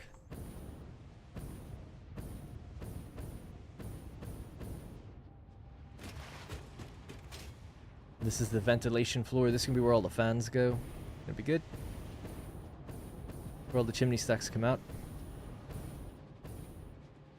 Are you working on any of the series as well? I have a Rome 2 series on my strategy channel called What Darren Plans. On the What Darren Plays main channel for now, it's just going to be Satisfactory. I'm planning on doing Anno 1.17 when we get it. I'll have that on my main channel for a little bit, but then I'll probably migrate it to the city building channel. So I have 3 channels. Don't know if it's a good idea or not, but the idea is that What Darren Plays will just be like big main videos, and then as those start to kind of, certain series maybe start to fall off a bit, I'll just move them over to like, okay, now on the city builder channel, like this is where my city builder content goes. That kind of thing. So we'll see how that works out. Same as the strategy channel. So it's like, yeah, I plan on doing like Crusader Kings in the future on that channel, or maybe Stellaris as it gets its 4.0 update soon. Be kind of interested to go play that. Ah, these are the ones. Okay, cool. Alright, whoever built this place is super lazy. And before dimensional depots, you had to do it. Store things around for you to get later.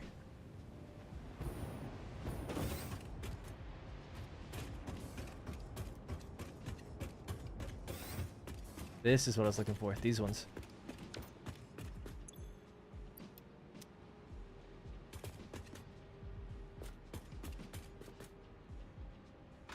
So basically I need to just grab manual amounts of loads of copper ingots. And we're going to take that to the aluminum factory. This is going to take forever. What I could do instead is just make an overflow box downstairs and just let it flow in there. That'd be a bit better. No, I don't really like Workers and Resources Soviet Republic. I played it a little bit, and I just thought it was a bit too jank. A bit too indie for me. Like, I like some indie games and a bit of jankiness, but it was just a bit too much. I'm a fan of Hooded Horse. I know they picked it up. But, like... After playing it... See, Anno really spoiled me. After playing Anno, I'm just like... Ugh, other games don't look nearly as good. And then Manor Lords has spoiled me as well. Now I work on that game, so it's like... No, absolutely no offense to the other games. It's just like... Bar's kind of being raised, and I just feel like it's just janky when I play other things. You know, I like the idea of the Soviet Republic game, though. Although I kind of get a little tired of the whole, like... It's like the same with Tropico. It's like, okay... Like, after a little while, I'm, like, over the joke of... Hey, we're a Soviet Republic, isn't it crazy being communist? It's like... Yeah, I guess. Like, I don't know. I know the game has a lot of depth, though. It's not just that, but... The Tropico series I got burnt out on because of that. It's like... It just felt like one thing.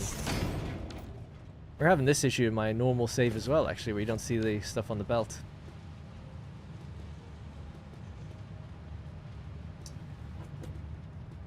Where is this coming from?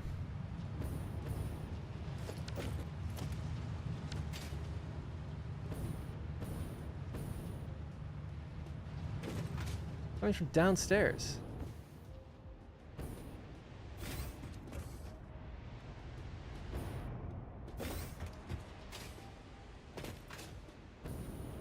What? Over there.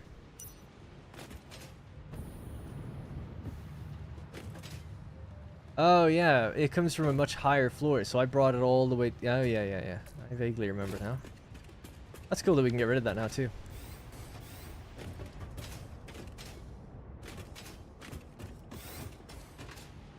Problem with the elevators is I can always jump up here faster than I could ever take an elevator. Alright, well anyway, this will fill pretty quickly, so we can actually break off another line. Send it in here as well. Fill this up mega fast, and then just delete this. Timberborn, I really like Timberborn, actually. Yeah, I've played that. I don't plan on doing a series. I did a video for it, and it just didn't do that well, so... And it was a sponsored video, to be fair, but I really like the game. Well, I took the sponsorship. I've played it before. I was like, yeah, it's great. My cat had a broken rear leg near the knee as well. It's been a few years now, and he's doing great. Lots of yowling if I sat too far away. Aw.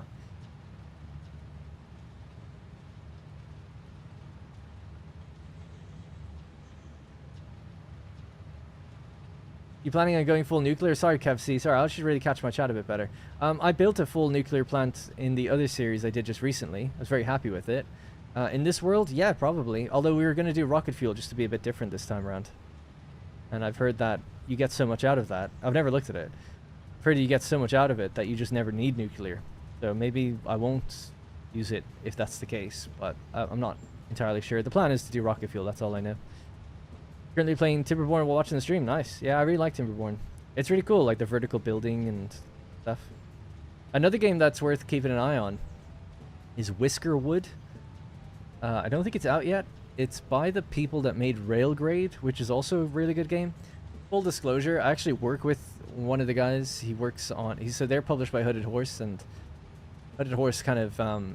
it's like a network of people that almost help each other. So with Manor Lords, you know, Greg, I don't know the rules or what he's done there, but he's got like some of the programmers for Railgrade helping him with his game. Hope that's okay to say. I mean, they're in the credits, so I'm sure it is. But I knew of Railgrade before, but I knew Daniel a little bit, talking to him back and forth and doing programming with him and stuff. And then like, out of nowhere, he mentioned Whiskerwood, and he said that he was the developer on that. And I was like, oh my god. And then I looked at it, and interestingly, like Greg had been helping him a little bit. So, you know, it's really cool to see like the collaboration between like indie developers under Hooded Horse. Like they know each other, they help each other, they work on each other's projects. And I think Greg was helping it with some trailer stuff as well. So it's interesting seeing all that. Anyways, the point being, it's like it's kind of like Timberborn, but like with cats and mice, I think. I don't know if there's cats, but it's definitely mice. And it's like little mice kingdom. But it looks like super cute and everything. I think it's quite cool. It should be enough. I think we'll just go with that. If I need more, we'll come back and get more. Alright. Trying to build a big nuclear facility that uses all the uranium on the map and eventually gets turned into Fixonium. Yeah, if I... Excuse me, if I did build nuclear in this world, I would definitely try to go the Fixonium route, right? It would be an endgame fun thing to do, rather than something I'd probably even need to do. In my other world, it was more like I'd never done it before, I wanted to see what it was like, and... just actually while I'm here, I'm just going to see exactly what I need in the hub. The hub is just down there. Started playing the game on Windows 10. When I switched to 11, it started to flicker at the borders of some of the HUD elements, and it really annoys me. Anyone know a solution? I use Windows 11. Sorry, I see you said that before. Yeah, I play Windows 11. Oh, there has been a driver update recently. Just recently, where certain things are starting to flicker for me. But that's a very new problem. That could be it. I wouldn't blame Windows 11 on that just yet. I think it's an NVIDIA driver thing. Windows 11 is a broken mess. I have no problems with Windows 11 personally so far.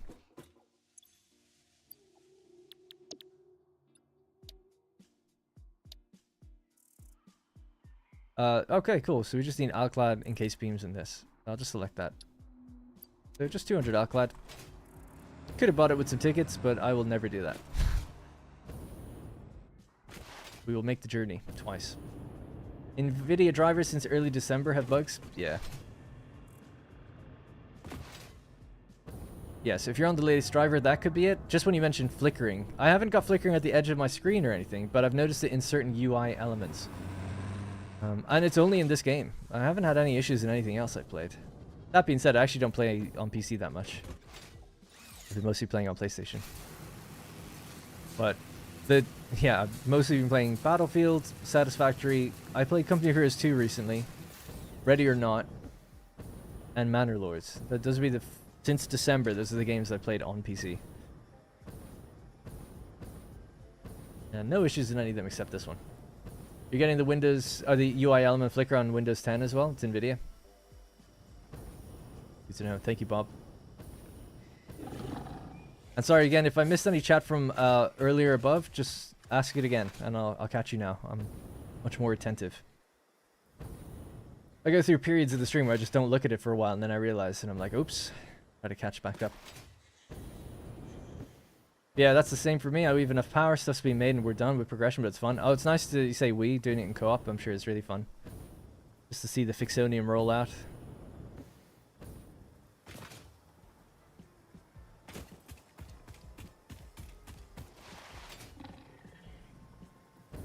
I've done both of those things on the right-hand side of the screen. The only thing now is make Alclad. One thing with Rex is he keeps putting his feet all over the keyboard. My keyboard has like a one key at the very top right that just locks the windows. Keeps kicking it.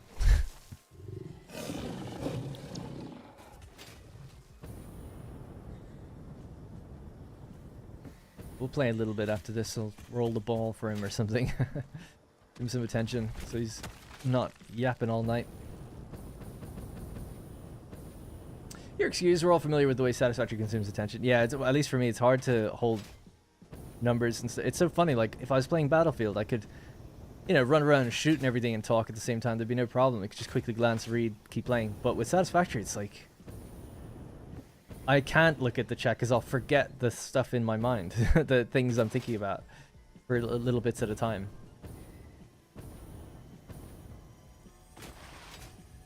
I wanted to try experimental on my TV, but no way to turn that banner off. I think I'll wait. OLED burn-in is spooky. Oh, yeah. I wonder, is there a mod to turn it off or something? I didn't know. I didn't think OLED had burn-in. Didn't know that. I don't have an OLED TV. I've only had OLED. The only OLED screen I ever had was a PlayStation Vita. It was way ahead of its time. OLED in like 2014 or something. But I didn't know about burn-in. I thought burn-in was only LCD and plasma. What do I know?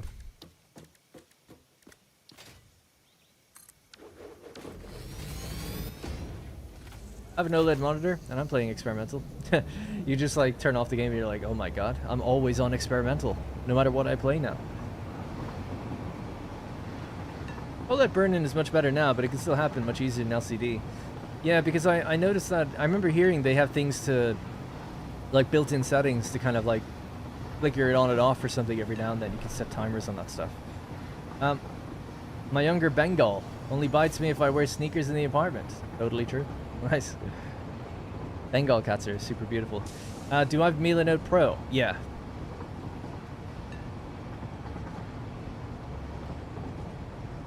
I don't think you technically need it if you're just doing a few plans, but I like to plan each factory in different boards, and you need it for multiple boards.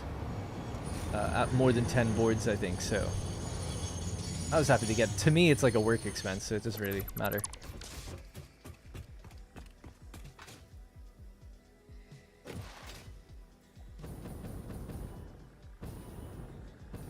Right, so we just need to set up a couple of assemblers and feed in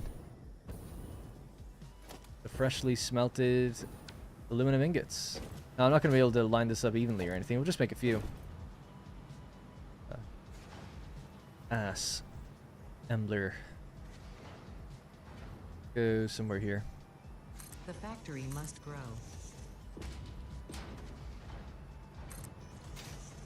I guess 4 would be good.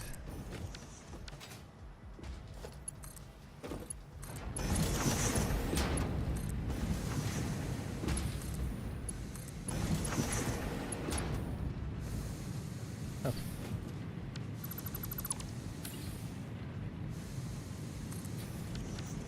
How did that one work? Oh, because yeah.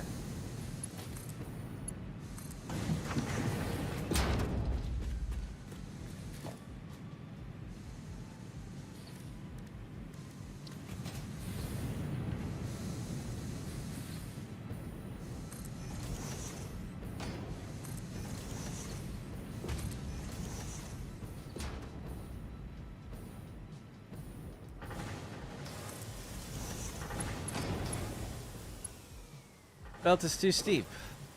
Steep. Okay.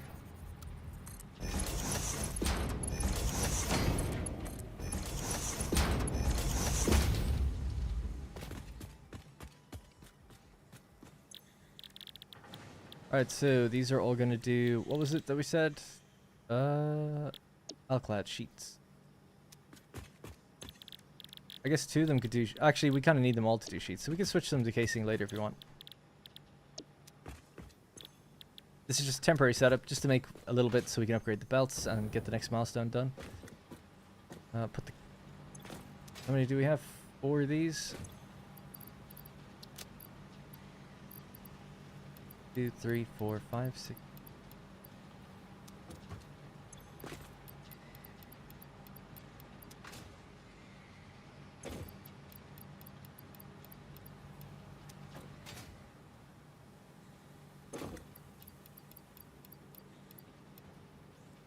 Not a bad guess. All right.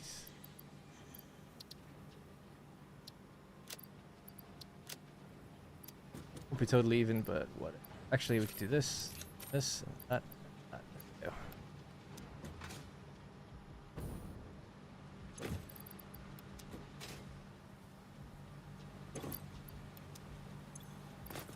All right, give these guys power.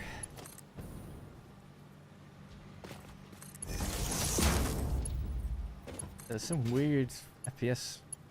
I'm worried about this world. Like FPS glitches when I'm just like connecting things now. Anything that completes, it seems to have like some FPS glitch.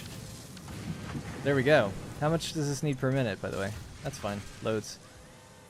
Alright, I'm just gonna merge it out, send it into a container, then I'll catch the chat here, I guess.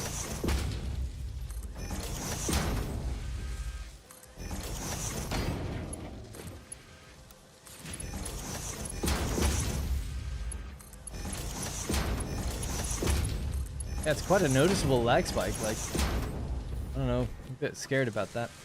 We didn't have that in the other world. Although, I don't know if it's a 1.1 thing. Or if there's something else running on my computer. It's also really hot in here, so maybe everything's just dying.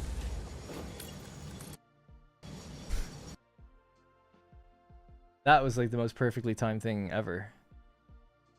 I will send that one. Yeah, Open a window. Oh, the windows are open. There's no airflow in this place unless I open that door, but if I open that door, he wants to get out. How do you decide how much of something to make? For example, modular frames, circuit boards. There's no correct answer to it, unfortunately. Cat's doing good, Ace. I'll just answer the other question first from William. William Brandicant is a great name, by the way. Yeah, how to decide. So, if you have a look at space ultimately, to advance the game, all you ever need to do is build a space elevator with whatever it needs. And you can look up online what the different milestones are going to be if you want, but even if, just say you look up and you see, okay, I'm at phase 3, I need 2,500 versatile framework. A standard assembler with the recipe for versatile framework is, it makes 5 per minute. I just load in here. It makes 5 per minute. So we just open up a calculator for a sec. 2,500 divided by 5. It would take 500 minutes or 8 hours to do it with one machine. Now, 8 hours might sound like a long time, but that's if you were just sat there waiting for that one thing to complete. You could be doing the other things while you're waiting on that. The next thing you need, I think, is 500 modular engines. And you need 100 adaptive control units at that phase. This is how I know I've played the game too much, because I just know that. So it's like, well, you've asked the question, like, how do I know how much of something I need? It's really up to you. Is 8 hours a good number? You could say that to make 5 per minute, now that I'm actually in the game, I can actually have a look. So versatile framework, to make 5 per minute requires 2.5 modular frames per minute. Maybe you feel like I could do 10 per minute, therefore I need 5 modular frames per minute. Therefore, okay, like depending on what recipe you want to use, you need 5 of these. So 2, 4, maybe 6. That means that you'll need 3, 6, 9 of these per minute. You know, and that's, you just work backwards from the space elevator goal. That's ultimately if you just literally just want to know how much do I need to get it done in like some sort of reasonable time. That's how you know. Other than that, though, it's I kind of just pull numbers out my ass. Really, it's just like what feels like a good number. What what's kind of difficult to do, and then I'll make it a little bit more time-consuming. So it's like, oh, it'd be kind of difficult to make 10 per minute of this thing. I'm gonna try and make 20. So I kind of just eyeball it or guess. But if you want to know it down to a science, I would say look up on the wiki what is required in each space elevator part. Because it doesn't show you in game, so you'd have to go to Satisfactory Wiki GG or whatever. And then if you go to the space elevator page,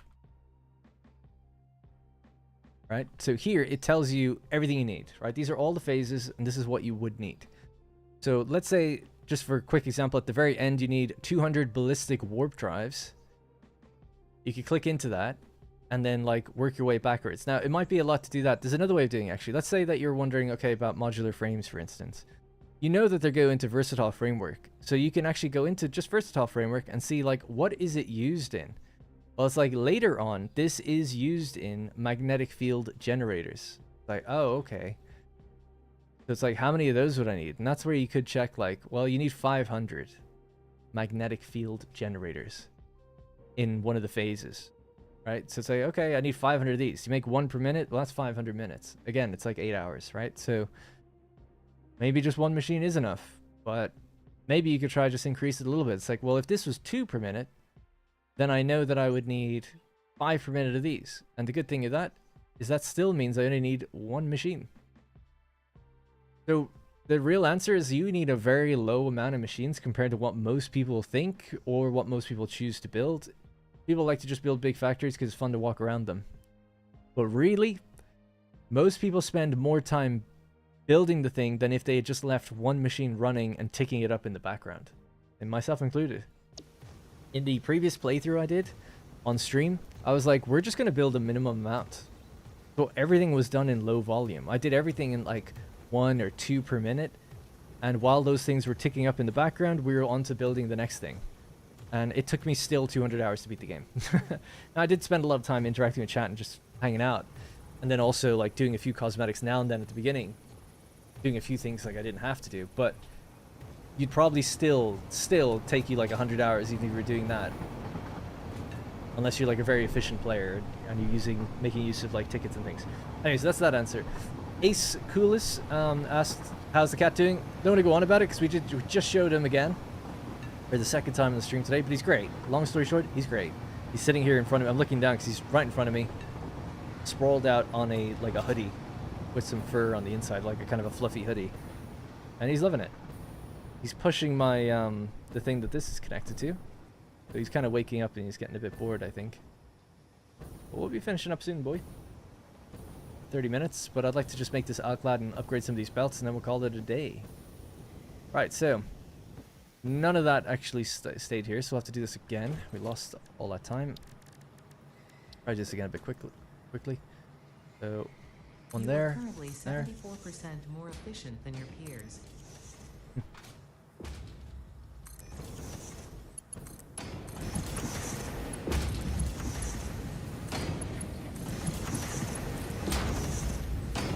I feel like we're not getting that glitch anymore, so maybe there was something going on, some hanging bug. Memory leak maybe or something?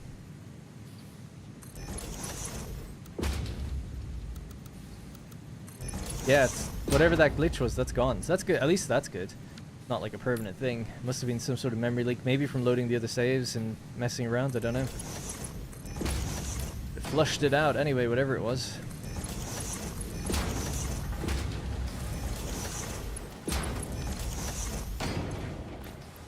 One, two, three, four, five, six, seven, 8.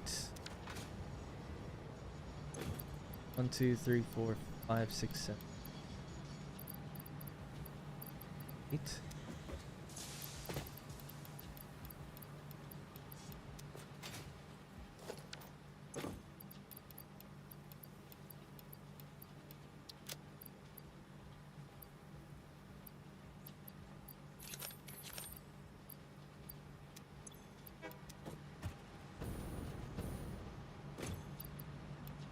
It's my go-to planner. I rush the hoverback, makes the game so much easier. Yeah, I totally agree. People should definitely do that. Just buy it with tickets. You know? Buy the little bit of Alclad you need. I mean, rushing to... It's not... I would say it's not that easy to rush to the milestone you need to get it, personally. I still feel like that can take some time. But, I mean, it depends how you play, I guess. Certainly... You don't need to build aluminum to actually get it, you know? Right, so let's just connect these up again.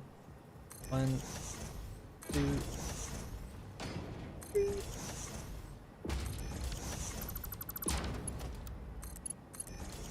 Yeah, that's exactly what everyone would want to do in that situation.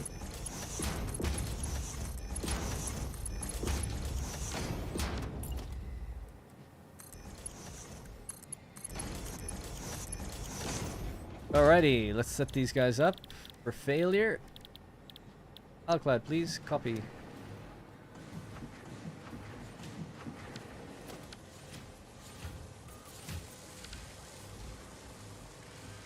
Easy as that. We are now making Alclad. Now this is all temporary. As mentioned, we need 36 smelters, so I've just built a few just to get the ball rolling. This will give us what we need to make 200 to advance the milestone, but also then we'll let it tick up in the background. In fact, let me just give this a bigger container just in case. Yep, totally meant to do that. And we'll then use this to upgrade the belts coming out of these things on the miners and here. So we'll be able to ratchet it up quite a bit.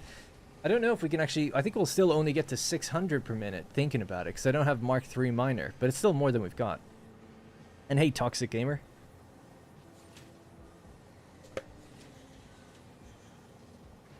Once you get to the milestone, yeah.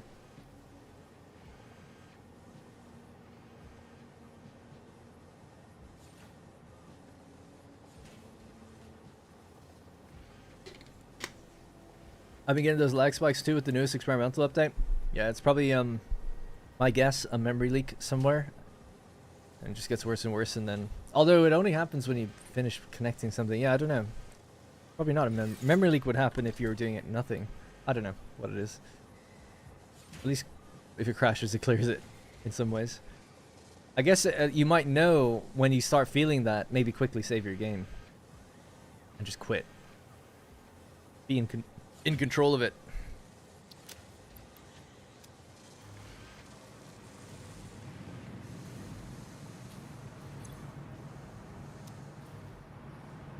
What the hell just happened?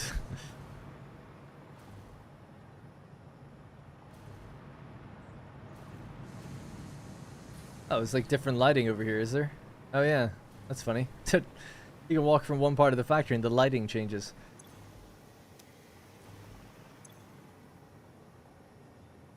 Oh, my recycling didn't... Oh yeah, that is going to happen, isn't it? Because they don't have the right numbers. We're feeding more water than we are ore, so they do get just backed up. And then they stall completely.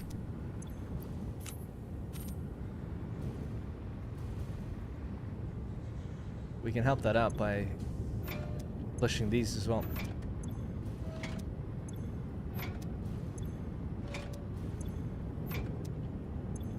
And everything runs again.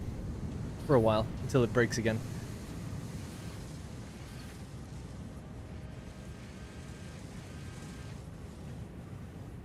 It's gonna look so good when it's done. I can feel it. Maybe a hypertube that takes us down to the end would be good. It does bother me that this is offset. It's such a shame that I didn't see that coming. Part of me is like, just redo it. Maybe you should have before we put the pipes in. Because all it took was moving one set of machines to the other side. And it wasn't actually that difficult thinking about it. It took like, what, a minute to do that? Ooh, another cat's here. Cat in a box. Gonna see our cat sitting on our table on camera. That's Jinx. She's looking down here because our cat Rex is down here. Could plug in the other camera.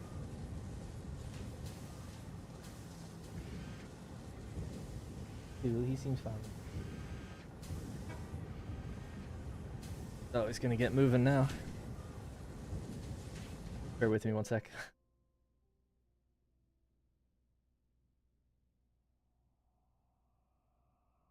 Jinx. Sweetest cat ever. Camera not working now.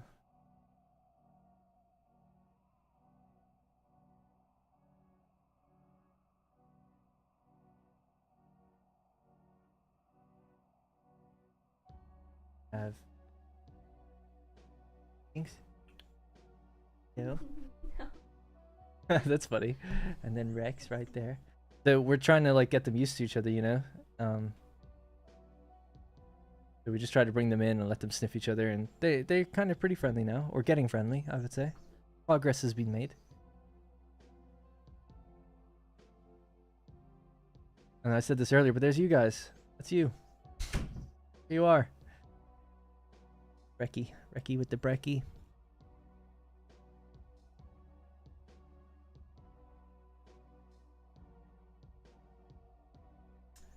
Set up a hotkey to just turn that off. Something.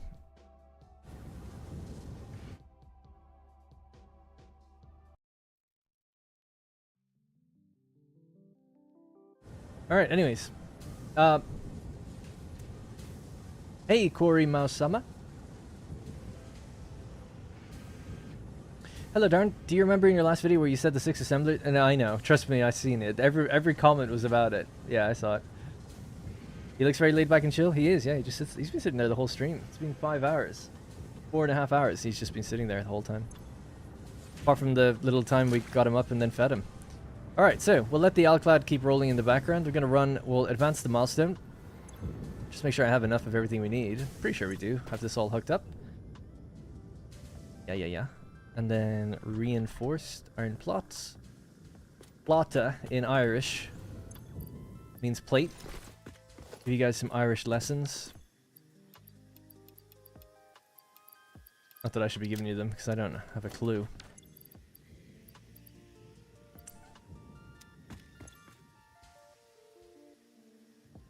One thing I could do before I leave, actually, is just maybe set up sloops. Do we have any? Oh, I don't really have any. Okay, I'll leave it then. Alright, let's get out of here. We'll fly back to base. Advance the milestone and come back and then upgrade the belts. Ride the rail. What kind of mouse do I use? It is a Logitech MX Master 3 or something like that. It's like MX something. Same as my keyboard, actually. Whatever the name of it is. Oh, it's this.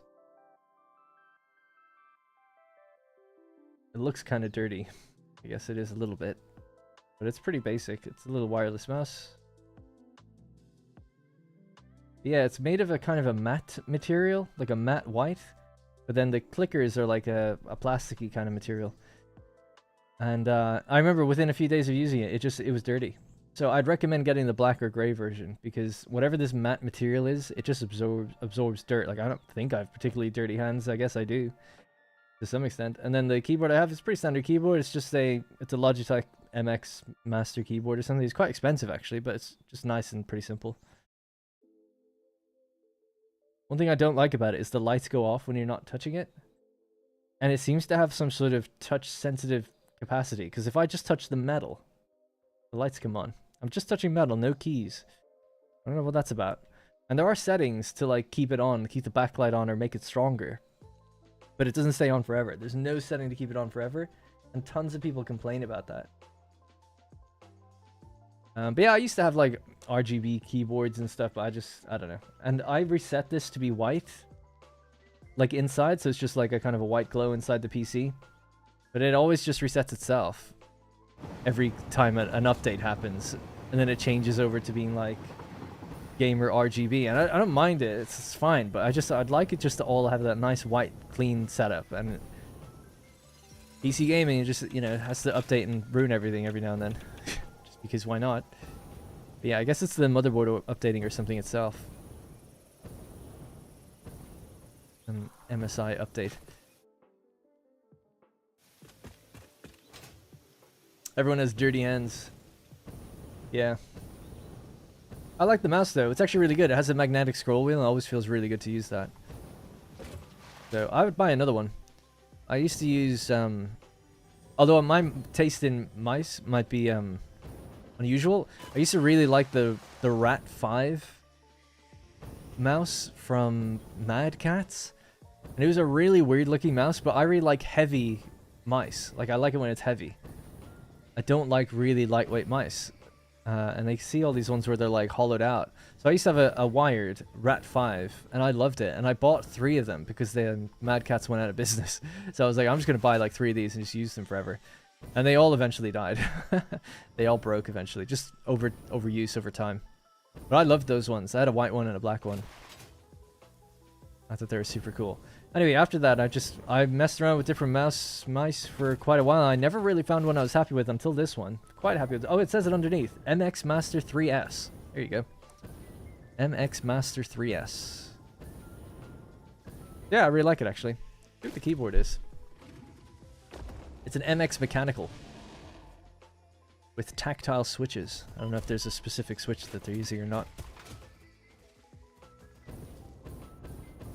Loved my rat mouse as well. I loved it, yeah, I thought it was awesome. You could add like extra weight to it and stuff.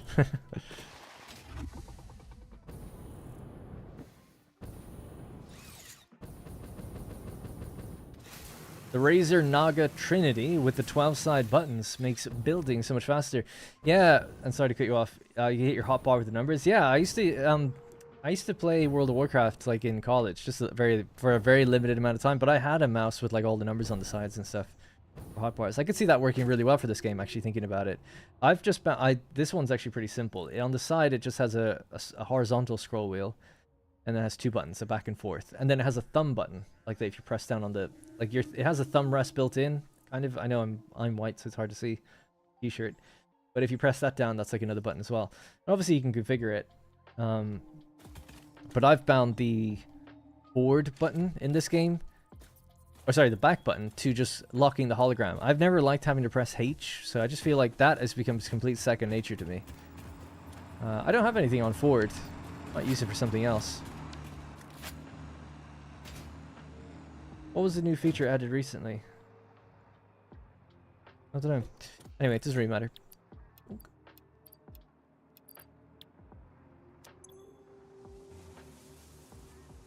probably just thinking of like vertical nudge, but that wouldn't really make any sense. I'll need to wait just a little bit for more reinforced iron plates, or I could just go up to the iron factory that's right next to me and grab them there. In case beams we have right now.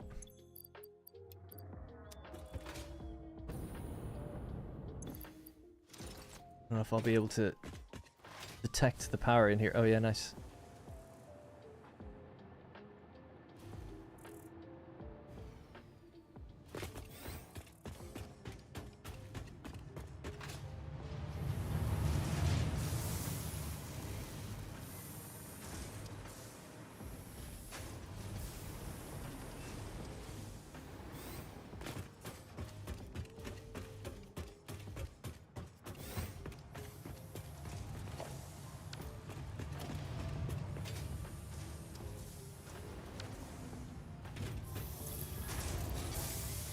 Alright, got what we need.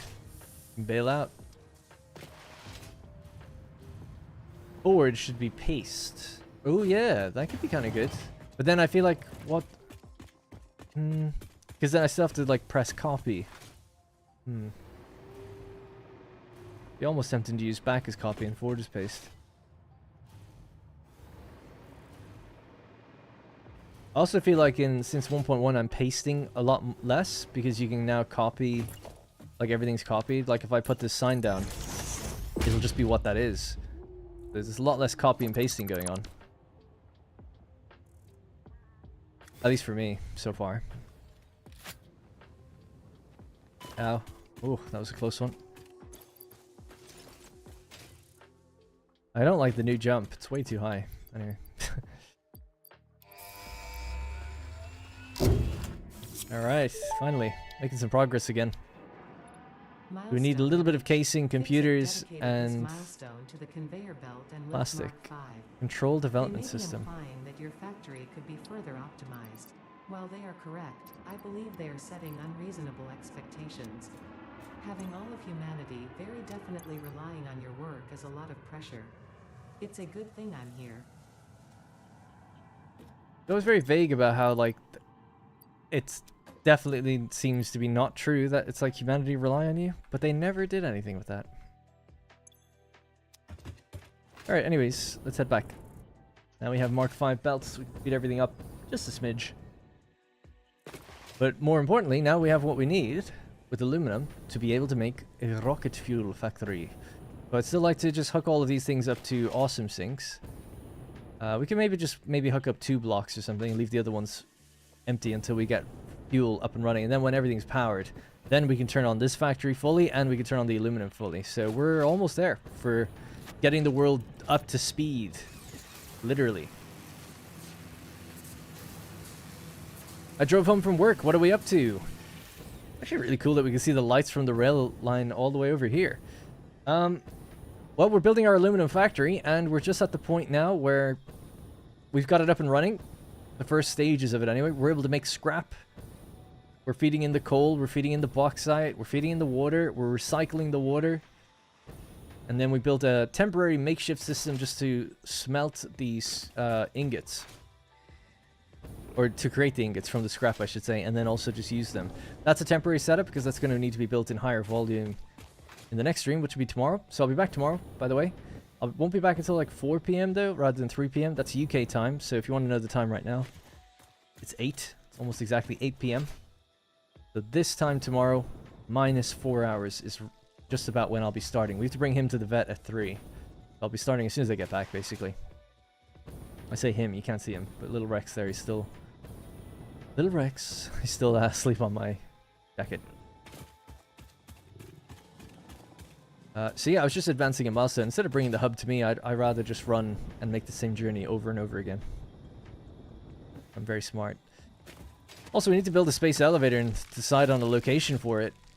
And like leave it there so we can actually track its progress now that we have access to all the space elevator parts that we're going to be making. Although I'm not really in it for the progression now. I'm more in it for the building big factories and getting big numbers out of things. I'm trying to do it effectively. Like not take for too long with these things. This has been a relatively decently paced build. the slowest component was definitely me building the railway, but now with blueprints, that could have been done in an hour. I'm convinced. But it took me like 6 hours, probably, building the stations, load balancing them, and connecting them all. It was like 2 streams. And thinking about where it needed to go and how it was going to be laid out, so yeah, it took a bit of time. The actual placement of the train stations then, and then the placement of the refineries, that was all kind of done in one, so that was good.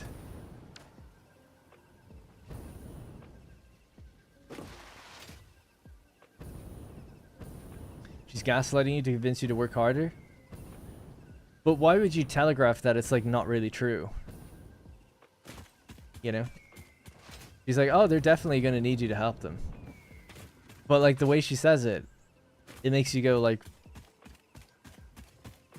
really? I don't, something doesn't sound right. Whereas if she was just, she could just actually earnestly say it to you. Or it could be all a ruse. But like, you never find out either way, so. I thought it was funny that it would be a ruse. It's like, oh, it's clearly a ruse. Like, we're all kind of in on it. But then it's like, no, actually, it might actually be the truth. I don't know. Not that it really matters, but yeah. I'm just going to show you guys something really quick. Oh, he stopped just as I turned on his camera. He was kind of convulsing. Like, he's dreaming and twitching, but twitching everywhere all at once. And I was like, first time I saw him do that, I was kind of worried about him. He just settles and relaxes. I hope he's just having bad dreams. Dreaming about the cars. Okay, buddy. I see your point, yeah. Razor stuff does look a bit cringy though, because they lean to the gamer look. Yeah, I agree. I'm over that now, you know? I don't, each to their own. But now I'm just like over it. I much prefer like a clean... I was never that into it. I've never been into like the colored walls, the streamer room or stuff. I used to stream on Twitch 5 days a week, 2017, for like 2 or 3 years. And I just never did it. I just never could get down with the whole like, put the lights around your room, dye your hair blue and do all that stuff. It's like, I'm good. I'm good. But I didn't make it. Maybe that's why, you know, as a Twitch streamer anyway.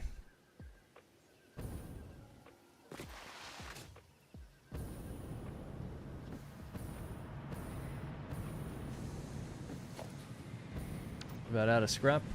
How much did we make? 1,614. It's not bad.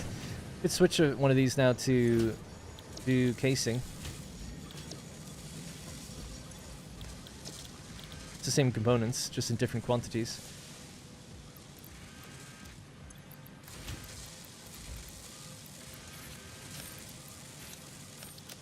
Just so we have it for a little bit. Let it go into the same thing. I'm fine with that. I know the amounts need higher belt throughput. It's fine.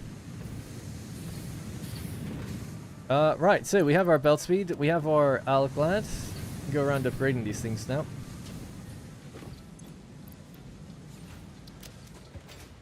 So, this...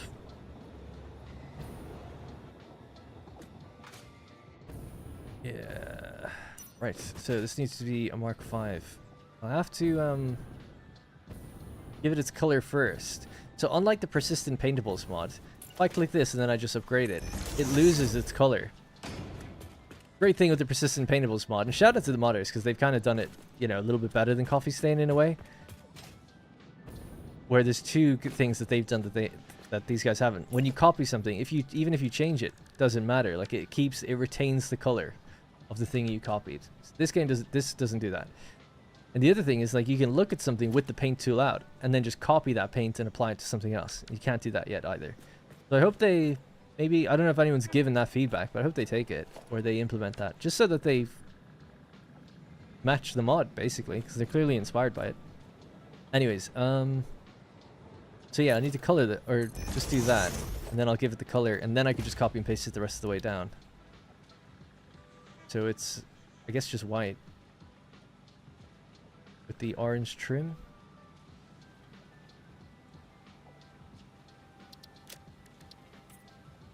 Is that what I was using before? It's Mark V. Yeah, I guess so. Okay, cool. We're just gonna upgrade this one for now. Oop.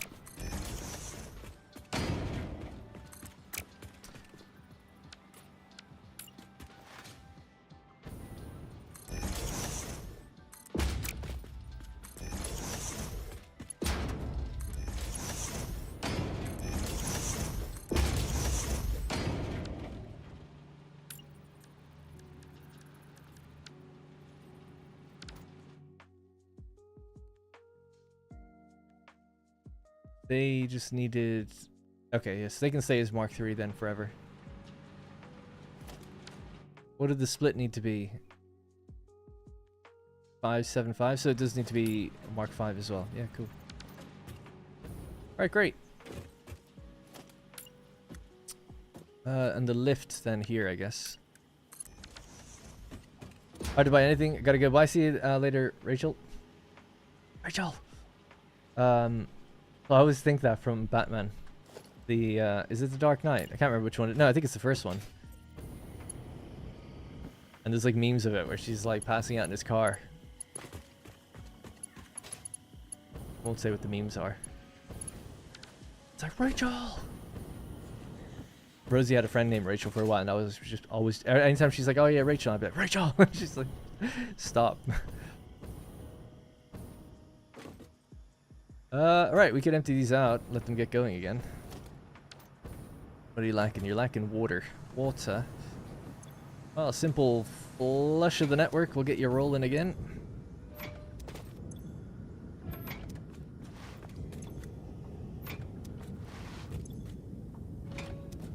And I reckon this place will never run fully unless I clock the machines differently until we get to 1200, so might have to look into different clock speeds for them so that we could at least run it at the speeds that we have. Well, maybe recalculate this tomorrow with 780 in mind, but keep this so I always have it, but then just copy and paste this down somewhere else so that we know, like, okay, what can we actually use it at? Yeah, so that way you don't have to worry about this anymore.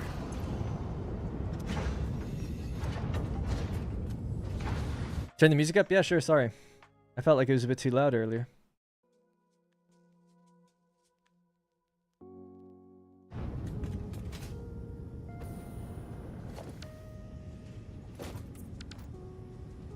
Shout out to Rifty Beats. R-I-F-T-I Beats. He has a Bandcamp where you can buy his albums, or you can just listen to him on his YouTube channel.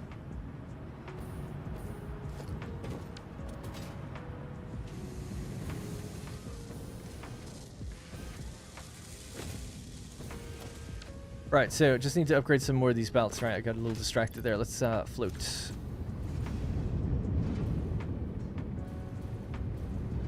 Now we can do scrap in higher volume. These are using the inverse color of orange and then white, I think, but it's a deep orange. Oh no. Thought maybe we crashed. Okay.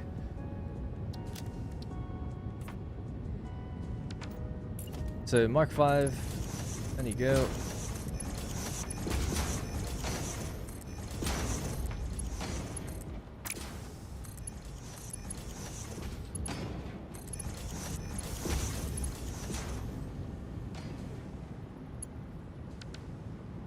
Now, the next thing then would be, do they need more coming out? It's 345 per minute. No, 480 belts would be fine then.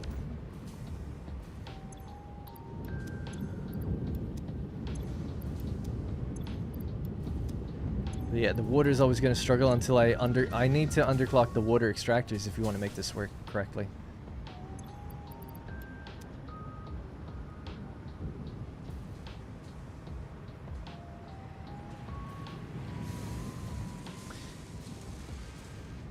I had to underclock everything until I got Mark 6 belts? Yeah. Oh yeah, the train station's a good point, actually. I did forget that.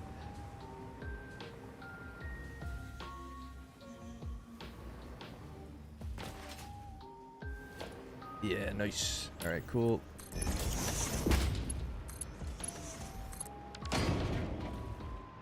Oh, actually, I can't quite remember what's coming out of each station. We wrote it down a while ago. Oh, I don't have it anymore. It's on a piece of paper somewhere in this room. One of them's doing like 350. One of them's doing like 500, I think.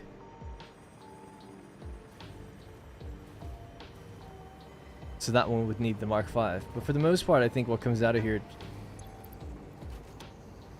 Yeah, damn. I wish I think I kept the piece of paper. Let me see.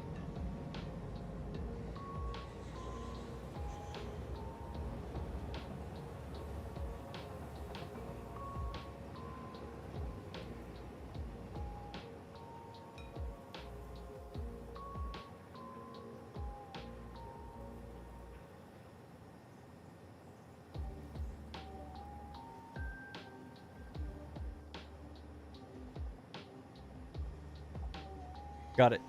One's doing 300, one's doing 500, one's doing 350. I wrote it down as 1, 2, 3. I don't know if that's actually accurate. Like, is bauxite 1 is 300? So Mark 4 lift would be fine. The only one that would need it is the second one. Actually, that stayed as number 2 anyway, either way. That's 500 per minute. So technically, this is the only one that needs a Mark 5.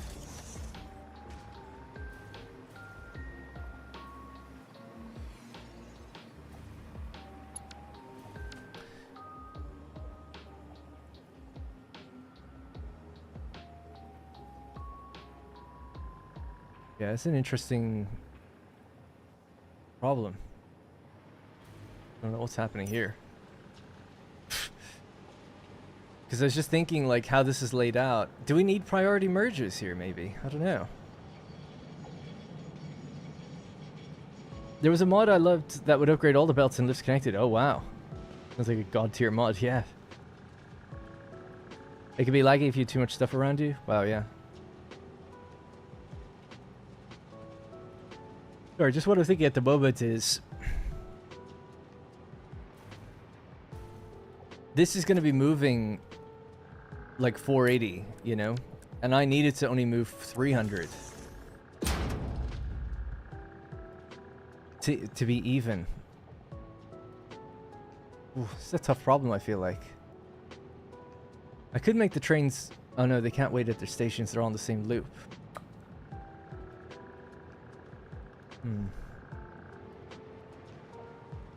They can wait at the stations they drop off at. Dude, does anyone else see the problem that I've just encountered? So, station here is doing 300 per minute. This one, 500, and this one, 350, right? So they all merge onto a belt. That gives us 150. But because we're using a train, there's giant storage containers that are going to be, like, suddenly full. So then what's actually going to happen is they're going to pull 480 per minute onto this belt. And then attempt to pull 780. So, 780 by plus 480... it'd be at 1260. So already the belt will be, when it's a Mark 6, it's going to be maxed out. And this is going to have a hard time merging on anything. Well, I don't know what to do about that.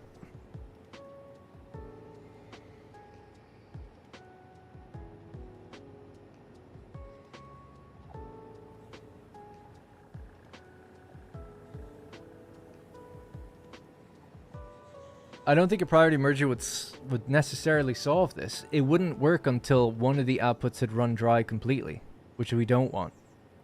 Oh no, it would actually. Kind of.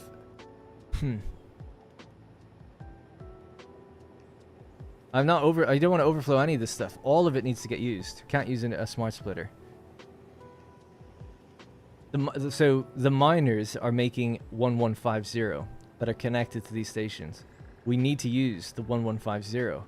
It's just that because it's batch delivery, I can't control the speed on the belt. If we use a priority merger, we could say, like, okay, take from one side and then take another side. But it still wouldn't work because it would have to keep going until one drained. It would basically, there's no way to get the exact amount on the belt this way. It would still have to rely on a whole station being emptied almost before one of the other ones worked. And if that was the case, like the trains are still going to be running trying to drop off material, so they're still just going to refill and start. So it's still going to back up one of the stations. Damn, this is like a real issue. Yeah, you could try to split them all until they have the exact same amounts. Oh, it's such a pain in the ass to do that. There's so many of them. And it's a tough problem to solve.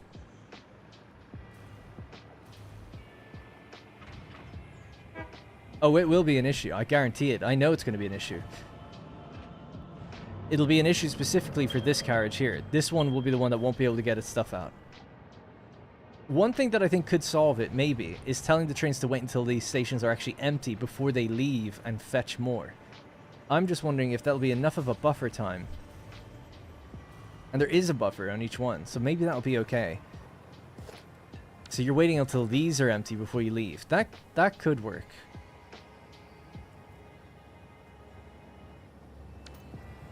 Because then by the time it rolls out and gets its thing, yeah, that might work.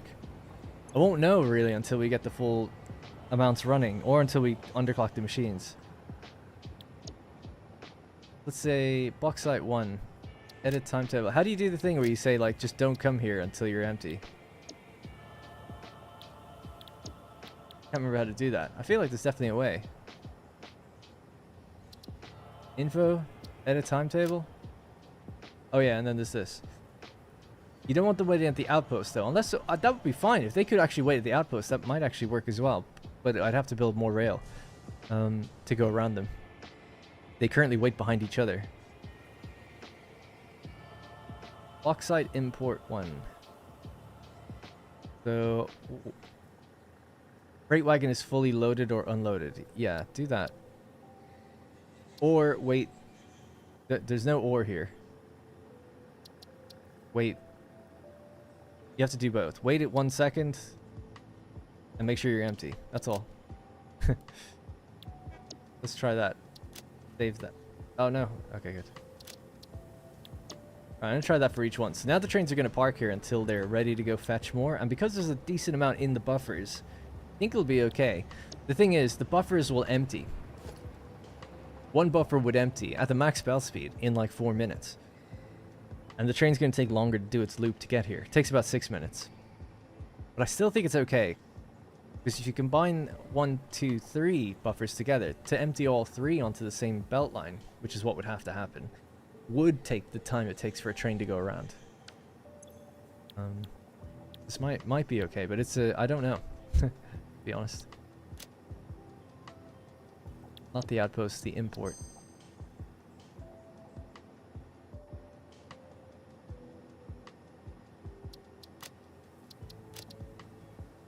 This isn't going to work until all the lines of blocks are being used. Yeah, that's what I was thinking. Or, yeah, you're right. Or we underclock and change all the speeds down. Like, we lower all the speeds. Then I'd be able to tell. So we could do that tomorrow. We can start working on that. I'd like to build the smelters, though. Oh, thank you. Yeah, I'd like to build the smelters, but then we can determine what rate we can comfortably run the factory at until we get to Mark... Because not only do we need Mark 6 belts, we also need Mark 3 miners. So it's a long way off, because you also need fused frames and a bunch of things. So that's such a long way off, it'd be a shame not to get the factory up and running. The cool thing now, I just remembered, is we have 780 belts. We can get the copper caterium factory up to full speed. We just need the power to do it. So we really need to now move on to a power facility. But I need to write down as much info about this place as I can to know everything it's doing. Because we'll have to leave it for a little while before we come back. But tomorrow we'll still finish it off with some smelters. At least one of the blocks. Fun. It's a fun little problem to have. Like, to try and solve this. I've got 3 lines. We could clock the machines different and send 3 lines into them. But that would suck. I'd like to solve this. If we could.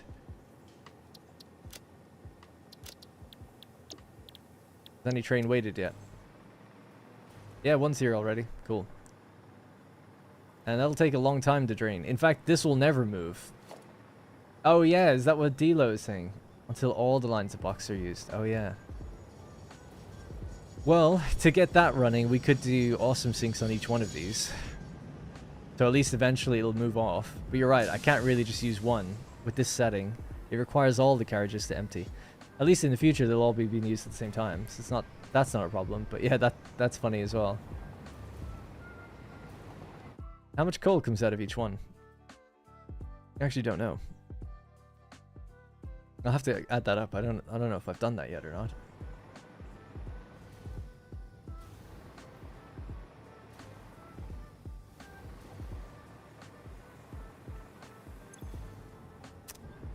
Yeah, fun problems. And I mean it. I like having the challenge of like trying to figure that out. That's a good... I've never had that problem before, and it's an interesting one. How are we doing now for casing and belts and stuff?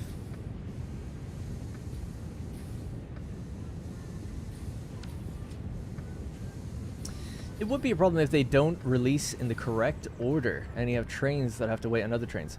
Look, at the moment I don't have trains waiting on other trains, so that's good. That's why I said I couldn't do it at the station. There's no loop around for the trains that run through these. Because there doesn't really need to be. Not really. Yeah, so that should be okay, I think. One's 500 per minute, another's 350, another's 300. So I just feel like they wouldn't be waiting that long if they do end up waiting behind each other a little bit.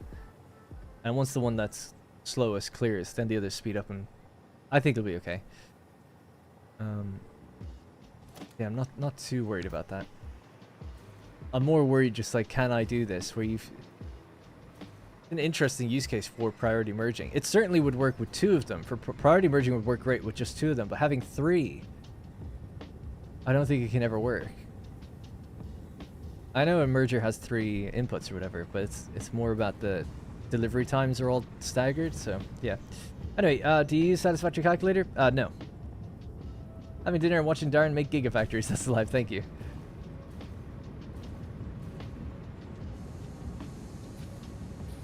Yeah, so just to summarize that problem, they'd all need to be Mark 6 so they can empty out as quick as they can. So that's true. They'd all need to be like their best belt speed. Just get everything out as quick as you can. And they all need to drain. Oh, that's such a tough problem. I have a headache even thinking about it.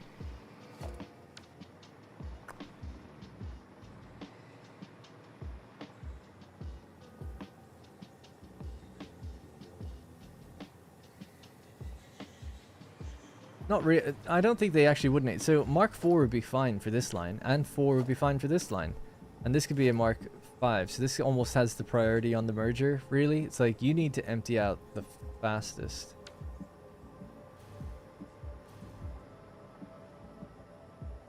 They sort of all need equal priority. Am I overthinking it? What if they all just merged onto one line? From one merger. Currently they're doing a manifold merge. One onto a merger, one onto a merger, and one onto it. They're all going onto the same line. But would it not work if we just had this? So one goes in there, one goes in there, one goes in there, and then what you get out is an equal. This would be an equal distribution of what's going in, wouldn't it? I suppose we don't need it to be equal. We need this one to take in a little bit more. It's like 500's coming there, 300, and then 350. The other alternative, like that person mentioned, is try to split them evenly. But that would be the best way to get the number you need without splitting.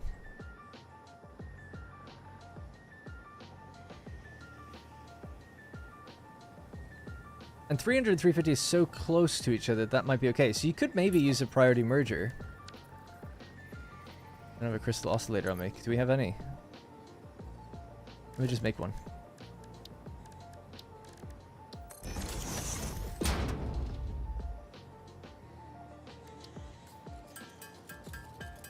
Yeah, so I'm thinking give a high priority to the middle line. No, it's not good. That doesn't work. High priority to the middle line, and then a medium priority to the other 2. The problem is it won't do anything until the first one is completely drained. But maybe that's okay. I don't know. But see, if the first one's completely drained, we've now set the train then to leave. So that train goes off. The other 2 are then rapidly trying to drain. While that other train is out there doing things. And then if that train gets back before the other 2 have drained, which it likely might, probably wouldn't actually, but let's just say it did for sake of argument, then it would just back itself up again because the first one would dump onto it. I don't know if a priority merger is the right thing or not. I don't know.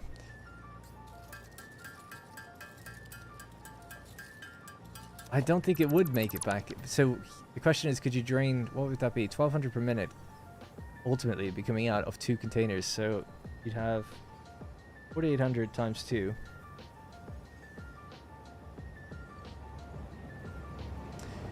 If the train made its loop in 8 minutes, it would interrupt. I can't really try it. I can't try any of this now. It's all theoretical until we either get a better belt speed or I underclock the machines. Sorry, I do feel like the music's too loud. It's either too quiet or too loud, really. Just YouTube volume control, I guess. Yeah, anyway, so sorry to be a tease, but we're going to be wrapping it up in a minute. But yeah, tomorrow I'll find the clock speed. We'll clock these down, and then we will be able to test it and see, like, can we do this? I almost feel like I need to empty these out just once to give it a fresh, like, run, just to see.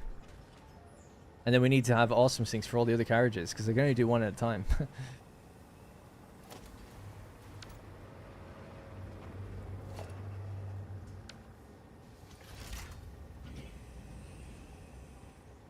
No, I don't want to make any paint diagrams right now. I'm going to wrap it up because I don't want to go on too long. But the issue is simple, really. I could do it really simply in just signs.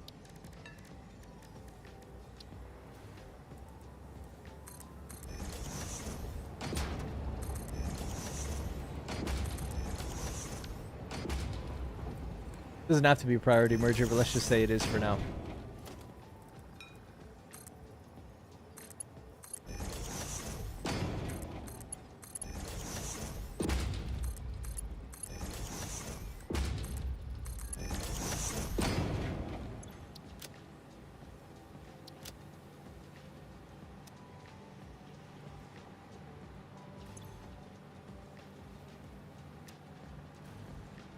Wait for the autosave.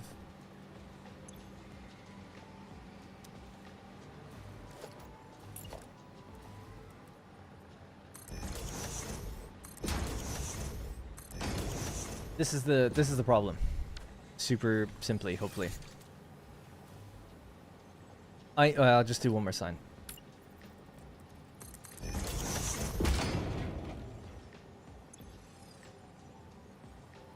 We're trying to, maybe I'm missing something, I'm overthinking it, totally could be the case. So we're trying to consume 1,150.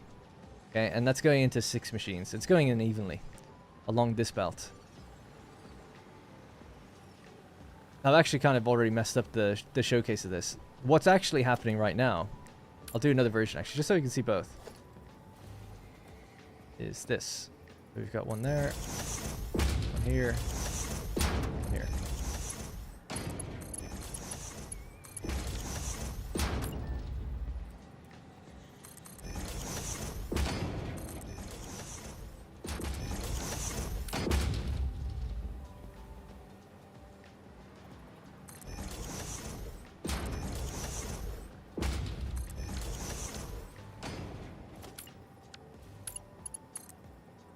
So this is the current setup. This is what's actually happening. Say that's 500, and that's 300. Right, so these boxes represent the 3 train stations and their first carriage, right? The same thing is true for all the carriages, but we're just going to take one example right now. We've Station 1 doing 300, Station 2 doing 500, and Station 3 doing 350. That gives us a total on the belt of 1,150. That's what the miners behind these are all doing. Or not all doing, but when they're all combined. We know that, like, that's true.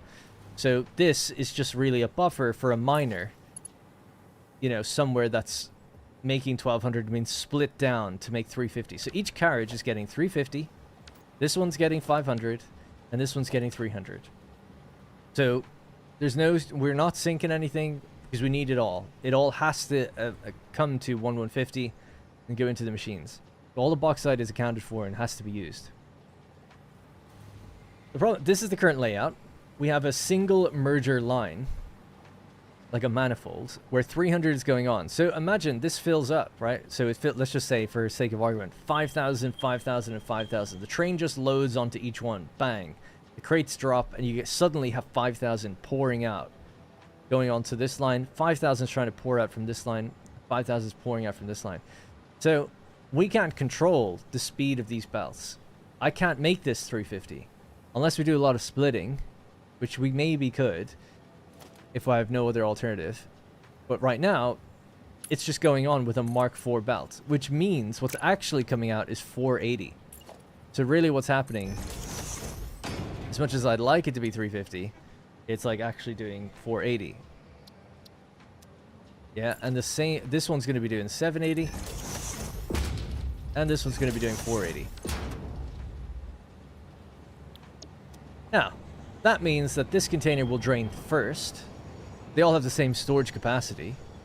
but this is doing 780 because it needs technically 500 per minute. So the best belt we can do there is a Mark 5, and that means it's going to do 780. So the problem here is this will be a 1200 belt, right? So it's a nice big fat Mark 6 belt zooming along. So the initial 480 that goes on here, that's fine. 480 rolls on, that's fine. But then this is going to be trying to throw 780 onto it next. So 480 plus 780 is going to be 1260. So that by the time we get here, this is going to be trying to merge on. And what will, I think, happen is every now and then it gets a little bit put on it. Like a little bit. It'll be like every 2 or 3 that roll by, like one goes on. So it'll kind of slow these two down. So this will maybe go from 780 down to 700, or this will go from 480 down to 400. This will maybe be doing like 120, something like that. It's going to be trying to find an equilibrium of some sort. That's the issue. The issue is, because of that, less is coming out of this one, and more is coming out of these two, really, than I would like. And because of that, the trains will leave, they'll do their loop wherever they go, and they come back around, and maybe this one empties finally, and this one finally empties, and this one is emptying, but it hasn't fully emptied yet, and the train arrives and bang, drops in another load on this one, and it doesn't quite get to drop a full load on this one because it's not fully empty. So I need a way to evenly take from each of these the same amount. Could do it via splitting, maybe prior to merger or something, some other way I haven't thought about. You could set the 500 train to be at the head of the manifolds.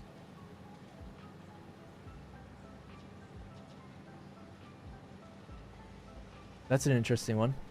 So if this was looking to do 500 and this was looking to do, what was it, 350?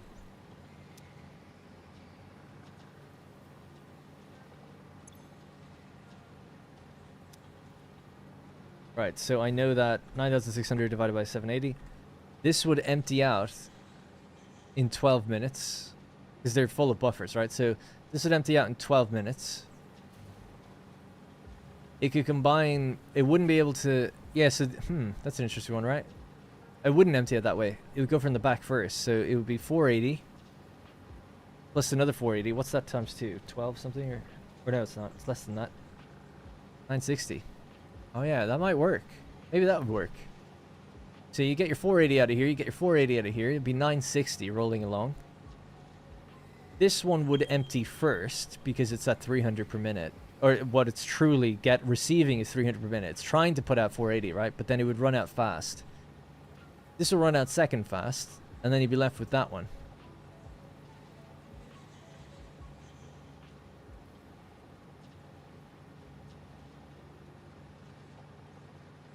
I could then even just put the trains on timers. We could time it out. Instead of telling the train to leave when it waits, or when it's empty, we could know how long it takes for the station to receive its thing. Like the miner to fill up, right? And just tell it to leave. So I totally agree with you, Ryan. I think that's actually pretty good. If I rerouted train number 2 into number 3 spot, it's the last one on the manifold. These two will take priority, and this one will have struggle getting out. That's fine by me. I also think that I could probably help things by telling the train to literally wait the time I know it's going to take. Bigger buffer? I don't know if I need bigger buffer because there's also the freight carriages themselves plus the buffer. If anything, I was thinking a smaller buffer might be good, but maybe. I do think that could work. Combine this system with using the timer.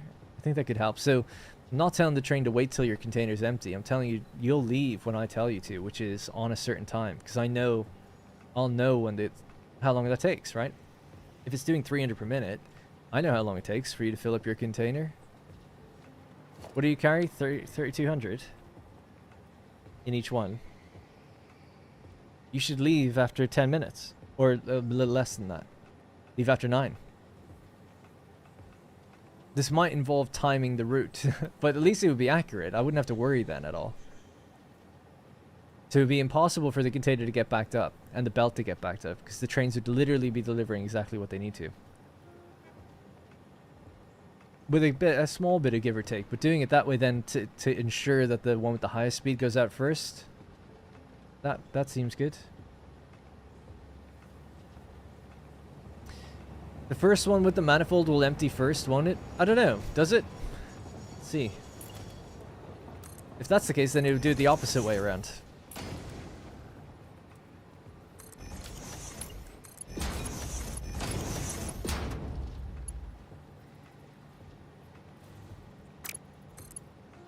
This is raised for some reason. Oh yeah, the train line. Alright, so that'll be a Mark 5. This will be Mark 4.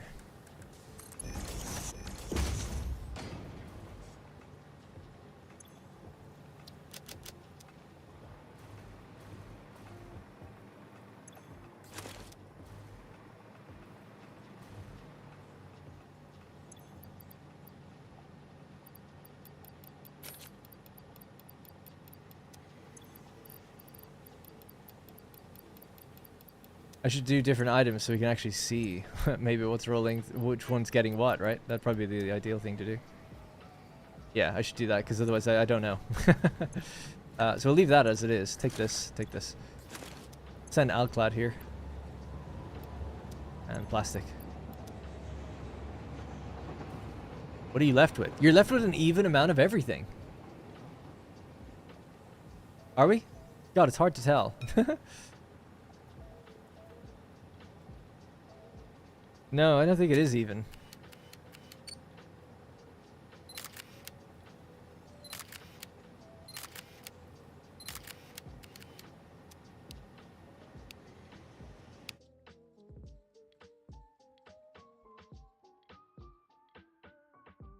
Yeah, there is more bauxite coming out. So that's correct then. It's working as intended. It looks like the 480 and the 480, they're coming out at the same rate, from what I can tell. It's like one plastic touching two bauxite, one Alclad touching two bauxite, and that seems to be consistent. But the fact that it's two bauxite means that we've almost set up our own priority merger in a way.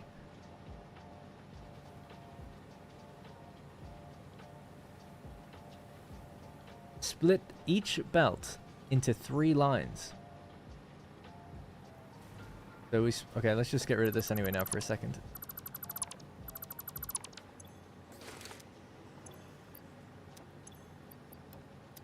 Let me just put that back where it was. It's in here.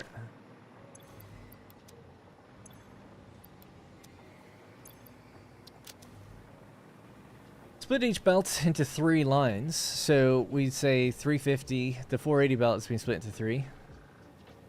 Merge one of each splitter line into a merger. 3 mergers total.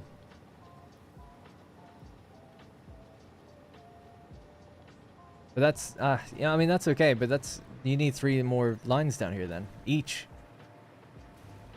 So we go from 6 lines to 18.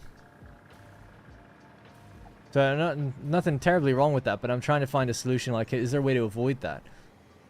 Because at that point, I would almost just say, like, we could keep the solid line, but I would just split my way down to the number we need. It was half box, quarter sheet, quarter plastic. Was that really what it was?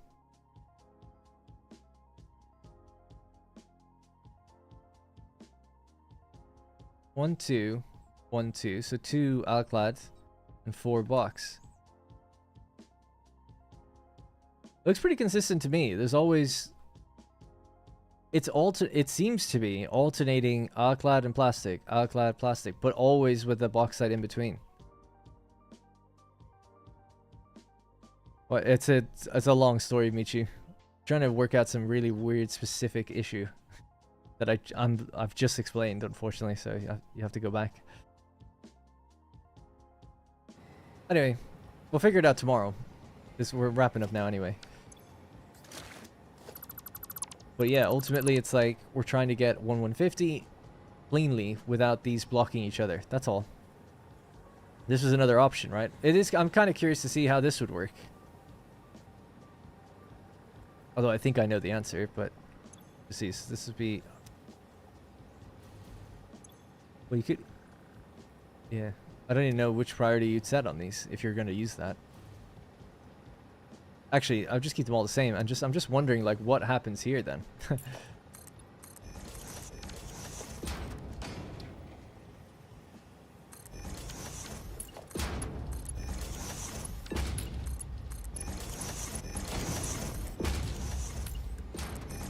You're a faster belt than your peers, so I'm just curious, like, how much makes... I could have checked that, actually, how much makes it into the container. That would have been the smart thing to do. Not very smart, though. Let's play it safe. So, this is the plastic will be the fast belt, and these two will be the slow belts. This is like the equivalent of what would be happening, so I'm just kind of curious to see...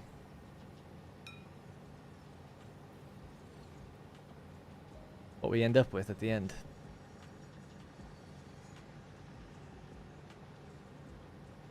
Just for... I'm just going to take that out now. We can see a more even amount going in. Does seem to be the case that you get, yeah, double the plastic for the other two. But is it only... it's probably only double because... yeah, that's the way it would be. I was going to say because it's twice the belt speed. So... I wonder... is it double over here? Would it be double? Well, let's just see. I'm gonna have to ask.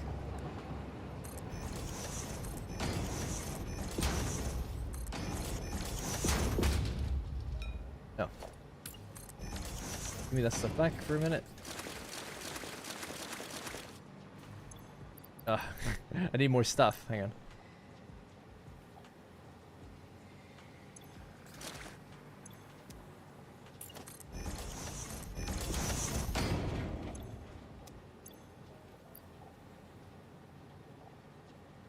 Do this in creative mode, really. Go get the Alclad. Oh, I'll use it to something else. We have concrete would be a good one, right? Because it's high volume. Alright, cool. So, this.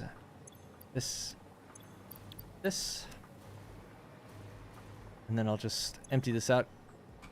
Get rid of that starter. So the reason I was struggling to articulate it, like previously we were doing 60 belt to 120, so that's why, maybe that's why it was double, but this wouldn't be double. This is 480 to 780. So what's 480 divided by 780? Yeah, it's 60%, right? So that's 60%. So it's, you'd expect for every 6 of one thing, you see 4 of the other, I think, rather than every 2 of one thing, you see 1 of the other. That's my guess, anyway.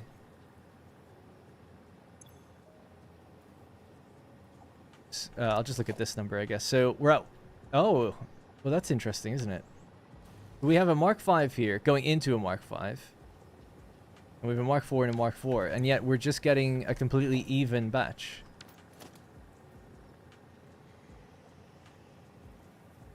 My Epic Games, not experimental. You have to... there's a separate thing you can load on Epic. So... there's Satisfactory, but then there's another thing called Satisfactory Experimental. So you don't opt into it. You choose a separate, like, game that's in your library. No, I didn't set any priorities here. I set them to be low. I was just curious, like, what would happen with a regular merger. Even though we've got 2 lower belt speeds. I was just curious, does it make a difference? But if this is the capped belt speed, I guess it doesn't. That won't be the case in future. What really will be the case is... this main belt will be 1 level higher. So this should be a Mark 4 if we want to test this more accurately.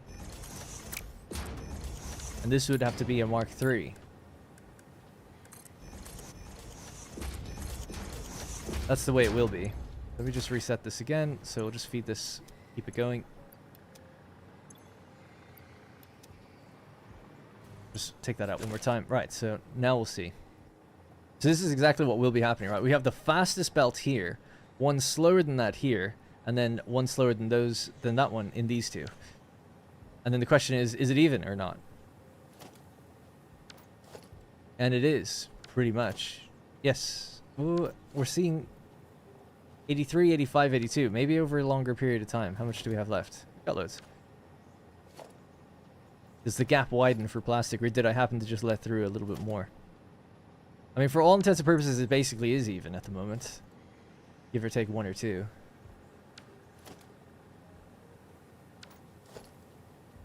Although plastic maybe is pulling ahead ever so slightly. So maybe every now and then we get a second plastic through.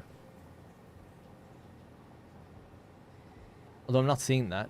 I'm seeing 1, 1, 1, 1, 1. Like, it's always the same ones. Why does this look like it's gaining, though? It's now like 10 ahead. Was it always 10 ahead?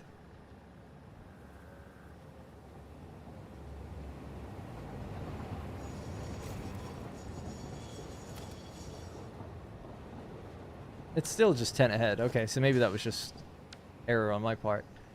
Take this out, actually, and just test it again. Now they are the same. As a semi-experienced beginner, this just looks like wizardry. Basically, the problem is this. There's 3 stations. Right, 3 separate stations. 1, 2, and 3. And the target I want out of 1 is 300. So this is receiving 300 per minute. This is receiving 350. This is receiving 500. But when the stations are full, the trains drop off their stuff on the other side, right? When they drop the stuff off here, the belts that are sending stuff out will actually be 480 per minute, 480 per minute, and 780. The question is, how do we get 1150 evenly from these 3? I don't want any one sending out more than the other. I want this just to send out 500. I want this to send 350, and I want that to send 300. Now, you could split them down until they only do that amount, kind of. You'd have to then loop some back around to the input or something. Splitting down probably actually just would not work. Because we can't send it into an overflow. It's not about that. We need to use all of it, but we just need to make it even. Because then the trains are leaving, and they'll... If they're accidentally pulling from one more than the other, it'll all get messed up. So they need to be, like, super even. But we're testing out ways to see, like... This is run for too long now, but that seems even as well. So even with different belt speeds, it seemed even. It didn't seem to matter. It was the merger was taking evenly from each, which is kind of interesting, I think. I wouldn't have thought that. Wouldn't have thought it worked that way.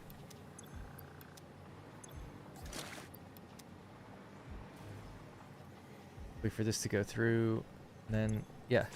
But basically, this is just a little test to see, like, okay, this is a Mark III. That's a Mark IV, and that's a Mark V. Who gets priority? Nobody. So currently they're being fed onto the same line like this, like in a manifold, and that seems like it would cause problems. Doing it this way seems like there'd be no problem at all, right? This seems like it would fix it. It's an even merge, as Khaled said.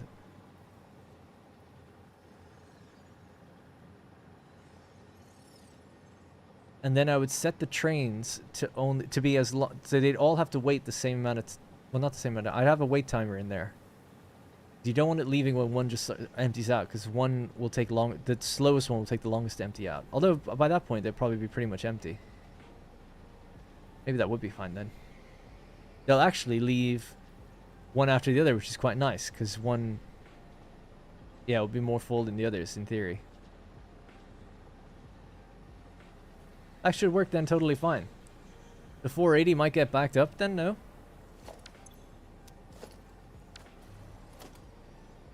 It's interesting that it's not... Oh no, it is consistent. Never mind. I don't think the 480 would get backed up, no? I don't think so. Place a smart splitter after the priority splitter and split... Place a smart splitter after the priority splitter and splitter into 3 containers. You need to write that again. I'm pretty sure you meant place a smart splitter after the priority merger and split into 3 containers. Smart splitter after the priority merger and split into 3 containers. Place the new belt item counter on each belt after... Oh, right. I don't trust that thing anyway, because it's not really working. But that's kind of interesting as well. Then you could kind of maybe see the throughput. But the throughput won't be accurate. It'll be to the belt speed. You won't see... You'll never see 300 per minute, 350, or 500. We'll never see that on any counter. because it's a batch delivery on the train. Like the train will have 2,000 in it, drop off its 2,000, and then it'll be just coming out at the rate of whatever. And it seems like they'll be coming out at an even rate based on this. Now this is interesting, right? Now we're getting, with just 2, it's a different story. We're getting 2 plastic for 1 concrete. But we're not doing 2, we're doing 3, so that's, our problem will be solved anyway, it seems. Look at this.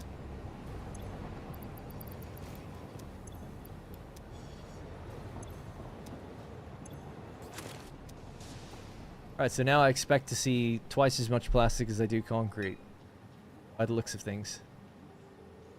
We have 65 and 36. Let's try to get it to 100. Nice clean. 107 to 60. 124 to 70. Actually more than that, it seems. Although I think it's just the way I took it in. Because I'm not seeing ever 3. You'd need to, the only way you would ever see even more, like it gaining, is if sometimes we see 3 plastic go in. But I don't.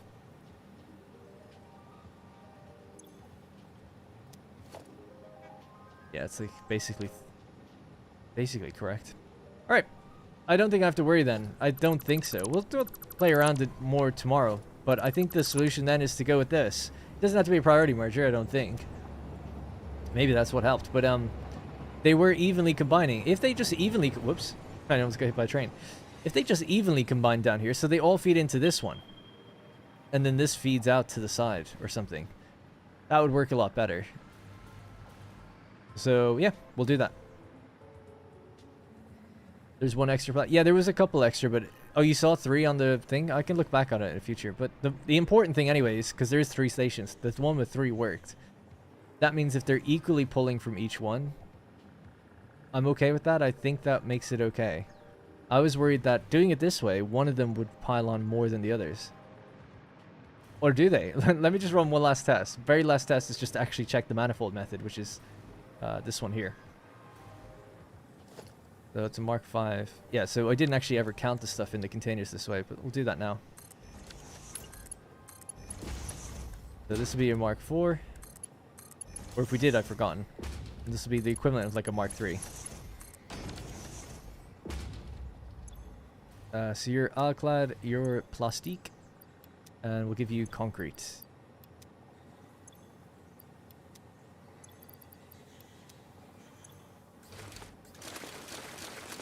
Alright, we're refreshed. For some reason, yeah, more concrete went in there. Anyway, okay, cool. Now. Well, oh, we did do this before, yeah, what am I saying? But I don't think we actually... I don't know, I don't remember, but it did seem... This goes out twice as much as the other 2. 88, 44, 44. Perfect. So yeah, it's twice as much. That's what we don't want. That's what that would kill me if we left it like that. So I do need to do this system. This works. That doesn't. For this situation. It's interesting because it's the same belt speeds, you know? It's just the way it's going onto the mergers. This has priority. It's faster. And it's at the front. Maybe that's also the other contributing factor, but...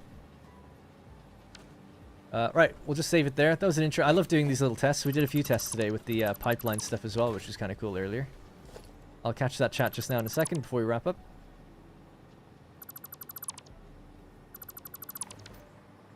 I'll just leave that. I just wanted to clear the rail. Hey, old school gamer. Off topic, have you ever had advice about how to do good, satisfactory Let's Play? Basically, none does satisfactory content in my language. Seems like a good opportunity. I don't know if I should really give you the advice. My Let's Plays always lose viewers over time. Probably look at someone like I'm Kibitz or someone like that. But I don't know. It's you know how I do my series is I try to cut out as much what I consider downtime and stuff that I've already shown people. But some people ask me to show more of that. Other people want to see less. So it's really hard to know where should you be. I think for just if you want to do YouTube content generally, just try to be consistent. Have a good quality audio is important. Good quality footage. You don't have to have an amazing PC. You could play the game on like lower settings maybe. You just need a decent frame rate. You can't be running the game at like 10, 20 FPS. I see a lot of people do that. And it's like, people just don't want to watch that. Because it's just rough on the eyes. But if you can get your game to run at around 60, you can even just play at 1080p. Whatever it takes graphically to do that, I would recommend trying to do that. And then trying to have good audio. So nobody wants to hear people clicking or key presses. Again, it's a small thing, but it does make a slight difference. When someone clicks into you for the first time and they hear you like sniffling, coughing, clicking your keyboard, it's low quality footage, something like that, people just bounce off it really quickly. So the quality, I think, does matter to an extent. And then consistency, just being regular, being there for people. You know, if you're like, whatever you can do based on your schedule, it's like 3 times a week. I can do 3 times per week, and I'll be there Monday, Wednesday, Friday, or whatever the case might be. I think that's really important, and it probably is more important than being like super high quality, because there's enough high quality people out there that it's like you're not really going to outdo them for quality. So consistency is probably just like your better bet for something that's already established, because there's people that build like really amazing stuff in the game, so you can't really compete on that level time wise, and they don't even view that well. So I think it seems like consistency is probably more important, and keeping things moving, always having like telling people what you're solving a problem in a video, I think is always a good way to go. It's like, okay, like today we're gonna do, you want to tell people like up front, here's the problem that we're trying to solve. By the end of it, hopefully solve it, even as small as it might be. If you're building a big factory, it's like, this is what we're going to get done today, and then you actively try to work towards doing that and try to hopefully get it done. I think it's not as interesting when it's like, yeah, today we're just like laying another 100 machines, but there's not really, that's it, you know? We're not going to turn it on. We're not going to like really solve any problem. We know the layout already. It's like, no, you need to be like figuring something out and have a sort of aha moment, like, oh, now this is what we're going to do, and this is how we'll do it, and now we've done it. So I like to have a little arc, and then you can have a broader arc between videos, but having a little arc in the video I think is good, and that keeps people interested to watch towards the end, hopefully. Also, I would say don't do videos too long. Generally, I think 40 minutes is probably the limit of how long you'd want to go. So that'd be my advice. You know, be consistent, try to aim for a certain amount of time. Try to aim for, yeah, consistent schedule each week. Try to set up a mini goal within what you're doing. Try not to waste people's time. You know, make sure that what you're showing and doing is interesting, and do the uninteresting stuff off screen if you can, whether it be cosmetics or whatever. And that'd be my advice. And then have like good quality. I got a shock mounted mic with kind of good sound, RTX 3060, so I can run the game fine. Our problem is like jumping from topic to topic all the time.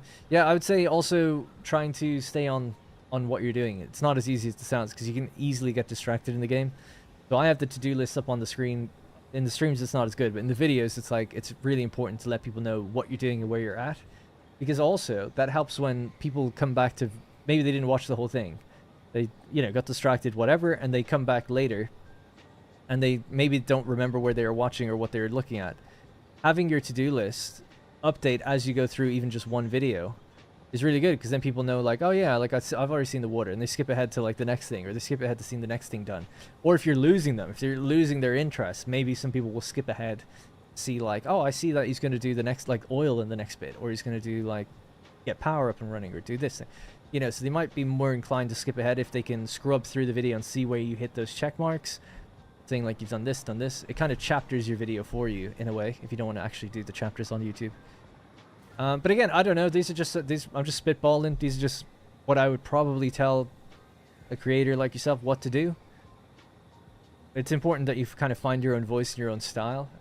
It's good if you think there's not many creators in your language, but if your language is really niche, maybe it's just the case that there's not enough people to warrant it, perhaps. But I would definitely give it a shot and see. But I wouldn't expect like anything huge until you do it for a while. But if you know there's already community for the game in that language, then yeah, you might have a better time finding it. Do reaction videos to whatever I do. Yeah, fix all the stuff that I do. I put out my saves, download my saves, boot it up, and say like, here's how a real man does it, and fix everything. All right, we're gonna call it there. Sorry if I, yes, per Rex. Sorry if I missed some chat just there towards the end. I'm trying to read it. Oh, sorry, the GoFundMe for Rex's thing is still listed. It does it. The fundraising is disabled anyway if you click into it, but I forgot that that's active on Stream Elements. My bad with that. I'll be back tomorrow, 4 p.m. UK time, after Rex goes to the vet. Turn on his camera one more time. He's still here. Rex? Hi. Hello. You're looking a little sleepy. His eyes are very wincy. Looks a little annoyed, actually. You annoyed? Buddy? Being playful? Yeah.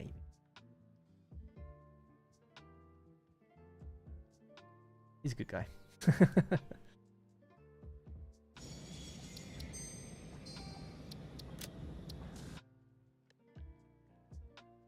By the way, no worries, old school gamer, and good luck. Can you test something for me? I'm sorry, not now. I've been running over for a while, so not anymore. But tomorrow, if you're around, I'll be happy to test anything. Pipeline junction, when you lock in the hologram in place, you used to be able to rotate it to face downward, but now it doesn't rotate down for me at all when I scroll. Mine does. I did it today. However, it is offset. You put down a junction, and then you put another one in front to rotate, right? When you put the other one in front, it snaps to the side of the one you're looking at, so you have to offset your one just by one. And then you put it down, it'll be in the center, and then you can still rotate. It should be fine. It works for me. He's so cute. He's very cute. Little baby. Baby Rex. Look at this guy. What are you doing? What are you doing? You're freaking out. You're being so crazy. Boop, boop, boop. He's like a little puppy. Ah. Are you looking at the camera? Looking at everybody? They helped you. A lot of them did. Some of them didn't. No, I'm joking. Ah, he's grabbing the camera. Yeah, he's great. He's super friendly. He's such a fun cat. Shout out to Rex. Alright, that's going to be it for me. I'll be back tomorrow. Have a great rest of your day and evening and weekend if I don't see you. But real gamers play on Friday night. Alright, that's going to be it. Tomorrow we'll be back to fix up the factory, get some of the other blocks running, check out that the merging thing works, and then underclock it to work correctly. And that actually shouldn't take too long, touch wood. But after that, we'll start thinking about maybe the next thing. It'd be power and stuff. So yeah, looking forward to it. And maybe we can start upgrading some of the belts at the Copper Caterium factory now that we're making Alclad in the background. Finally get it up to the Mark 5 speed it was built to run at. Alright, that'll be it for me. Thank you again for all the support. I do appreciate it. And sorry if I missed any of you guys here towards the end, because I know a lot of you are talking about priorities and stuff.